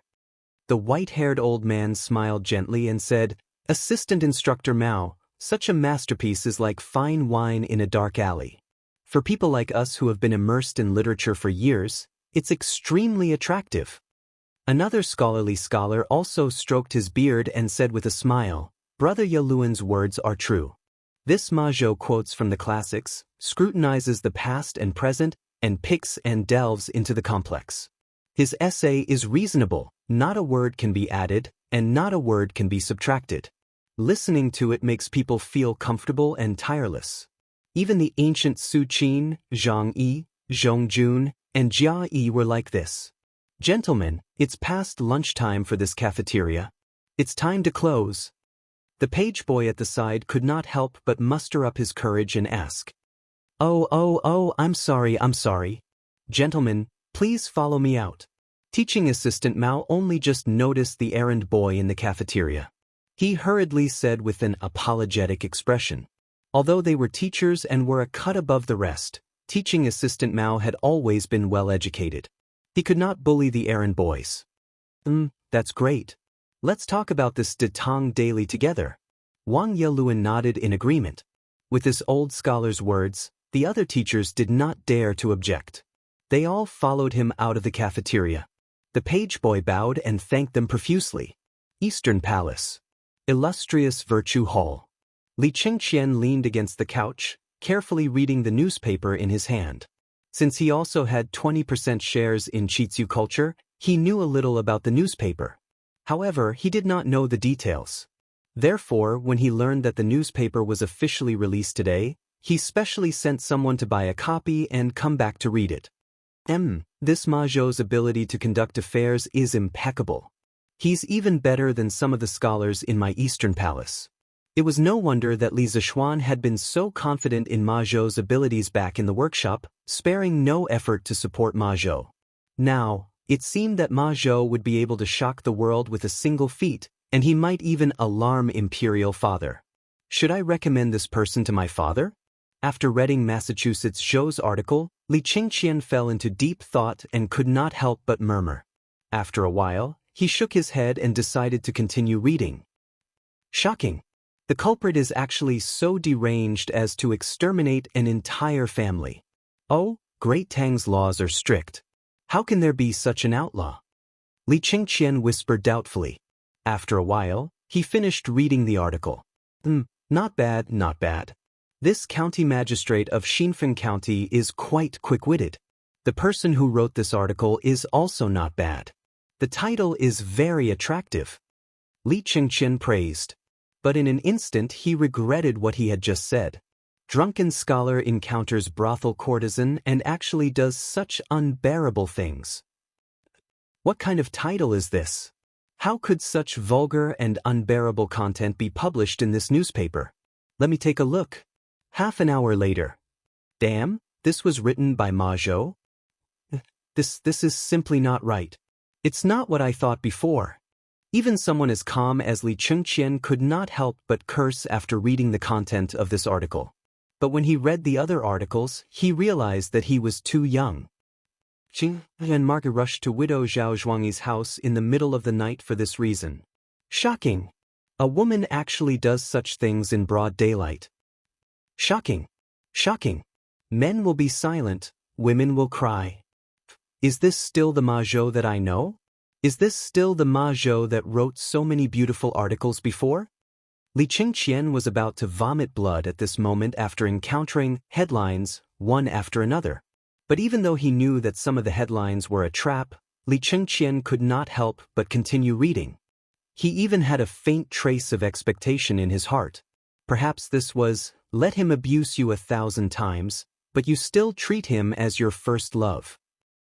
Wasn't this A Mortal's Journey to Immortality, written by Xiao Xian? Why does it say, Leather Knight? Li Qingqian had previously read the first 10 chapters of A Mortal's Journey to Immortality, so he was not very concerned about the latter part of the novel. He originally planned to put down the newspaper directly, but after inadvertently seeing the author's name under the title of the novel, he could not help but be stunned. He knew the author of this novel better than anyone else. But what the hell was this, Leather Knight? After thinking for a long time, Li Qingqian could not figure out what Li Zishuan was up to. He put down the newspaper and prepared to take a lunch break. Chapter 206. Oh, we can finally transfer to the School of Mathematics. Brother Ziffin, it's all thanks to you this time. In the future, we can also take 2 days off every 5 days. Inside the School of Imperial College. Yu Dongkai patted son Ziffin's shoulder excitedly and laughed. Dongkai, Do you think I went through so much trouble to transfer to the School of Mathematics just for this? Sun Zifen laughed in a low voice. The little fatty's eyes suddenly lit up when he heard this. He sneakily approached Sun Zifen and asked, "Oh, Brother Zifen, do you have a deeper meaning?" Ha! Sun Zifen laughed proudly and then said mysteriously, "Of course, Dong, think about it carefully. Dr. Li taught Assistant Master Mao and the others before. Strictly speaking, we have to call him Grandmaster, right?" "Yes, that's right. Hee. But after 2 days, when we are transferred to the School of Mathematics and Mathematics, Professor Li will become our master, and Assistant Lecturer Mao will become our senior brother. As for us, won't we become the other students' martial uncles?" Sun Zifen said with a cheeky smile. Yu Dongkai was stunned by his brother's strange way of thinking. But after thinking about it, he felt that this was indeed the case, so he quickly gave him a thumbs up and laughed. Yes, Brother Zifen's words are reasonable, very reasonable. I didn't expect you and me to become martial uncles so soon, ha. This wild laughter immediately attracted the attention of the other students in the school. Sun Zifen slapped him hard and said angrily, "Are you stupid? Do you want everyone to hear you so loudly?" Sorry. But why hasn't Assistant Master Mao come today?" Yu Dongkai rubbed the back of his head and then asked doubtfully. Sun Zifen rolled his eyes and said, "How would I know? But I told you to buy a newspaper for me this afternoon. Did you buy it?" Yu Dongkai hurriedly laughed and said, Brother Zifen, don't worry. I've already sent my errand boy to the Strange Interest Pavilion to inquire about this newspaper. When the time comes, we'll definitely be able to buy it." In the pine forest to the east of the Imperial College, the 9 teachers from different academies sat on the stone benches in the forest, drinking and chatting merrily. They sat down and discussed the Tao, feeling very comfortable. Assistant Teacher Mao, for this Ma Zhou to be able to write such a splendid essay, he must be a virtuous sage. Have you heard of him before? Wang Yaluan held a cup of wine and took the lead to ask. Dr. Wang, this person has always been unknown. I've never heard of him before. Now, this Ma Zhou has amazed everyone with a single brilliant feat. Assistant Master Mao hurriedly replied. Wang Yaluan nodded, stroked his beard and said, "Well, I have a different opinion about some of this Ma Zhou's points of view. I just don't know if I can write an essay and publish it in the Datang Daily. When the time comes, I can debate with Ma Zhou on the same stage." The other assistant teachers and professors also echoed, "Yes, it would be best if you can debate with Ma Zhou on the same stage." Assistant Master Mao replied, "I also have the same idea, but I don't know how to publish it in the Datang Daily. Why don't we read it together?" "That's a good idea." A moment later. Shocking. The murderer is so deranged that he killed the whole family. Why did this essay start to use vernacular? There's no literary talent at all? Indeed, it's really disappointing, but the content of this essay is very interesting. Well, maybe this Ma Zhou deliberately used vernacular so that ordinary people can understand it. After the 9 teachers finished reading the first article, they couldn't help but discuss the huge change from classical to vernacular. Drunken scholar met the courtesan of the brothel and did such a despicable thing. Qing and Marky rushed to widow Zhao Zhuangyi's house in the middle of the night for this reason. Shocking. A woman did such a thing in broad daylight.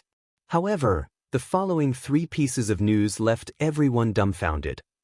I thought this Ma Zhou was a refined person.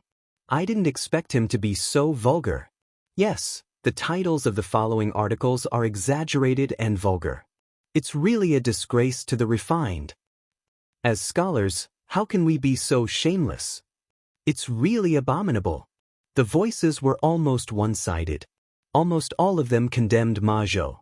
Ma Zhou had changed from a handsome and virtuous person to a refined scum that everyone condemned in speech and in writing. Only Assistant Coach Mao and Wang Yaluan didn't say anything. After the others finished criticizing, Wang Yaluan said with a smile, "I don't think so. As the saying goes, great vulgarity is great elegance. The difference between vulgarity and elegance is just a matter of thought. It depends on how you look at it. The wording of these few articles is not flowery. The entire article is written in plain language. This old man guesses that this section is mainly written for those who are barely literate and have not studied the meaning of poetry. If that is the case, these topics are really not ordinary. This Ma Zhou is a true wise man. Why do you think so, Brother Yaluan? Yes, why are these titles extraordinary? Wang Yaluan looked at Assistant Coach Mao and said with a faint smile, Assistant Coach Mao, you seem to have some ideas. Why don't you tell us your opinion? Assistant Coach Mao straightened his back and said in a deep voice, I think Ma Zhou wrote these titles on purpose. Professor Wang had previously said that these articles were written for the common people to read. Hence, these titles were even more pleasing to the common people and would make them even more interested in reading them. I think this is Ma Zhou's cleverest part. He is elegant when he needs to be, and vulgar when he needs to be.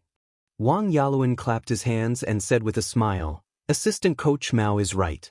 I think so too. Let's continue reading. Wang Yaluan was the most experienced person here. The others couldn't refute his words, so they continued reading. Shocking. Shocking. Men will fall silent, women will cry. Everyone was gradually getting used to these exaggerated titles, so they didn't make a fuss this time.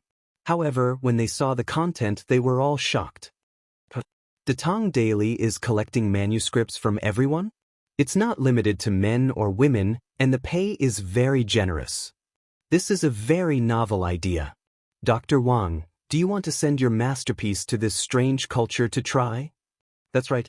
Professor Wang, your essay on the Confucian classics is flawless. Wang Yaluan was quite tempted when he heard this. He didn't care much about the pay from Kiki culture, but who didn't want their essays to be read by the world? My fellow colleagues are right. Please excuse me for a moment. I'll go write an article and debate with Ma Zhou. After that, he cupped his hands and left hurriedly with the others. Chapter 207. Excuse me for a moment. I almost forgot that I still have to teach the students. Assistant Lecturer Mao exclaimed when he saw the time. After bidding farewell to everyone, he hurried to the Imperial College. While he was in a hurry, an idea popped up in his mind.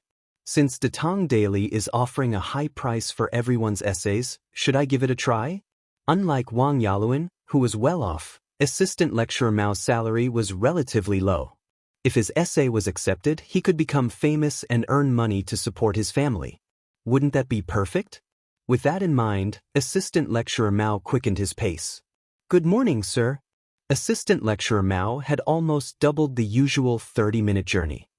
He stood on the podium and coughed dryly. Sir, I was delayed by something earlier. In the afternoon, everyone will study by themselves and revise what I explained this morning.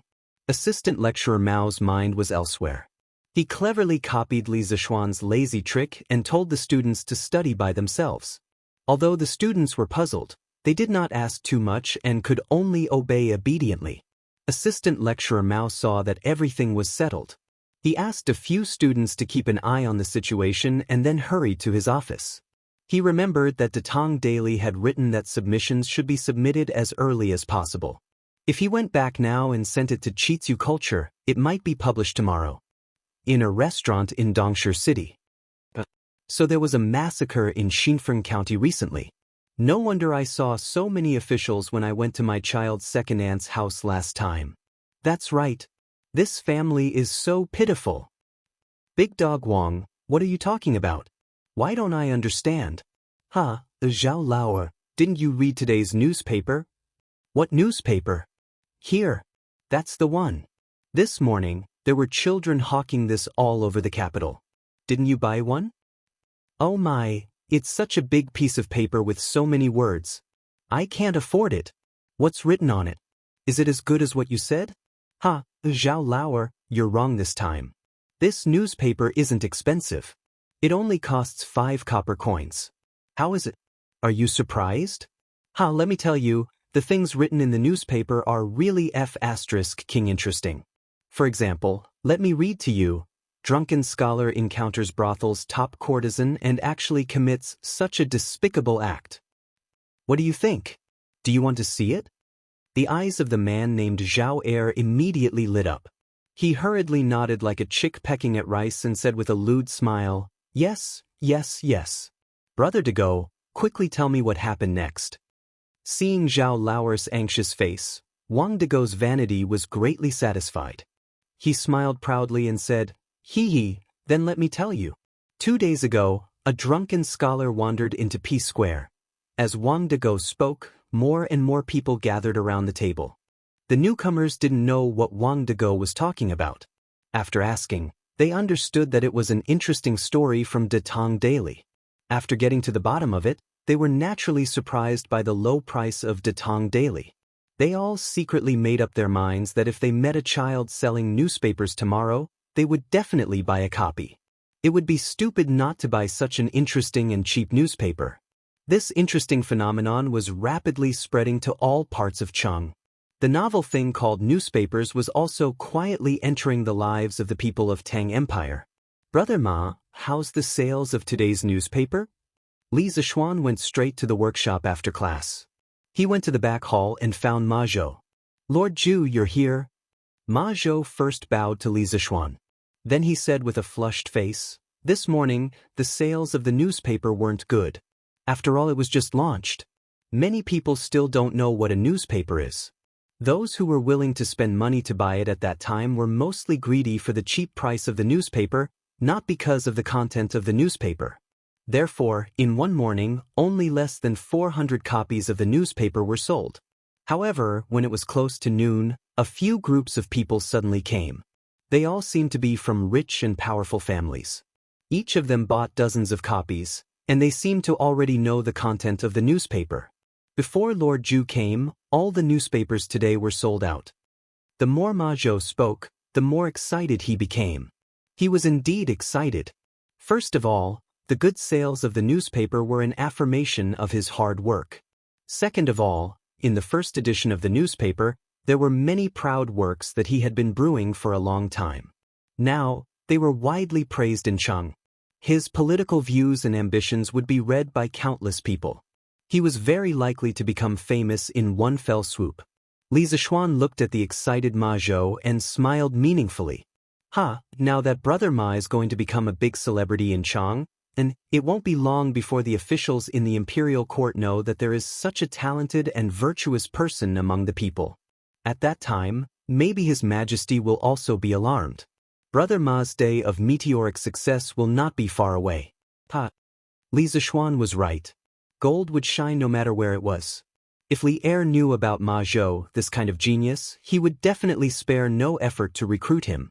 According to the historical records, in the 5th year of Zhengguan, Li Er requested that every official in the imperial court write an article about the gains and losses of the current political situation. At that time, Ma Zhou was only a follower of Chang He. This person was very important. He was a trusted aide of Taizong. That year, when the Xuanwu Gate was changed, Chang He was the one who guarded the Xuanwu Gate. Chang He was a military general and did not know how to write. When he saw that the emperor wanted him to write an article, he could not help but feel anxious. When Ma Zhou heard this news, he wanted to repay the emperor's kindness and took the initiative to write the article for Chang He. Chang He was very happy and let Ma Zhou write it for him. A few days later, Chang He presented the article that Ma Zhou had written about the current political situation to Li Er. After Li Er read it, he was shocked. He knew that Chang He was not good at writing. How could he write such a thorough article? He did not believe that this was written by Chang He and asked Chang He if he had written it. Chang He was an honest person and did not take credit for himself. He honestly told Li Er. When Li Er heard that there was such a genius under Chang he was very happy and immediately wanted to meet this genius. He did what he thought and ordered someone to call Ma Zhou over from Chang He's residence. However, he did not expect that Ma Zhou would be so arrogant. The attendant that was sent over came back alone. Not only was Li Er not angry, he sent someone to invite Ma Zhou again. After sending out 4 envoys, he finally managed to invite the arrogant Ma Zhou to the imperial palace. This was the famous story of Taizong's 4th invitation to Ma Zhou in history. Li Zixuan had heard their history teacher talk about it in his previous life. Therefore, he purposely said it today to see how Ma Zhou would respond. In fact, he was not confident that he could keep Ma Zhou. After all, The temple of Chitsu culture was still too small and could not accommodate a great god like Ma Zhou. Compared to Li Er's great temple, Chitsu culture did not have any attraction. What kind of person was Ma Zhou? Naturally, he could tell that there was another meaning in Li Zishuan's words. He was stunned. After a moment, he solemnly cupped his hands and said, "What are you talking about, Lord Zhu? Ma Zhou was just a homeless scholar in Cheng. I am indebted to Lord Zhu for not abandoning me and being willing to help me in a business together. That is how Ma Zhou is today. Now that Chitsu culture has just taken shape, I will definitely not leave." Chapter 208. Even if His Majesty summons me at this time, I will never do such a treacherous thing. I remember Lord Zhu once said that you want all the scholars in Tang to be able to read books. At least before this great wish is realized, I will not leave. In the back hall of the workshop, Ma Zhou looked at Li Zishuan and said sincerely. Li Zishuan was touched. Unlike modern people who chased after fame and fortune, ancient scholars had integrity. This was the first time he had experienced such a scholarly character. Brother Ma, you are a man of noble character and unquestionable integrity. I was right about you. But don't worry, Brother Ma, the scale of court culture will become bigger and bigger in the future. It will not bury your talent. Moreover, Brother Ma's future will not be bad if you work in court culture. Just like now, didn't you become famous in Chang, and because of the first issue of the newspaper? After listening to Ma Zhou's sincere words, Li Zishuan could not help but laugh happily. Ma Zhou nodded in agreement and said, Lord Zhu is right. Ma Zhou has been wandering around for so many years, and I am a little indifferent about the future. The most important thing for a person is self-cultivation. A talented person will get the future he deserves no matter where he is. That makes sense. Gold will shine no matter where it is. The two talked and laughed for a while. Unknowingly, their relationship became closer. Lord Zhu, the first batch of books has about 300 copies of each book, a total of 15 books. It is estimated that the printing will be completed in the next few days. How is the preparation of our bookstore? Ma Zhou took the initiative to ask. Li Zishuan pondered and said, Brother Ma, don't worry about this matter. I have already bought a shop next to Cork Pavilion. The interior has been renovated and it can be opened at any time. In the future, this shop will be used to sell new paper, books, and newspapers. The shop will be named after court culture. What do you think, Brother Ma? Li Zishuan had already asked Wang Zhong to contact someone about the shop. Wang Zhong was in charge of paying for the shop and finding someone to decorate it. He had always been a good hands-off shopkeeper. Very good, very good. Since everything is under Lord Zhu's control, I just need to do things with peace of mind. Steward Ma, there's a young man outside who insists on buying a newspaper. Just as the two of them were chatting happily, a manservant came over and said in a hurry, Tell him directly that today's newspaper has been sold out and that he will come back tomorrow. Ma Zhou waved his hand and said. The manservant said with a bitter face, I also told that person, but he said that he had to buy the newspaper today. Otherwise, he was afraid that his young master would not forgive him. Moreover, he came here today after inquiring about many places. The person asking for the newspaper outside was the errand boy sent by Yu Dongkai. After this unlucky fellow was sent out by his young master, he asked around and finally found the curious pavilion workshop. In the end, he was told that the newspaper was sold out. Thinking that she would definitely be punished by her young master if she went back like this, the little attendant made a scene at the entrance of the workshop, unwilling to leave. Li Zishuan saw an open newspaper on the table. Ma Zhou must have read it himself, so he said, Here, take this and send that person away. Spus. The manservant took the newspaper and hurriedly left. Li Zishuan looked at Ma Zhou and said, Brother Ma, go and get someone to print more newspapers. From tomorrow onwards, the number of newspapers printed will gradually increase. I estimate that the demand for newspapers will increase. What Lord Zhu said makes sense. I also have the same intention. Li Zishuan nodded and said, Well, Brother Ma, how are the preparations for the layout of the second issue of the newspaper? After all, the newspaper had just been published. Li Zishuan felt that there would be relatively few people submitting articles today, So he asked this question. Ma Zhou smiled confidently and said, "Don't worry, Lord Zhu. I have already prepared the content of the second issue. Even if no one comes to submit articles today, I will still be able to fill the newspaper." Li Zishuan felt a little relieved. Ma Zhou's work was indeed reassuring. There were some things that he did not need to instruct at all. Ma Zhou had already taken the initiative to do it. "Nan Feng, come here." In an old house in Yang Lane, Wang Yaluan called for the servant to come over. "Hey, master, you called for me?" A servant in green ran over quickly and bowed. Wang Yaluan handed over a stack of papers and said, "Nan Feng, help me send these papers to the editorial department of Quirk Culture in the East City. Tell them that I want to submit articles." "Yes, master." Nan Feng took the papers and was about to go out. Suddenly, he paused and hesitated carefully. "Master, where is the editorial department of Quirk Culture? I have never heard of it." Wang Yaluan stroked his beard and smiled. According to the newspaper, it should be inside the workshop of Quirk Pavilion in Ani Lane. You should be able to find it if you look carefully." Although Nan Feng did not know what a newspaper was, he still knew about the workshop of Quirk Pavilion that had been popular in Chang'an recently. "Yes, master, don't worry. I will definitely send the papers." The Imperial College. Kong Yingda had gotten a newspaper from somewhere. He was sitting on a stool and reading it with great interest. From time to time, he would sigh. After an unknown period of time, Kong Yingda put down the newspaper and sighed, "This Ma Zhou is really a refined person." The first few policy essays were written clearly and logically. The last few articles on current affairs, although straightforward and popular, did not lose their humor. Although the latter part of the novel is unrealistic, the imagination of a heavenly steed soaring across the skies is truly admirable. Moreover, this newspaper even intends to let scholars submit articles. I'm afraid its influence will only grow in the future. Kong Yingda took another look at the newspaper and shouted, "Ah Lu."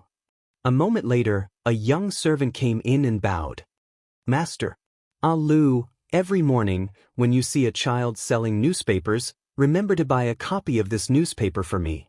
Kong Yingda held the newspaper and instructed. "Yes, master." Taiji Palace, Sweet Du Hall. "Genius, this is a genius." "Ma Zhou?" "Zhao Song, who is Ma Zhou?" Li Er asked curiously as he leaned on his dragon throne and looked at the newspaper that he had gotten from God knows where. "Your Majesty, Ma Zhou is a scholar in the workshop of Li County. According to the investigation, this newspaper was handled by Ma Zhou." Zhao Song was obviously prepared. When he heard Li Er's question, he quickly answered, "Yes, go and investigate this Ma Zhou in detail. I am very interested in this person." Li Er nodded and ordered softly. A moment later, Li Er suddenly laughed. This Xinfen County magistrate is really good at solving cases. He deserves to be rewarded. Zhao Song, send someone to the Ministry of Personnel to pass on my orders. Xinfen County Magistrate Chang Qingyuan is conscientious, selfless, and able to solve cases like a god. He will be rewarded with 100 pieces of gold and silver and 10 pieces of silk. Chapter 209. In the Ganlu Palace. After about an hour, Li Er finally finished reading all the contents of the newspaper. He did not frown or criticize or scold the clickbait articles at the end and the novel at the end. He just smiled thoughtfully and said to Zhao Song, "Zhao Song, this newspaper that you found is quite interesting. I see that it says that there is a daily edition here. From now on, send me a daily edition of the newspaper." Zhao Song heard Li Er and smiled like a blooming chrysanthemum. He bowed and said, "Yes, Your Majesty." "Oh, right, how much is the price of this newspaper?" Li Er thought for a while and said, "Your Majesty, the price of this newspaper is 5 coins per copy. It's so cheap. Doesn't that mean that ordinary people can also afford to buy newspapers?" Li Er raised his eyebrows and said in surprise. Unlike some fatuous emperors who did not know the ways of the people, Li Er was very familiar with the prices of the people. He knew how cheap a newspaper was at 5 coins per copy. "Indeed, Your Majesty." I heard from the eunuch in the palace that there were people talking about the news in the newspaper in all the taverns in Chang, and today. Every time Li Xianji comes up with something new, the people of Chang, and will talk about it for a long time. Li Er thought for a while and shook his head with a smile. Heh, this kid still has a conscience this time. He did not set a high price for profit. I don't know what he's thinking. But this is also a good thing. It can let the people know about the Tang Empire's national policy. It's also beneficial to the imperial court. Moreover, this newspaper will encourage more people to learn how to read. It's quite a good education. Li Zishuan, this kid, I'm afraid he's up to something big. Steward Ma, 2 people came to the workshop to deliver manuscripts. They said that their master is coming over to submit a manuscript. In the backyard of the workshop, in the editorial department of Chitsu Culture, a servant knocked on the door and came in. He bowed to Ma Zhou and reported. Ma Zhou's eyes flashed with a trace of surprise. He got up and took the manuscripts and said, "Okay, I got it. Song Xiaoxi, thank you for your hard work." Song Xiaoxi trembled. He did not expect Ma Zhou, a big shot in the workshop, to remember his name. Hee, it's not hard at all. This is what I should do. Steward Ma, thank you for your hard work. Song Xiaoxi hurriedly said with a smile. Ma Zhou smiled and said, well, if there are any submissions in the future, please send them to me as soon as possible. This is very important. Yes, I will remember. If Steward Ma has nothing else, I will take my leave. Ma Zhou smiled and nodded. After Song Xiaoxi left the room, he sat down and read the article seriously. After a while, he clapped his hands and laughed. Good article, good article. It seems that tomorrow's newspaper needs to be changed. With that, he took the manuscript and hurried out to the printing department of the workshop. The next morning, with the beating of the morning drum in the bell tower, the city of Chang'an, which had been asleep all night, was awakened. The pedestrians and peddlers who had woken up early also walked out of the shop and began a tiring day of running around. Selling newspapers. Fresh out of the Tang Dynasty Daily, today's headline was, Blood Wind Stockade is heartless enough to kidnap innocent girls. Li County's man is enraged by a beauty, draws his sword and challenges Beimeng Mountain alone. If you want to know what will happen, you only need to pay 5 coins. Early in the morning, a newspaper boy on a skateboard wandered around the streets of Chang. The crisp sound of selling newspapers woke up the people who had just woken up and were still in a daze. The passers-by saw that these children were all neat and tidy and were very cute. Moreover, the story from the newspaper boy was really interesting. The most important thing was that the newspaper was not expensive. Many people had already bought the newspaper yesterday and the content was really interesting.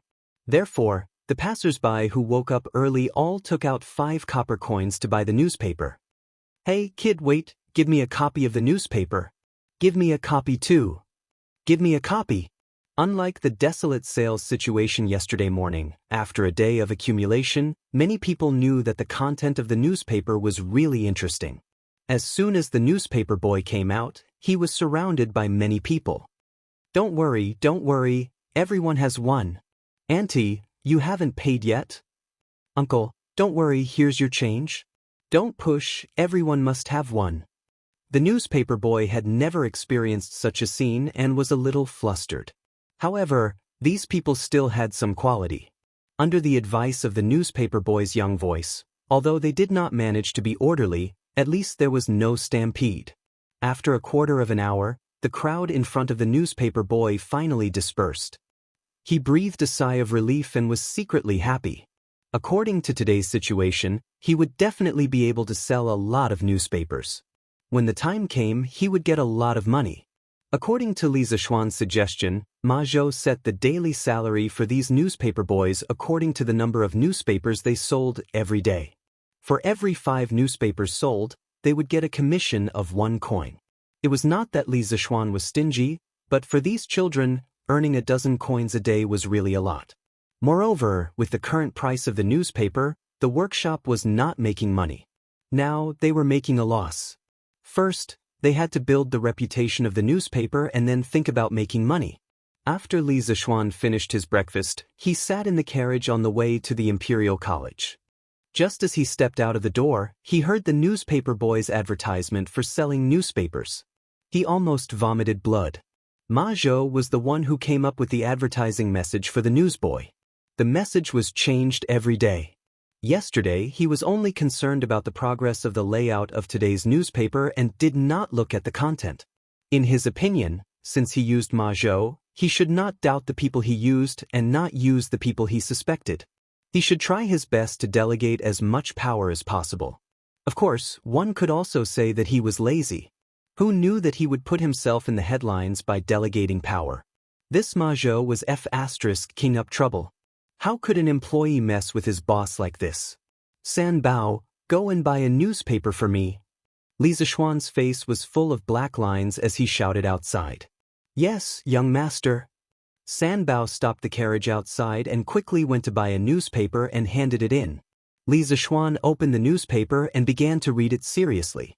After a while, he touched his chin and muttered with a smug face, "Am I really that handsome? Not bad, not bad. This Ma Zhou's writing style is really good. TSK, this psychological description is so accurate. It deeply and vividly shows the anxiety of an infatuated man to save the woman he loves. TSK, this description of the action is so handsome. Ha Ma Zhou, well done. When I go to the workshop, I will give you a raise." Li Zixuan was originally unhappy that his subordinate had made the headlines. However, when he saw Ma Zhou's wonderful description in the newspaper, the discomfort in his heart was immediately forgotten. Anyway, this news was not written by him, so there was no suspicion of him praising himself. At most, it could be considered as him praising himself. Iron Egg heard his master's shameless words and quickly lowered his head to cover his face. He could not help but snicker. Chapter 210. You brat, what are you laughing at? Am I not handsome and powerful?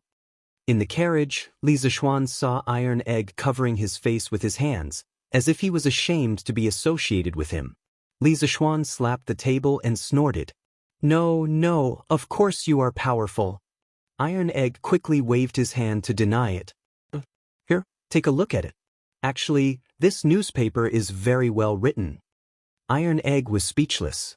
Young master, the newspaper you wanted, I have bought it for you. On Vermilion Bird Avenue, a young boy in green held the latest newspaper and excitedly rushed to the front of a black carriage. A chubby little hand immediately stretched out from the carriage, and then a hurried voice was heard. Quick, quick, quick, bring it to me. Under the urging of the carriage owner, the newspaper was quickly dragged into the carriage. The person in the carriage was Yu Dongkai. The little fatty was holding a piece of pastry in his hand a moment ago. After he received the newspaper, he immediately stuffed the pastry into his mouth, and then eagerly opened the newspaper and jumped directly to the novel section at the end. This guy was not interested in reading the previous articles. He bought the newspaper to read the legend of a mortal's journey to immortality. Yu Dongkai did not directly look at the content. He first glanced at the few chapters that were available today. When he realized that it was still 3 chapters, he felt a little disappointed. However, these feelings of disappointment were quickly washed away by the wonderful plot. On the other streets, the hot sales of the newspaper continued. Many of the newspaper boys entered the more crowded streets and began to peddle their wares, but they were surrounded by people. Quick, give me a newspaper. Give me 5 copies. Why do you need so many? I am buying for my young master and young mistress. Why do you care? The newspaper boys happily sold the newspapers and received money while looking at the decreasing number of newspapers in their hands, secretly anxious. Before dawn, the newspaper boys everywhere had already sold out. At 4:45, the second issue of Datong Daily was sold out. Uncles, aunts, brothers and sisters, I am very sorry. Today's newspaper is sold out. Please buy more tomorrow. A newspaper boy shouted when he saw that there were still 20 to 30 people in front of him who wanted to buy the newspaper. It sold out so quickly? Yeah, it was sold out as soon as I got here. It's over. I didn't manage to buy the newspaper. I'll be punished when I get home. Little kid, go back and ask your shopkeeper to print more newspapers. That's right. There were still some smart people in the crowd. The paperboy also felt that what they said was reasonable. He quickly excused himself and ran to the workshop on his scooter. Strange Interest Pavilion Workshop. Steward Ma, bad news, bad news. Song Xiaoxi rushed over anxiously. Ma Zhou's expression suddenly changed. He quickly got up and asked, "What's wrong? What happened?" When Song Xiaoxi saw Ma Zhou's expression, he knew that Ma Zhou had misunderstood. He quickly explained, "Steward Ma, it's not a bad thing. Today's newspapers have all been sold out. The newsboys have all returned." Ma Zhou breathed a sigh of relief, but then exclaimed, "What? They were sold out so quickly? We printed 5,000 copies today." But they were indeed sold out. A lot of people didn't manage to buy them, but they were still clamoring to buy them. "Steward Ma, what should we do now?" Ma Zhou thought for a while and decisively said, "Print more.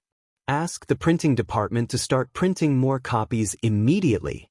Print 3,000 copies first. Get ready to continue printing at any time." "Yes, I'll go now." Imperial College. School of Mathematics. After the painful lesson of Wang Meng last time, no one dared to read novels during class this time. However, this didn't stop them from reading novels after class. "Hey, Wang Meng, did you read the newspaper today?" After class, Cheng Chumo ran to Wang Meng's side and proudly said, "Oh, I bought it when I came this morning, but I didn't have time to read it." "But how many chapters did Leather Knight update today?" Wang Meng took out a piece of pastry and stuffed it into his mouth. He pulled out the newspaper from under his seat and said in a muffled voice, "Hee, it's still 3 chapters today." Speaking of which, Han Li has already become an in-name disciple of the Seven Mysteries sect. Furthermore, Dr. Mo has taken a liking to him and accepted him into the God Hand Valley. Dr. Mo even passed on a nameless chant to Han Li. "Pei, what are you doing?" Cheng Chumo hadn't finished bragging when Wang Meng covered his mouth. "F***CK, can you stop talking? You've already said everything. What's the point of reading it?" Wang Meng said hatefully. After spending so much time together, Cheng Chumo, Li Tai, Qin Huayu, and the others had already become familiar with the others. When they were mischievous, they didn't care about each other's identities. Pei, did you not wash your hands? Stinks." Cheng Chumo turned on his insulting mode again. Wang Meng angrily said, "F***CK, you're the one who didn't wash your hands. I was just eating." Li Tai looked at the two with a look of superiority. He already knew the first 10 chapters of Immortal's Journey to Immortality. If it weren't for Li Zishuan's strict order not to reveal it to others, this little fatty would definitely run out to Cheng Chumo and Wang Meng and spoil their faces. "Hey, Wang Meng, I didn't buy the newspaper today. Let's read a novel together." After reading Immortal's Journey to Immortality yesterday, I almost couldn't sleep. Yes, me too. Let's read it together." Hearing that Wang Meng had a novel to read, 3 to 5 students immediately surrounded him. Kushirqing, you actually read the newspaper too?" Cheng Chumo saw that Wang Meng couldn't cause any more trouble and was preparing to return to his seat. Suddenly, he saw Kushirqing, the university tyrant, in everyone's eyes, flipping through the newspaper. Cheng Chumo immediately approached him as if he had discovered a new continent. "Why can't I read the newspaper?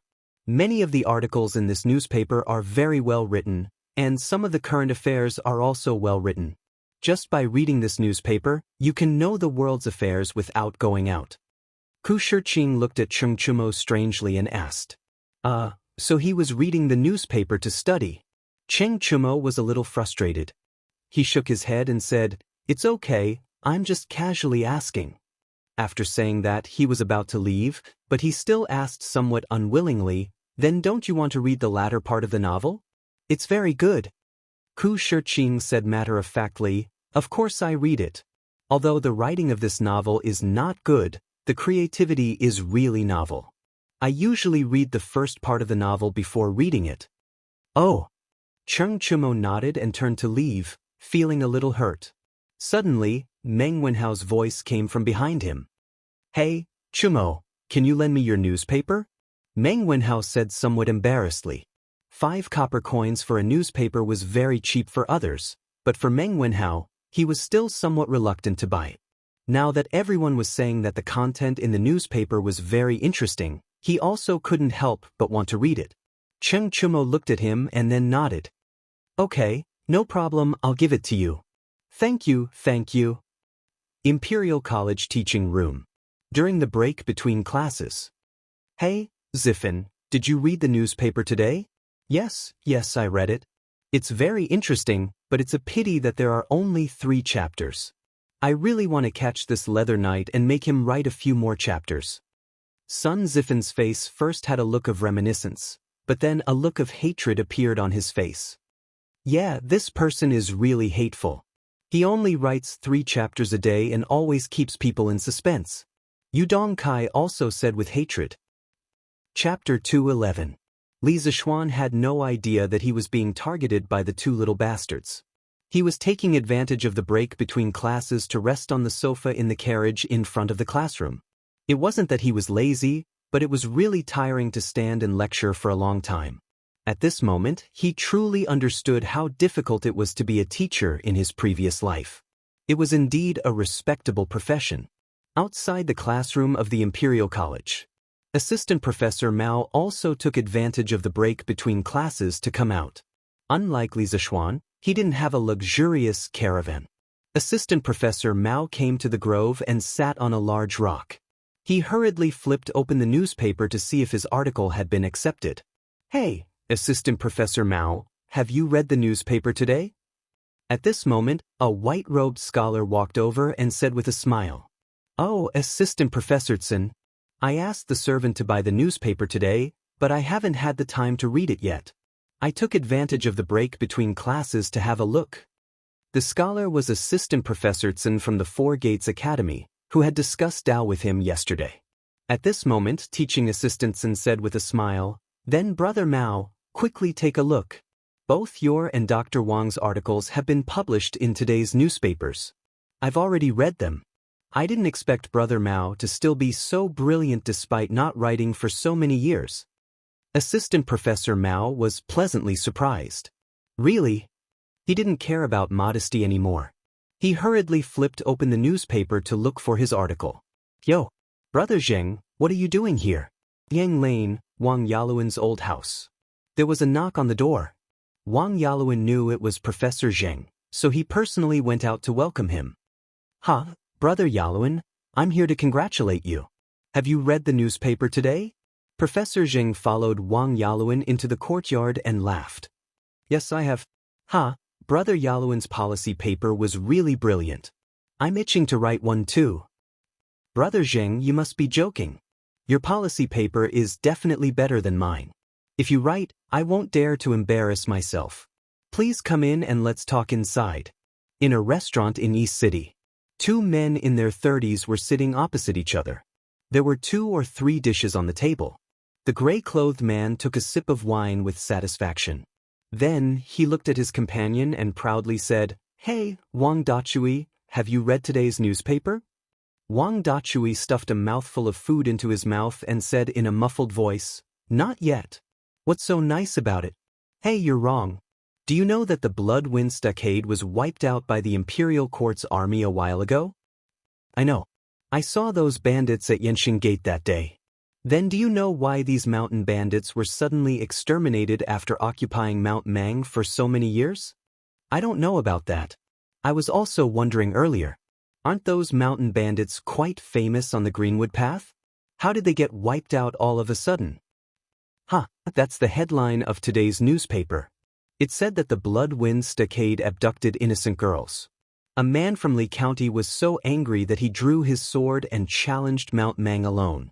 Let me tell you, the process was King brilliant. Wang Dachui's eyes lit up and he immediately became interested. He hurriedly said, Hey, then Brother Zhao, quickly tell me about it. What's the point of talking about it? I'm not a storyteller. You might as well buy a newspaper. It's only 5 coins. Nowadays, how many people in Chang and city don't read newspapers? The gray-clothed man looked disgusted. He was just short of saying, You don't even read newspapers. You're already out. Wang Dachui was sweating profusely. He didn't expect that he couldn't chat happily with others just because he didn't read the newspaper. Damn, I'll buy it. It's not like I can't afford it. Waiter, help me buy a newspaper. Here, the extra coin is your reward. The waiter was speechless. This situation was not unique. Today, it was happening everywhere in Chang'an City. In this era where there was a general lack of entertainment, a trivial matter could be talked about for a long time. The news in the newspaper just happened to be the topic of many people's leisure conversations. People who had never read newspapers naturally felt that they couldn't chat well. Therefore, as long as their families were not particularly poor, they would buy a newspaper and read it. This was a new thing. Once it had a certain number of fans, it would become popular in the later stages without additional publicity. Because the initial fans would take the initiative to introduce this new thing to the people around them. Eventually, the fans would snowball and become larger and larger. After the morning class, Li Zixuan left the teaching house. When he was about to go home for lunch, he saw Kong Yingda walking towards him. Li Zixuan asked Iron Egg to get in the car first, and he went up to him. Chancellor Kong, you're looking for me? This old man usually didn't come over. Once he did, something must have happened. As for whether it was a good thing or a bad thing, Li Zixuan secretly calculated in his heart. It seemed that the probability of something bad happening was higher. It's not a big deal. Kong Yingda looked around, paused, and said in a low voice, I've read today's newspaper. Generally speaking, it's not bad. However, I still want to say one more thing. Young people should be more humble. You must not be arrogant and boast about yourself. After Kong Yingda finished speaking, he patted Li Zixuan and left directly. He didn't give Li Zixuan a chance to explain. In his opinion, the facts were right in front of him. There was no need to explain. Hey, it's not like that. Li Zixuan was stunned by Kong Yingda's strange words. When he came back to his senses, Kong Yingda had already disappeared. This old man, Li Zixuan grumbled under his breath for a while, then stopped caring about this matter. If others misunderstood, then let them misunderstand. Imperial Palace, West Court. Your Majesty, is this the newspaper? I've heard many people talking about this newspaper these 2 days. Zhang Sun couldn't help but ask when she saw Li Er flipping through the newspaper while eating. It's the newspaper. Guanyin maid, come and take a look. Li Er put down his chopsticks and hugged Zhang Sun. He sniffed her body fragrance, then pointed at the newspaper headline and laughed. Look, this newspaper was created by Li Zixuan. But now this brat is here boasting about himself. How shameless! Zhang Sun curiously leaned forward. After a moment, she covered her mouth and laughed. This child, isn't he shameless? Your Majesty, this style of writing, I'm afraid it doesn't match Li Zixuan's style. Zhang Sun had seen Li Zixuan's memorial before, so she had some doubts. Li Er laughed and said, Of course this article wasn't written by that brat himself. If he really did that, wouldn't he be shameless to the extreme? I reckon that Li Zixuan must have forced Ma Zhou to write it. That brat. Your Majesty, who is this Ma Zhou? Li Er said warmly, This Ma Zhou he. Chapter 212. Han Village. Yushi, this is the newspaper that I asked old Hu to bring back from Chang. Han Lijing walked in from outside and handed a newspaper to Han Yushi. Then he smiled. Han Yushi quickly took it and said happily, Thank you, father. Take a look. What's written in today's newspaper? Okay. Han Yushi responded softly and began to read the newspaper carefully. Today's headline came into view. Blood Wine Stockade abducted a good girl. Li County's man was furious for a beauty. He drew his sword and challenged Beimeng Mountain alone. Han Yushi's expression couldn't help but be startled.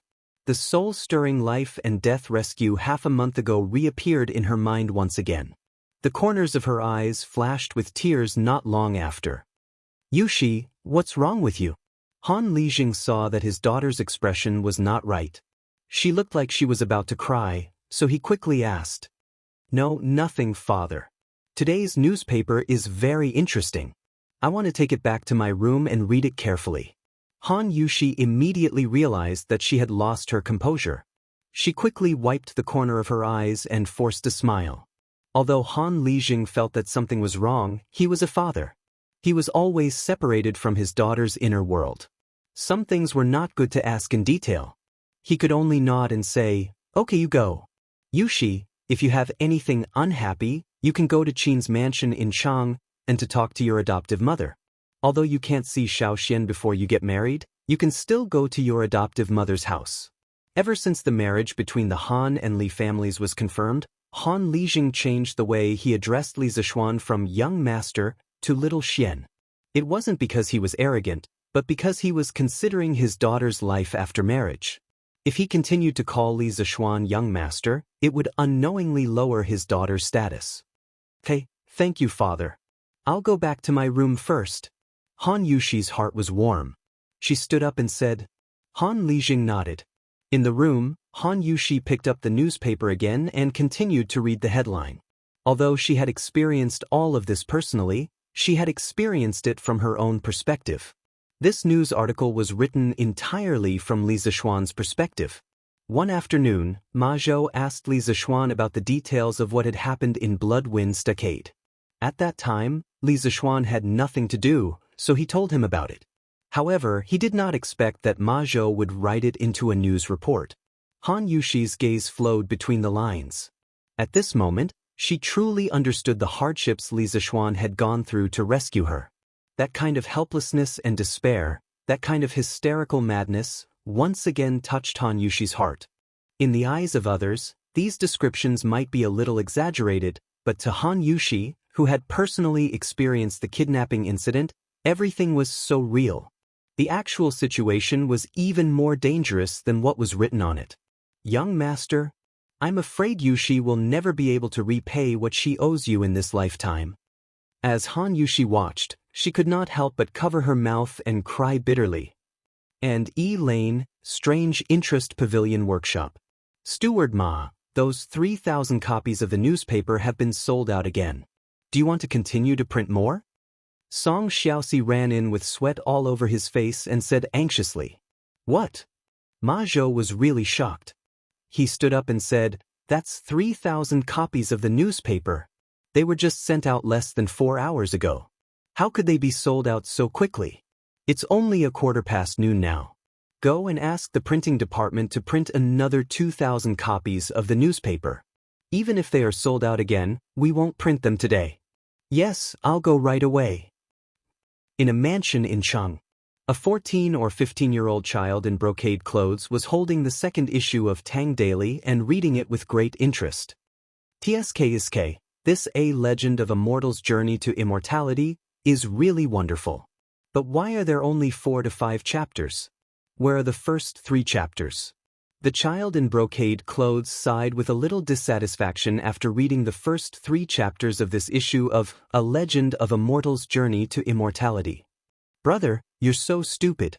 The first 3 chapters are naturally in the last issue of Datang Daily." A little girl around the age of 10 giggled as she spoke from behind. "Ayaya, Yen Er's words make sense. Ague, come over here quickly." The child in brocade clothes was suddenly enlightened. He slapped his thigh and shouted loudly. "Young master, why did you call for Ague? Go and buy me a copy of the last issue of Datang Daily." Ague had obviously heard of the newspaper before. When he heard his child's request, he immediately looked troubled. "Young master, this newsboy only sells today's newspaper. I'm afraid there's no place to sell the last issue's newspaper." The little girl named Yenner giggled and said, "Ague, you're so stupid. Don't you know how to buy from someone who bought the last issue of the newspaper?" Yes. "You're so stupid. Yen is much smarter than you." The child in brocade clothes agreed. Ague wiped the sweat off his forehead and bowed.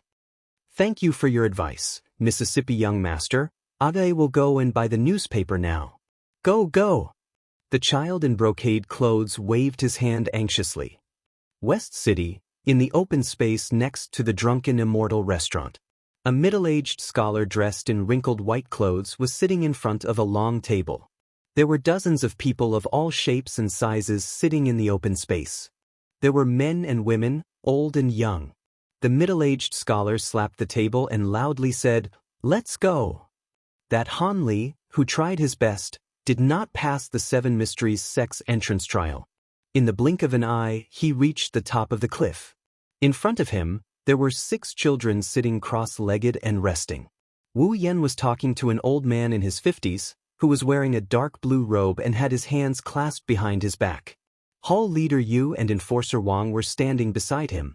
There were also several people standing beside them. The audience below was listening to the story with great interest while drinking the herbal tea bought from the drunken Immortal restaurant. They were very satisfied. The crowd around them was also growing larger and larger. "Shopkeeper, do you want me to drive this poor scholar away?" The storyteller actually dared to talk about our drunken Immortal restaurant. How hateful!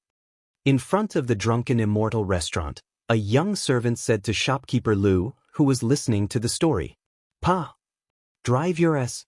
Shopkeeper Lu unhappily slapped the back of the young servant's head and angrily said, "Didn't you see how much tea this he Tizui brought to our drunken Immortal restaurant? Although tea is not as expensive as wine, many a little makes a mickle. No matter how small a mosquito is, it's still meat." Yes. Shopkeeper Lu is wise. Go, brew me another pot of tea. This story is quite interesting." Shopkeeper Lu waved his hand and comfortably sat back on the stool, leisurely listening to the story. Gradually, Tizui's 6th chapter of The Legend of a Mortal's Journey to Immortality came to an end. During Dr. Mo's time in the Seven Mysteries sect, although the disciples have never seen his skills and do not know the strength of his martial arts, he has used his brilliant medical skills to save the lives of many disciples. Therefore, although he is often expressionless and rarely speaks, he is still respected by the disciples of the Seven Mysteries sect. Dear guests, today's story has come to an end. This Tizui's life is not easy. If you have money, come and support me. If you don't have money, come and support me. That's it. That's right, it's too fast. I haven't heard enough yet. Be content. Today, Tizui told 6 chapters in one go. The first 3 chapters of The Legend of a Mortal's Journey to Immortality are already very difficult to read. Yesterday's newspaper didn't have much. That's right. I specifically came here to listen to the first 3 chapters. And Tizui, well said.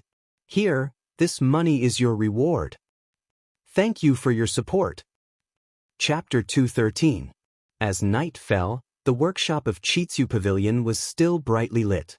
Ma Zhou bent over the table and was writing something. He had been eating and living in the workshop for the past 2 days. Although it was tough, Ma Zhou was excited. The first day of Datang Daily's sales volume was 1,000 copies. The second day's sales volume soared to 10,000 copies. Moreover, it was still in short supply. According to this, the sales volume in the next few days would increase at an amazing speed. This brilliant result showed that he had succeeded in running the newspaper. It was not only a success in his career, but also a real success. At this time, Ma Zhou could not help but think of the subtle changes in the attitude of the scholars who helped compile the dictionary in the workshop. In this world, strength spoke louder than words. If Li Zishuan had helped him that day, those scholars would not have been convinced, and it would have seriously affected the progress of compiling the dictionary. It was much better to rely on his talent to convince people. Thinking of these pleasant things, Ma Zhou felt that his body was full of vitality again. The frequency of the vibration of the writing brush in his hand increased. The next day, as Ma Zhou expected, the sales of the newspaper were even better. Hey kid, give me 2 copies of the newspaper. My young master and young lady are anxious to read The Legend of a Mortal's Journey to Immortality. Give me 1 copy. My young master is anxious to go to the Imperial College. Give me 10 copies. After 2 days of word-of-mouth accumulation, there were very few people in Chang and who did not know about the newspaper.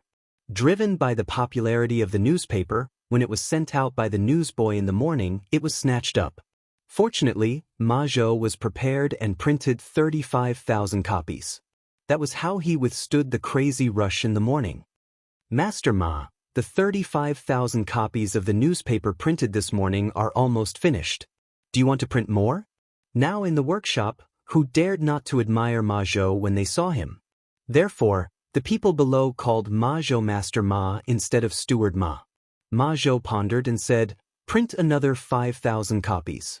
The demand for the newspaper in the afternoon should not be as high as in the morning." Old Ma, there are two businessmen outside. They said that they want to buy a batch of newspapers from the workshop and send them to the counties near Chang and to sell. At this moment, Song Xiaoxi rushed in from outside and said, "Someone came so quickly? It seems like there are still smart merchants around."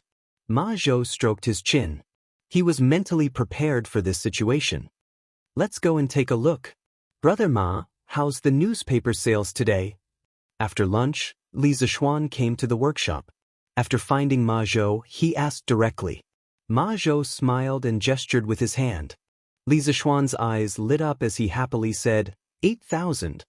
Li Zishuan didn't know about yesterday's newspaper sales. Otherwise, he wouldn't have guessed that it was 8,000 yuan. According to his estimation, it would be good if the sales volume increased from 1,000 to 8,000 in 3 days. Ma Zhou shook his head and smiled. "Lord Zhu, it's 80,000. Yesterday's sales volume reached 10,000. Li Zishuan was shocked and exclaimed, 80,000? How can it be so many? The newspaper was launched less than 3 days ago and the population of Chang and was only a few 100,000. No matter how optimistic Li Zishuan was about the newspaper sales volume, it was impossible for it to reach 80,000. Ma Zhou smiled and explained, "Lord Zhu, at noon, 2 calligraphy and painting businessmen came. They directly ordered 40,000 newspapers from the workshop. They plan to sell them in other counties in Chang. Now, the printing department of the workshop is working at full capacity. We're trying to print 40,000 copies before noon." Li Zishuan raised his eyebrows and said in surprise, "I didn't expect someone to see the potential of this newspaper. Brother Ma, what price did you sell it to them at?" "I sold it at the original price. Our newspaper is already very cheap, so I didn't dare to lower the price privately. These businessmen will definitely sell it at a higher price in other counties. They won't lose money." Li Zishuan nodded and praised, "Not bad, not bad." Ma Zhou thought for a moment and said, "Lord Zhu, since yesterday, some businessmen have been hoarding a batch of newspapers and selling them at a high price to other places. However, because the number of newspapers they can buy from the newsboys is limited, the scale is not big. The 2 calligraphy and painting businessmen who came today are the real big spenders." Li Zishuan nodded thoughtfully. Then he suddenly said, "Brother Ma, since the other businessmen have smelled the business opportunity, why don't we take the opportunity to expand Datong Daily so that the newspaper's influence is not only limited to Chang? It's best if we can spread the newspaper's influence to the whole country." Ma Zhou was shocked by Li Zishuan's ambition. He hesitated and said, "Lord Zhu, if we do this, we will need too much manpower and resources. With Qiziu Pavilion's current foundation, I'm afraid it will be a little difficult." Li Zishuan smiled and said, "Brother Ma, of course, we won't do it ourselves. We can find someone we can cooperate with for a long time. For example, Wang Renbiao. The Wang family has ready-made channels in various places. We don't need to worry about it at all." Ma Zhou thought for a moment. If they cooperated with someone for this matter, there were indeed many benefits. He agreed and said, "That's true. Then I don't have any more questions.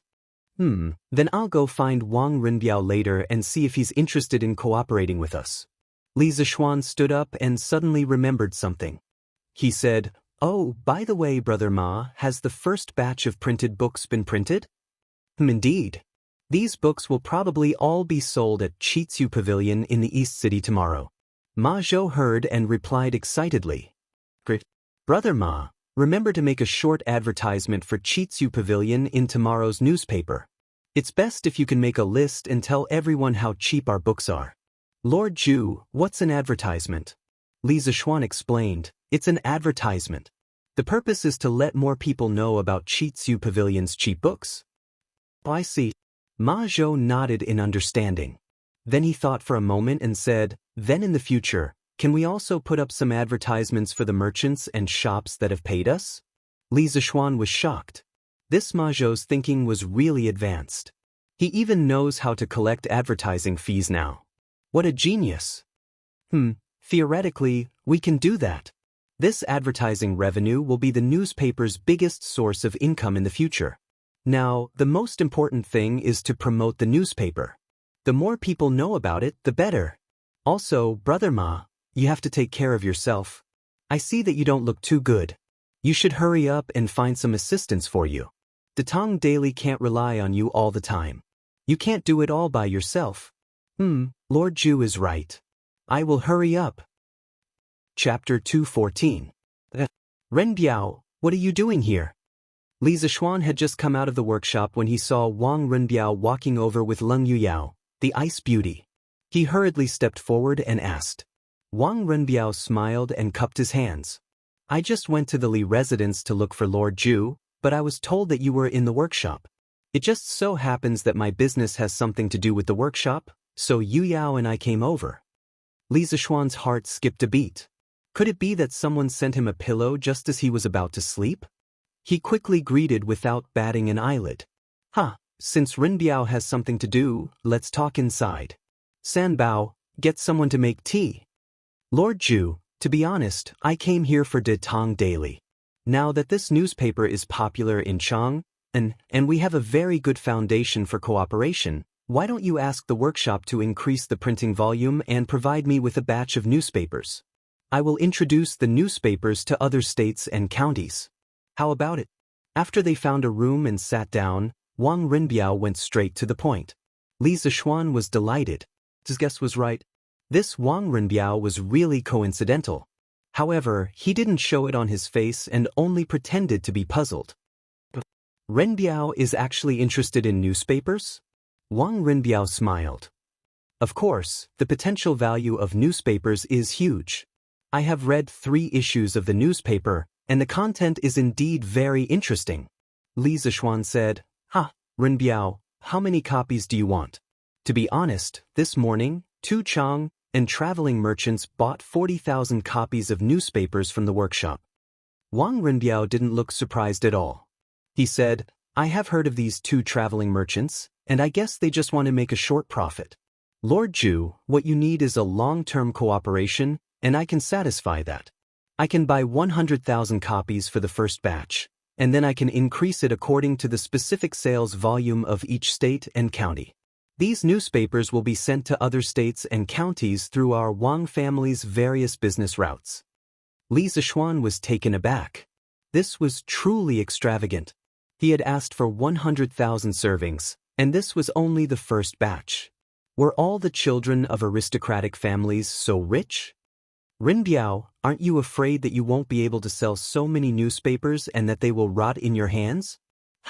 The results of the newspaper have already been tested by the people of Chang. I don't believe that something that can become popular in Chang and will not be popular in other provinces and counties. After we introduced the scooter and drunken Immortal to other places, they became popular among many people. Li Zixuan liked working with Wang Renbiao because of his decisiveness, wisdom, and straightforwardness. Hearing Wang Renbiao's words, he smiled and said, Good. Since Renbiao is so straightforward, I will also be straightforward this time. The workshop will sell you at least 100,000 copies of the newspaper at the price of 9 copper coins per copy. Don't bargain with me. The 2 businessmen in the morning both bought it at the original price of 5 copper coins per copy. Wang Renbiao had a look of joy and said happily, All right, then this Wang will thank Lord Ju very much. But can Lord Ju start supplying me with the first issue of Datong Daily? The legend of a mortal's journey to immortality, at the back of the newspaper is really interesting. If it is not complete, I am afraid that the people of other provinces and counties will not be satisfied. When Li Zixuan heard Wang Renbiao say this, he knew that this guy was most likely a fan of novels, so he nodded and said with a smile, Yes, no problem. Wang Renbiao suddenly said mysteriously, Lord Ju, do you know who Leather Knight is? Li Zixuan was stunned and asked, What's wrong? Are you looking for him? I just want him to write a few more chapters every day. Currently, there are only 3 chapters a day. As readers, it is really tiring to wait for him. Li Zixuan was sweating profusely. What kind of rush was this to meet a reader who was urging him to update in person? Fortunately, he used a pen name when he was writing novels. Otherwise, when he went out in the future, would he be kidnapped by readers? The next day, early morning. Selling newspapers, the freshly printed Datong Daily. Today's headlines, shocking strange case. The sealed mansion was heavily guarded. Why would a beautiful young woman mysteriously die in broad daylight? Gentlemen, if you want to know what happened after her death, you only need to spend 5 coins to read it. Now, every morning, the people of Chang had a new hobby, which was to buy newspapers and read them. As soon as the newspaper boy came out on his scooter, the people who woke up early enthusiastically surrounded him to buy the newspapers. Quick, give me 2 copies. I want to see how that beautiful young woman died. Give me 1 copy. My young master wants to read the latest Legend of a Mortal's Journey to Immortality. Give me 2 copies. My young master and young mistress want to read Legend of a Mortal's Journey to Immortality. After buying the newspapers so many times, everyone had learned how to queue up. This way, the efficiency increased. In a short while, dozens of people had received the newspapers. Not far away, a few scholars were reading the same newspaper as they walked. Brother Hua, quickly flip to the back and read Legend of a Mortal's Journey to Immortality. Yes. I can't wait any longer. Look, today's newspaper seems a little different.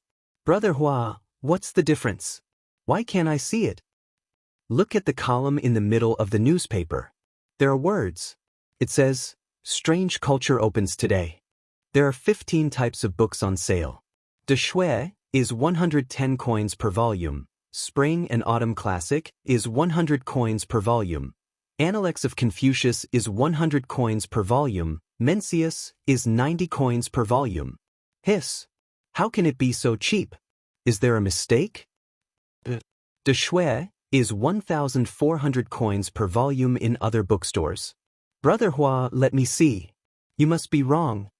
Scholar Hua was doubting his life after being criticized by his companions. He could only pass the newspaper to his companions and say, Here it is. Here for you. Brother Meng, take a look for yourself. Scholar Meng quickly took the newspaper and looked at it carefully. Then he exclaimed, It's true. It's really so cheap. Is this strange culture crazy? Could it be that they are just making up the numbers and selling books with poor printing quality at a cheap price? Let's go and see. Yes. Let's go together. But the East Market is not open yet. Not only these scholars, 80% of the people who received the newspaper saw the advertisement. Strange culture, which had not yet opened, became a hot topic in Chang. Countless people were discussing it in private. Some said that it was playing to the gallery, some said that the shopkeeper was crazy, and some said that the price was wrong on the newspaper. However, most people chose to take a look for themselves. What if it was true? If they bought a copy and sold it, wouldn't they be able to make a huge profit? No matter how the people discussed it, Strange Culture became the fastest-selling shop in Chang, and even the whole Tang dynasty. Chapter 215. Clang, clang, clang.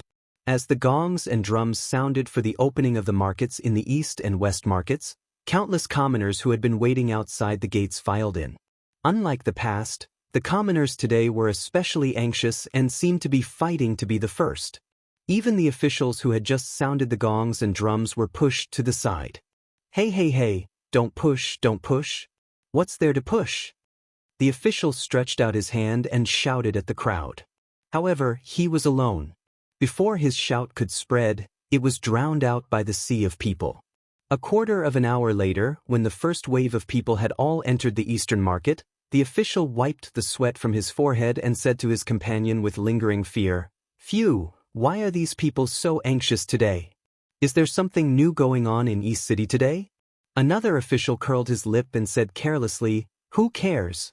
Wangde, you stay here for a while. I'll go check out the latest Legend of a Mortal's Journey to Immortality. Hey, I just bought it this morning. Hey, why are you slacking off again? You call this slacking off? If worst comes to worst, I'll explain it to you after reading it. You won't be able to read it anyway. Hee hee, that's great. Dear friends, today is the official opening of Strange Culture. Today, all the books in the store will be 5% off for a limited time. Because the store has just opened, there are only 15 types of books. After a few days, there will be more and more books. I hope everyone can support us. The price of each book has been posted here. If there's anything you're not clear about, feel free to take a look. In the East Market, in front of a small vermilion building next to the Strange Interest Pavilion, Sun Huayuan said loudly to the crowd who had come because of his reputation. Since there was no suitable candidate for the time being, Li Zishuan sent Sun Huayuan over to act as the shopkeeper of the Strange Culture. Anyway, there was only an aisle between the Strange Culture Pavilion and the Strange Culture Pavilion. If anything happened there, Sun Huayuan would have enough time to deal with it. As soon as Sun Huayuan's voice fell, someone below went to look at the price list in front of the door. Then, there was a buzz of discussion in the crowd. Hey, the price is exactly the same as the one in the newspaper. The newspaper didn't lie. Yeah, it's incredible. Hey, isn't this shopkeeper son? Why aren't you staying at Strange Interest Pavilion? Why are you here? That's right, Shopkeeper Sunday. What brings you here? Sun Huayuan gestured with his hands. After the crowd quieted down, he smiled and said, I'm indebted to the owner for thinking so highly of me. That's why I'm able to serve as the shopkeeper of 2 shops at the same time. As everyone can see, the price of the books in the Court Culture shop is less than 10% of the price of similar books in other bookstores. Our Court Culture shop's original intention is to allow all scholars in Great Tang to be able to read books. Therefore, all the books in the shop are limited to 1 book per person within 3 months, and all the books must be signed and stamped. Please abide by the rules and don't buy too many books under false names. We will check regularly. Once we find a customer who violates the rules, you will forever be blacklisted by Chitsu Culture. You will never be able to buy any books published by Chitsu Culture. Sun Huayuan's words made everyone's blood boil. In this era, there weren't many people who could afford to buy books. A single book could even buy a pretty maid. Books were truly more precious than life. Thus, no matter how dynasties changed, books were always the most valuable items. They were a kind of inheritance and also a kind of faith. It was somewhat similar to houses in modern society. No matter how quickly the value of the yuan depreciated, houses were still the most valuable and fastest appreciating commodity. In modern society, it was hard to find a house, and similarly, in ancient times, it was hard to find a book. Thus, when they heard Sun Huayuan say, allow all scholars in Great Tang to be able to read books, many scholars who were usually refined and cultured began to shout the loudest. Well said, Shopkeeper son. Good job, Shopkeeper son. Support Strange Interest Culture. Allow all scholars in Great Tang to be able to read books. Good. Thank you for your support.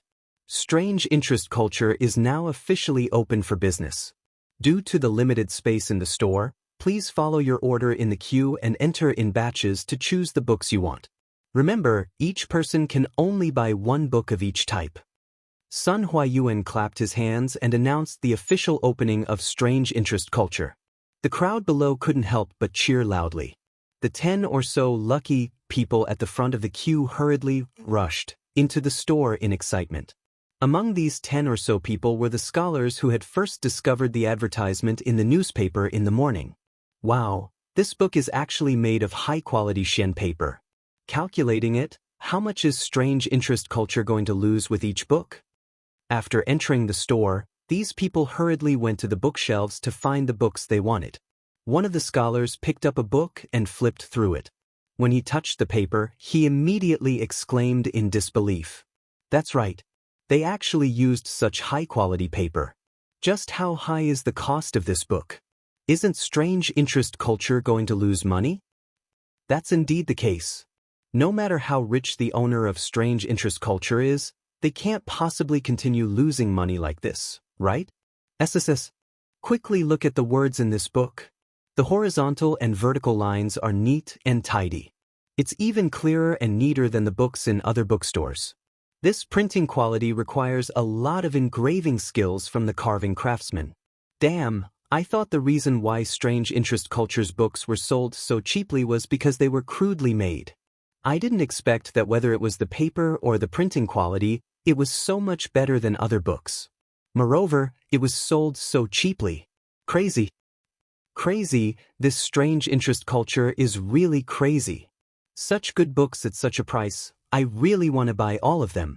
Unfortunately, I can only buy one of each. Shopkeeper, give me one of each of these 15 books.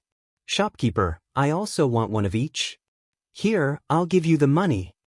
Sun Huayuan replied with a smile, okay, a total of 1,700 wen. Hey, Brother Hua, I didn't bring enough money when I went out today. Can you lend me some? Don't worry, I'll return it as soon as I get back. A scholar touched his shriveled pockets and suddenly looked dejected. It was not easy to get to the front of the queue, but he did not bring any money. What a painful realization. He looked at his classmate and friend and quickly asked for help. No one could bear to give up such a good opportunity. If he could buy it, it would be a profit. Pay here free. The scholar surnamed Hua thought for a moment, and then handed a golden bean to that person. Hey, Brother Hua, lend me some money too. I still need 500 won. If I don't buy such a good book today, I'm afraid I'll regret it for the rest of my life. Yeah, Brother Hua, you can't leave us in the lurch. The other two scholars saw the situation and quickly went up to him. Such a good book, even if you have to borrow money, you have to buy it. If you miss this village, there won't be another shop like this. Chapter 216. The first batch of people who went in almost all bought a book of each kind. When they came out, they all carried a thick stack of books and were all grinning from ear to ear. The people who were queuing behind were secretly anxious when they saw this situation. The people in front had bought a lot, so it was very likely that they would have nothing when it was their turn. Sun Huayuan couldn't help but frown and say, everyone, please try your best to pick the books you need and leave some opportunities for others. In the future, the supply of books from strange culture will definitely increase. You don't have to rush to buy every book. Although he said that, not many people listened to him. The people who went in later still returned with a full load. If the supply of books today reached 100 types, these people might really buy 100 books. It was like a modern house. A house on a certain street was generally priced at around 8 million yuan. If a developer suddenly announced that his house in the same area would only cost 6 or 700,000 yuan, wouldn't many people go crazy just thinking about that scene? Even if the developer reminded them that there would be many houses at this price in the future and that they shouldn't rush, would people believe it? They only knew that this price was unique. If they could get it, they would make a profit. Who cared about whether they needed it or not? Who cared about the price in the future? Butcher Zhao, why did you buy so many books? Are you illiterate? A burly man at the back of the queue couldn't help but scold a fierce-looking man who had just come out of strange culture with books in his arms. Although I'm illiterate, these books are nice to look at home. Smell the fragrance of the books, look at the paper, it's so cheap, wouldn't it be a pity not to buy it? Besides, Blacksmith Feng, aren't you King illiterate as well? Why are you here to join in the fun? Butcher Zhao hugged the books he had just bought and scolded back with a look of superiority. Blacksmith Feng straightened his neck and said, although I'm illiterate, my son is literate. Can't I buy books for my Ahu? You're a butcher, isn't it a waste to buy so many books? Bah, you're the one who's wasting. Your Ahu is only 8 years old, how many words can he recognize? Stop bragging here.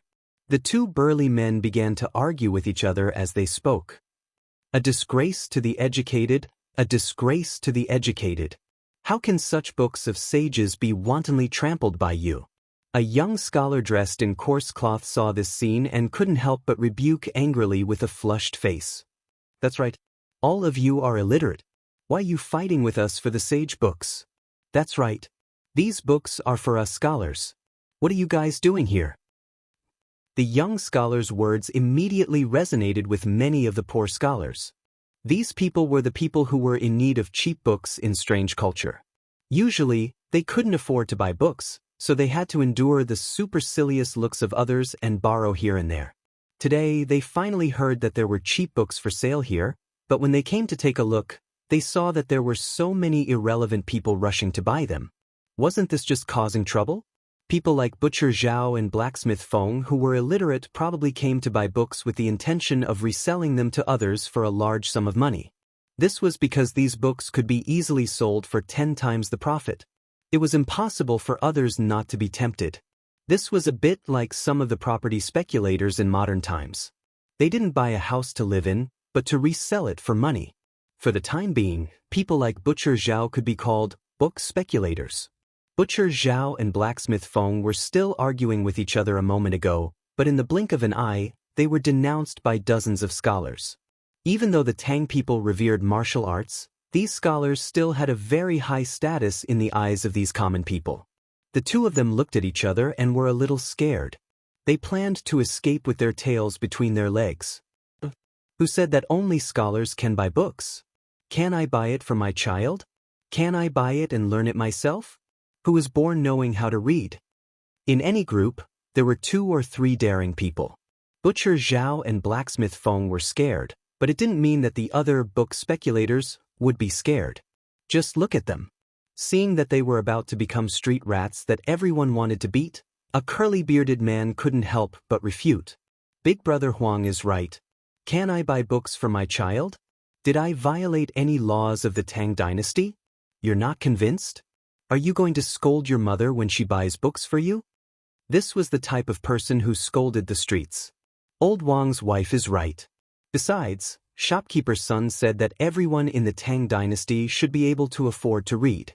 What's wrong with us buying books and learning them ourselves? This was the type who secretly changed the concept. You're spouting nonsense. Shopkeeper's son clearly said that all the scholars in the Tang dynasty should be able to afford to read. You're not a scholar. Immediately, a quick-witted scholar reprimanded. Right. Shopkeeper's son already said that these books are prepared for scholars. What are you all doing here? Only scholars can buy books. All of you, go away. Why do you care if I buy books for my son? That's right. You're not convinced? If you're not convinced, come and beat me up. Pooey, such a shrew. You're simply unreasonable. Who are you calling a shrew? Husband, someone is scolding your wife. Aren't you going to do anything about it? Who? Who dares to scold my ruhua? You're asking for a beating. Io. A gentleman uses his mouth, not his fists. You dare to hit someone? So what if I hit you? As a scholar, your mouth isn't clean. You're not worthy of being called a scholar. Yes, hit him. You have no respect for the law. You all really have no respect for the law. The people on both sides blamed each other.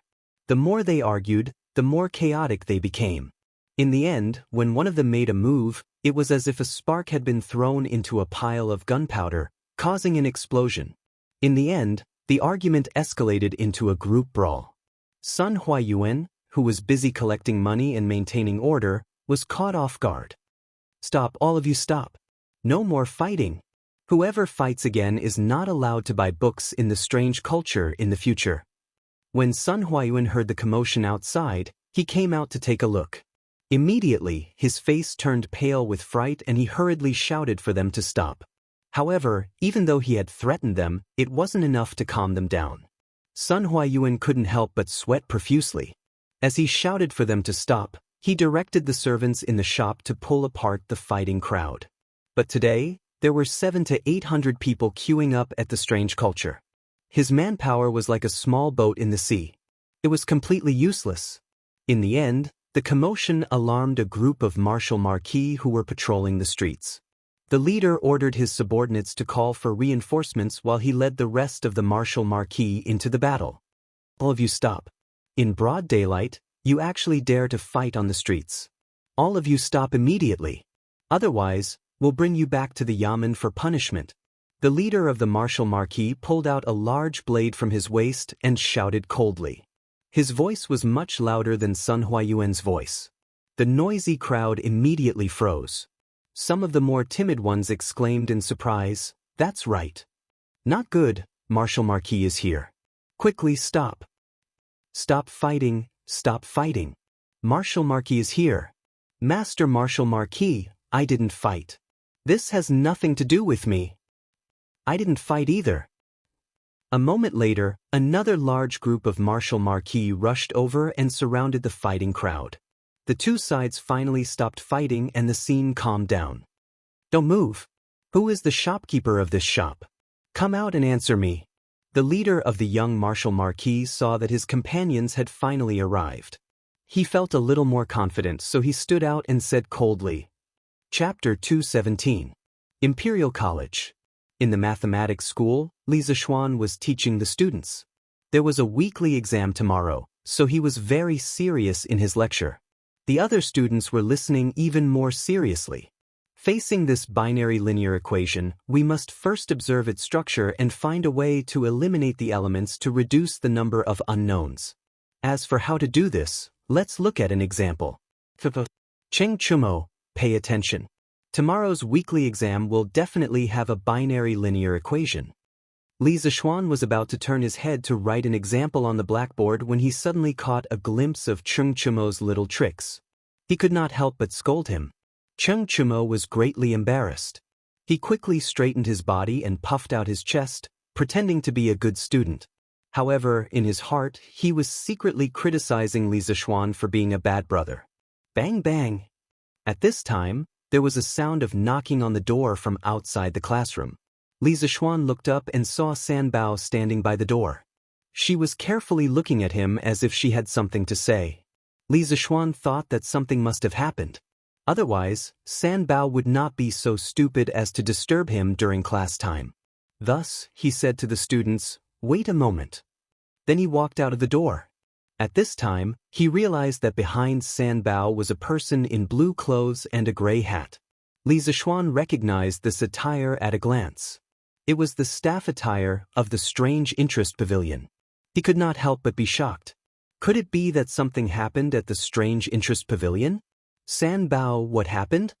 Li Zixuan brought the two of them to a cypress tree in the courtyard and hurriedly asked.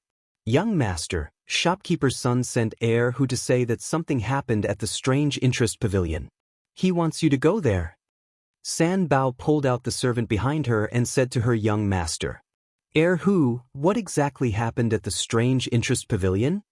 Boss, in front of the Strange Interest Pavilion, many customers who bought books are fighting.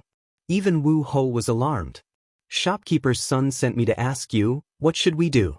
What? Li Zixuan exclaimed with his eyes wide open. Wait, I'll go to the dormitory to inform the students, and then I'll go there myself. You can tell me the details on the way there. On the other side, in front of the strange culture. Young General, I am Sun Huayuan, the shopkeeper of this shop. Thank you for bringing your men here in time to prevent the situation from worsening. Sun Huayuan walked up to the leading Wu Ho and cupped his hands. The young martial marquis quickly stepped aside, not accepting his bow. He looked at Sun Huayuan, squinted his eyes, and said meaningfully, I am only the right martial marquis Wei Yi Si Gu, and am not worthy of the title of general. Since shopkeeper's son has opened a shop to do business, then you must restrain your customers.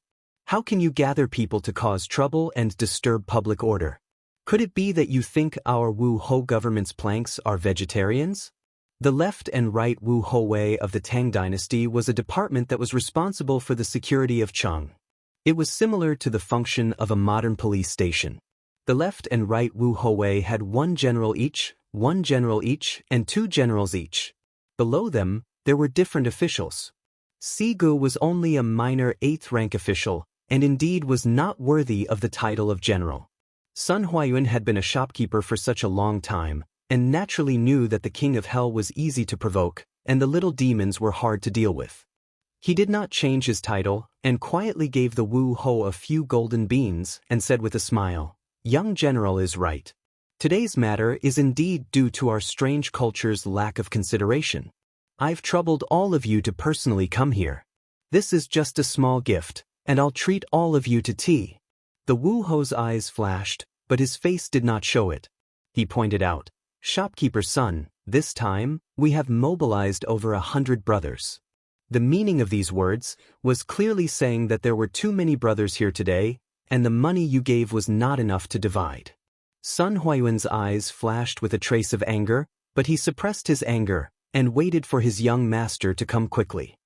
Then how much does young general think is appropriate? The young Wu host smiled proudly and was about to speak when he heard a voice full of energy from outside the crowd. Who dares to cause trouble at the foot of the Son of Heaven? The crowd automatically dispersed, and the young Wu host saw the person who came and was shocked. He hurriedly went forward and bowed. This subordinate pays his respects to great General Yuqi. The person who came was Yuqi Jingda, the only great general of the right Wu Ho Guard. For such a big shot to personally come, the young Wu Ho could not help but be surprised. You get up. Tell me what happened here. Yuqi Jingda's face darkened, and he asked in a deep voice. Chang and city's public security had always been good. Today, a brawl between hundreds of people had suddenly occurred, and as the head of the capital's public security bureau, he had lost a lot of face. Uncle Yuqi. The young Wu Ho was about to speak when another voice came from outside the crowd. It was Li Zixuan who had finally rushed over. On the way, he listened to Erhu's detailed explanation of the ins and outs of the matter, and his heart could not help but feel a burst of irritation. Before this batch of books had been sold, he had already considered book speculators, like Butcher Zhao, so he had let Sun Huayuan introduce a limited purchase policy. However, he did not expect that it would still arouse the dissatisfaction of some people, and in the end, it had caused a big fight. He had originally wanted to do something good for the people of the Tang Empire, but in the end, a good thing had turned bad, and he had even alarmed the Wu Ho. There might even be court officials impeaching him for disturbing public security tomorrow. This was really a thankless task for him. When he came to the door of the quirky culture, he happened to see Yu Qigong. Although he did not know that Yu Qigong was the right Wu Ho Guard great general, with this big shot in the military, wouldn't it be easier to send the Wu Ho in front of him away? Otherwise, he would have to trouble himself to go up personally to show off and slap faces. How tiring would that be? Little Xian, why are you here? Yuqi Jingda looked at Li Zixuan and asked curiously. Hee, Uncle Yuqi, this little nephew just opened this shop today. Now that something has happened, of course this little nephew has to come over. Li Zixuan smiled and cupped his hands in greeting. When the young Wu Ho beside him heard this, his heart instantly turned cold, and he cursed inwardly. He had just asked for some benefits from the shopkeeper of this shop, and the owner of the shop was actually related to his superior. Wouldn't that mean that he was dead meat? Yuqi Jingda raised his eyes to look at the plaque behind him, and only then did he let out an "oh," and said, Quirky culture, no wonder this old man only knew that the quirky pavilion was your business, but I didn't expect that you would open another quirky culture. Kid, just what kind of things are you selling in this shop? How did you cause such a big commotion? If the other court officials knew about this, they might impeach you again. Li Zixuan scratched his head and said embarrassedly, Hee, Uncle Yuqi is right. Today, it was just these people in front of me who started fighting because they wanted to buy books. This little nephew will pay attention in the future, and I guarantee that this kind of thing will not happen again. Uncle, please wait a moment and allow this little nephew to say a few words to these customers. Chapter 218. Yes, these people actually fought over a few books. It's indeed too outrageous. Little Xian, you have to make things clear with them, or else, if there's a next time, this old man will bring all of them back to the martial Marquis government for punishment. Hearing the reason for the fight, Yuqi Jingda could not help but frown. Li Zixuan hurriedly cupped his hands in acknowledgement. He walked to the front of the crowd and looked at the scholars and commoners who were surrounded by the Wu Ho officials. Many of them had disheveled clothes, bruised noses and swollen faces. It was clear that they had been injured in the previous conflict. Li Zixuan could not help but feel speechless. Wasn't it just a few books? Did these people really need to fight? Shopkeeper's son, who started it? Li Zixuan coldly asked. Most of the people who opened a shop wanted to make money peacefully. No matter what the reason was, these people should not have fought in front of his shop. This was also slapping his face, so of course he would not be happy. Young master, I heard the people below say that it was this couple who started it. Sun Huayuan walked forward and pointed at the couple in the crowd. Li Zixuan nodded and looked at the crowd. With a cold face, he loudly said, Friends, the reason why I opened Chitsu Culture was to solve the problem of the commoners of Great Tang having difficulty in studying and the problem of expensive books. My good intentions were treated as ill intent by some people, and they fought in front of my shop. Our Chitsu culture will not welcome such people in the future.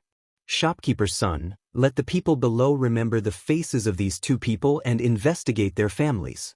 In the future, no one from their family is allowed to take half a step into Chitsu culture. Yes, young master. Shopkeeper's son hurriedly cupped his hands in acknowledgement. Li Zishuan's words made the couple's face and ears turn red. The tall man could also see that Li Zishuan had a strong background and was not a person to be trifled with. He did not dare to refute and pulled his wife and prepared to leave. But the fierce woman was a little unhappy. She shook off her husband's hand and pointed at Li Zishuan with one hand on her waist. Mother, it's not like I'm shortchanging you by buying books in the shop. Why can't I buy books in the shop? Ruwa, don't say any more. The tall man hurriedly came over to pull his wife. Let go of me, I insist on saying. That. You ask me why? Just because I'm the owner of this shop, I can let whoever I want in. Just because I'm a baron personally conferred by the emperor, if I say you're not welcome here, you can only leave. You're not convinced? Li Zishuan shouted loudly, carrying a bit of internal energy, shaking the eardrums of the dozen or so people relatively close to him until their eardrums buzzed. Yuchi Jingda couldn't help looking at him in astonishment. Li Zishuan didn't have a good impression of this shrew in front of him. He disdained to fight with women, but he didn't want to cause too much trouble. That was why he said those words to frighten the two of them, telling them to get out of here as soon as possible. Lord Li is right, you are not welcome here. Could this Lord Li be the owner of Strange Interest Pavilion, the youth who invented the curved plow and was conferred a baron by the emperor? Someone heard Li Zishuan call himself a baron and recalled that the only newly conferred baron title was the Baron of Lantian County, so he couldn't help but guess. You just realized it now. I've already seen Lord Li when Strange Interest Pavilion opened last time. Hiss. It really is Lord Li. If it weren't for the curved plow, my child's uncle's fields probably wouldn't have made it in time for the spring plowing this year. We have to thank Lord Li for this. That's right. This Lord Li is really a good person. He just helped so many farmers and now he's helping the scholars. It's a pity that there are still people who don't know what's good for them and actually fight here. Isn't that right? These people who fight and cause trouble are really hateful. As word of mouth spread, more and more people recognized Li Zishuan's true identity. Thinking about the incident with the curved plow, most of them were indebted to Li Zishuan. Therefore, more and more people denounced the unscrupulous couple. You are not welcome here, the two of you should leave quickly. Get out of here, you're not allowed to buy books. That's right. How can the land of the saints be trampled on by these shrews? Come home with me, don't make a scene here. The woman still wanted to refute Li Zishuan, but she was forcefully pulled away by her husband. Li Zishuan asked his servant to pull up the scholar who was knocked to the ground by the couple. He looked at the unlucky scholar whose face was covered in blood and whose hair was disheveled. He couldn't help but frown. He was so focused on chasing the two people away that he forgot to ask them to pay for the medical expenses. What a pain in the ass. He quickly went to talk to Yu Qigong and asked him to send someone to bring the couple back to the yamen for questioning. He couldn't let them off so easily for beating people on the street. What's your name? After talking to Yu Qigong, Li Zishuan looked at the scholar and asked. The unlucky scholar hurriedly tidied up his appearance. However, it would have been better if he didn't do it. After doing it, his hair became even more messy. He was afraid that Li Zishuan would be anxious, so he hurriedly replied. In reply to Lord Zhu, I'm Lin Zihao. I'm sorry. The ancient people valued their appearance much more than the modern people. This person's current appearance was really rude.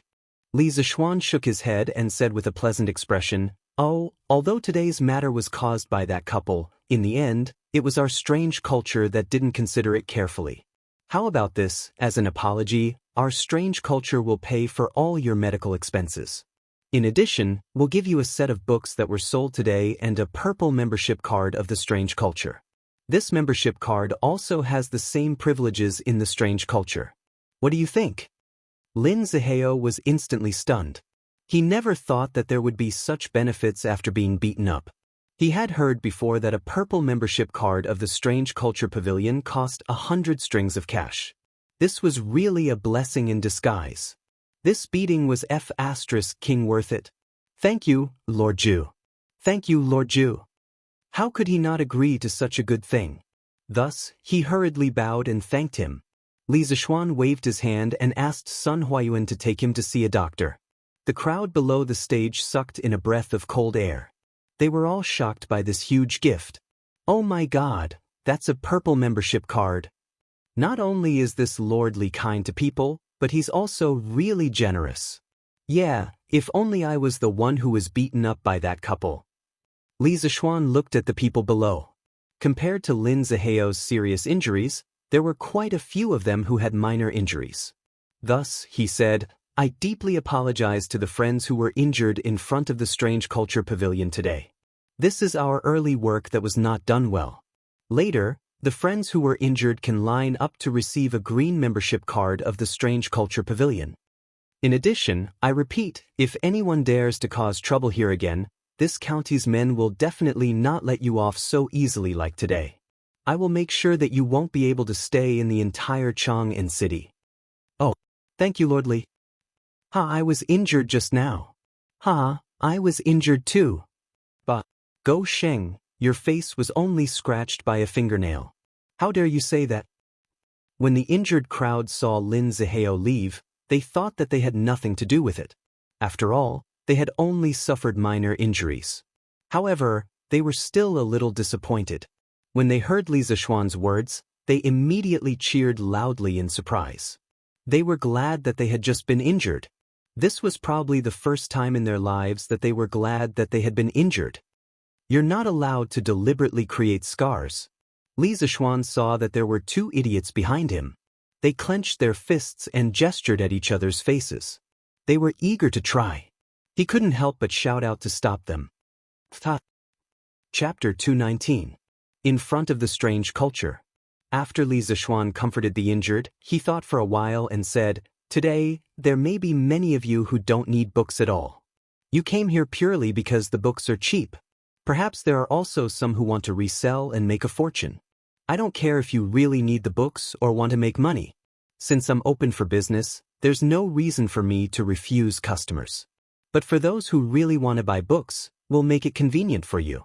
In the future, no matter where you are from, as long as you have your student identification card, you can queue up at the Strange Culture. We'll give priority to the students and members. Good. This way, it'll be easier for us to buy books. Thank you, Lord Zhu. The world's poor children will remember Lord Zhu's kindness. Yes, thank you, Lord Zhu. As soon as Li Zishuan's voice fell, there was a burst of cheers from the crowd. Most of them were the voices of the students. They came here today because of the fame and found that there were really such cheap books. They couldn't help but feel happy and worried. They were happy because they could afford the books, but they were worried because there would be a lot of people who would rush to buy such cheap books. Now that Li Zishuan took the initiative to give priority to the students, it would greatly increase their chances of buying books. How could they not be happy? When the rest of the people heard this, their faces darkened, but no one raised any objections. Ever since they recognized that the young man in front of them was Li Zishuan, who invented the curved plow, their eyes were filled with gratitude. Some of them even had some faint regret in their hearts. Compared to Li Zishuan, who wholeheartedly did so much for the farmers and the students, their way of doing things seemed a little selfish. Therefore, many people began to regret that they came here with the intention of reselling the books to make money. But there were still many people who wanted to take advantage of the situation.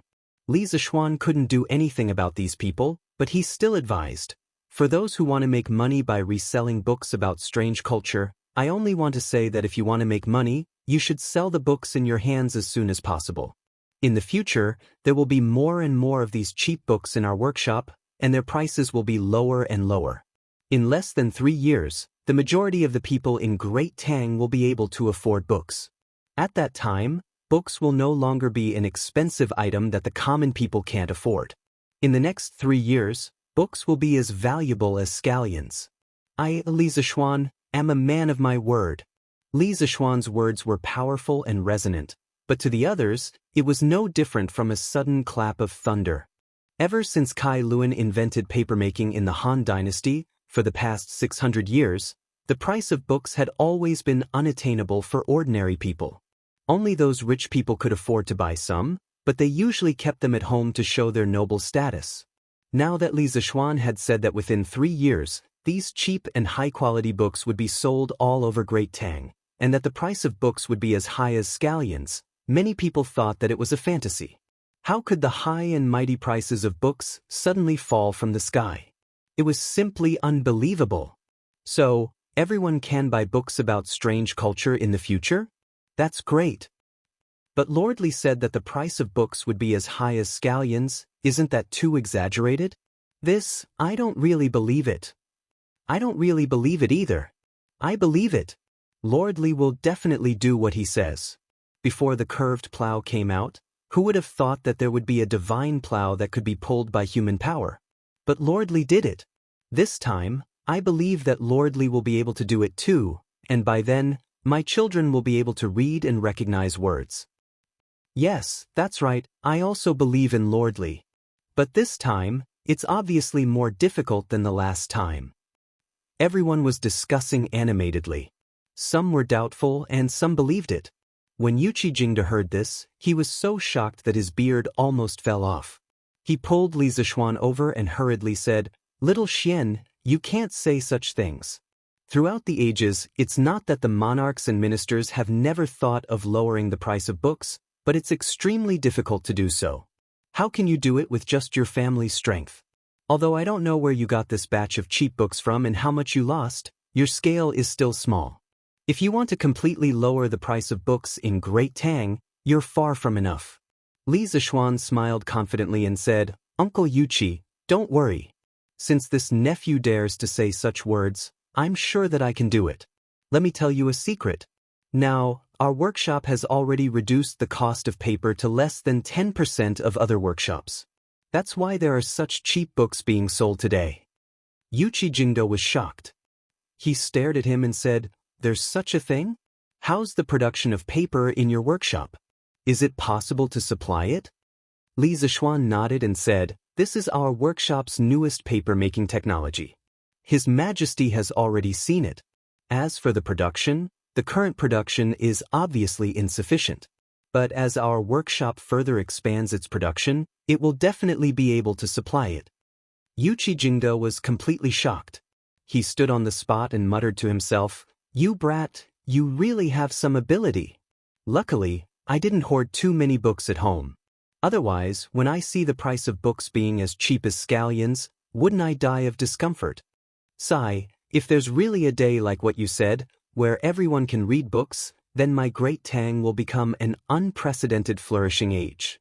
Even the Qin Emperor's Hanwu era can't compare." What's your name?" After Yuqi Jingde sighed with emotion for a while, he suddenly asked the Wu Ho government's Sigu. He was the right Wu Ho Wei government's great general. How could he know this kind of minor 8th-rank official? Replying to the great general, "This general is Pang Feiji." That Sigu hurriedly cupped his fist and answered.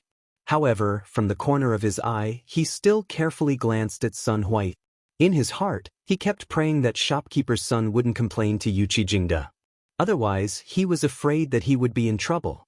When Li Zixuan heard this person's name, he almost burst out laughing. Pang Feiji, or perhaps Pang Feiji. Brat, your name has a lot of meaning." Yuqi Jingde didn't have as many messy thoughts as Li Zixuan. He calmly grunted and then said, "Pang Feiji, from now on, you will be responsible for the security of this strange culture. You will bring people to patrol this place every day. You will not allow anyone to fight, cause trouble, or do anything illegal here. You will also be responsible for the safety of the books in this shop. You will prevent thieves from stealing or destroying books. If anything goes wrong, I will hold you responsible." Yuqi Jingde said the last sentence with a stern expression. Pang Feiji was so frightened that his body trembled. He hurriedly bowed and accepted the order. This general obeys. There definitely won't be any mistakes. Chapter 220. Hearing Pang Feiji's straightforward reply, Yuqi Jingda nodded in satisfaction and said, "Little Xian, Pang Feiji will be given to you in the future. If anyone comes to cause trouble, just let him go. If it doesn't work, there's still me and His Majesty. As for the Wu Marquis government and the Ministry of War, I will personally report to them. You don't have to worry about that." "Thank you, Uncle Yuqi, but wouldn't this be too much of a fuss? After all, Strange Culture is just a bookstore." Li Zixuan expressed his gratitude towards Yuqi Jingda's good intentions, but to let Pang Feiji, the head of the local police station, be the head of security for his store, wasn't it a bit too pretentious? Yuqi Jingda laughed coldly and said, "You really don't know what to fear. Do you know how many people's benefits have been harmed by your cheap books? Including many aristocratic families, courtiers, bookstores, and rich merchants. It's not like I haven't experienced this deception before. I know the faces of those people better than you. So what? Do they dare to do anything illegal under the feet of the emperor?" Yuqi Jingda shook his head and said, "Heh, if you can't do it openly, you can do it secretly. Anyway, you can't go wrong by being more careful." Li Zixuan nodded thoughtfully. East Market, South Main Street. Virtuous bookstore. In the past, this place was really filled with scholars chatting and laughing, and there were no unskilled people coming and going. But today, it was really deserted. Not only were there no scholars, there weren't even any unskilled people. 2 servants in the store sat in front of the door in boredom, looking at the few people on the street. Occasionally, they would slap away a few mosquitoes on the table. Inside sat a middle-aged man in purple. At this moment, his brows were tightly furrowed as he looked at the empty bookstore. He was silent, and the atmosphere was very oppressive. "Oh, this guest, what book do you need?" At this moment, a white-clothed scholar suddenly came in. The 2 servants quickly stood up and greeted him. The middle-aged man in purple quickly hid the worry on his face and stood up to greet the scholar. The scholar nodded and didn't say anything. He went straight to the bookshelf to look for a book. A moment later, he came out with a book called Zhuan. "Shopkeeper, how much is this Zhuan?" The middle-aged man in purple hurriedly replied with a smile, "Sir, this Zhuan is sold for 1,700 copper coins. If you are sincere, I can sell it to you for 1,600 copper coins." He saw that the business today was too bad, so he decided to lower the price at the last minute, hoping to keep this customer. The young scholar frowned and said unhappily, "Although my family doesn't lack money, I don't want to be cheated by you for no reason. I heard that there's a culture not far from here that sells Zhuan for 110 copper coins. It's fine if you sold it at such a high price before, but how can you cheat your customers like this? I'm not buying any more." With that, he flicked his sleeves and left. "Dear customer, it's not what you think." The shopkeeper hurriedly stretched out his hand to stop him, but to no avail. He could only sigh. "Shopkeeper, this is already the 5th customer today who has said so." A manservant couldn't help but complain. "Shut up. I sent AFA to scout for news. Why isn't this kid back yet?" The shopkeeper scolded angrily, then anxiously looked outside the door. "Shopkeeper, shopkeeper, I'm back." At this moment, a series of hurried footsteps came from outside, and then a manservant in a navy blue robe ran in. The shopkeeper hurriedly pulled him over and asked, How is it? Did you get any news?" Huff, huff. AFA continuously patted his chest a few times, panted a few times, then said, "Shopkeeper, there's a long queue over at Chitsu Culture. Their books are really cheap, the price is not even 10% of ours. Many people are fighting over the books. Even the people from Wu Ho government are alarmed."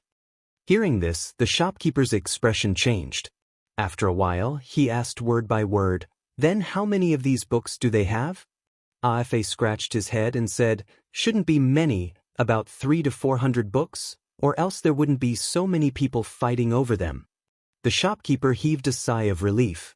Another manservant beside him asked, "Shopkeeper, should we also reduce the price? Or else no one will buy books?" But the shopkeeper angrily patted the manservant's head and said unhappily, "Reduce, reduce, how do we reduce? If we reduce to the same price as them, we'll be losing money. Quickly go to work, wipe the bookshelves. I don't believe that Chitsu culture has so many cheap books. Furthermore, since they're selling them so cheap, the quality of the books must be shoddy. In the future, when those cheap people wake up, they'll still come here to buy books. Shopkeeper is right, you're wise. The manservant rubbed his head and quickly brought the other two to wipe the bookshelves. This situation was common in other bookstores in Chang and City. The impact of Chitsu culture's books on the entire book market was starting to show. Taiji Palace, Suite Du Hall. Li Er had just finished the morning court and was about to change into his regular clothes. At this moment, Zhao Song hurried over and bowed. Your Majesty, we just received news that there was a large-scale brawl in the East Market. Old General Yuchi has personally led the right marquee guards to quell the chaos. Li Er paused and then said with an ugly expression, Since the establishment of the Tang Empire, the imperial court has put in a lot of effort to improve the security of Chang and City. These years, there has been a great improvement. Why are there so many people causing trouble today?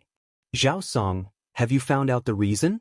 Your Majesty, it's said that Chitsu culture, which is opened by Li Er, is selling a large number of cheap books today. The price is less than 10% of other bookstores, so it attracted many people in Chang, in City to fight over them. In the process, some people were afraid that they wouldn't be able to get the books, so they couldn't help but quarrel and even fight. This caused a large-scale brawl. Zhao Song explained everything in detail. I didn't expect this brat to be so fast. He just came up with the paper machine a while ago, and he's printing so many books in just a few days. Not bad, not bad. Li Er exclaimed in surprise. Then he frowned and said, Zhao Song, immediately draft a decree to reprimand Lantian County's Li Zishuan for not doing his job properly, opening a store without permission, failing to restrain his customers, causing a brawl and disrupting public order. He shall be locked up for 7 days and be paid a salary for 3 months as punishment. Yes, Your Majesty. Zhao Song cupped his hands and accepted the order. However, he was puzzled. Li Er didn't seem to be angry about this, so why did he have to issue a decree to reprimand Li Zishuan? Although he had doubts in his heart, Zhao Song didn't ask. He knew his duty. After Zhao Song left, Li Er leaned on the couch and muttered, Hey, I'm doing this for your own good. You better know what's good for you.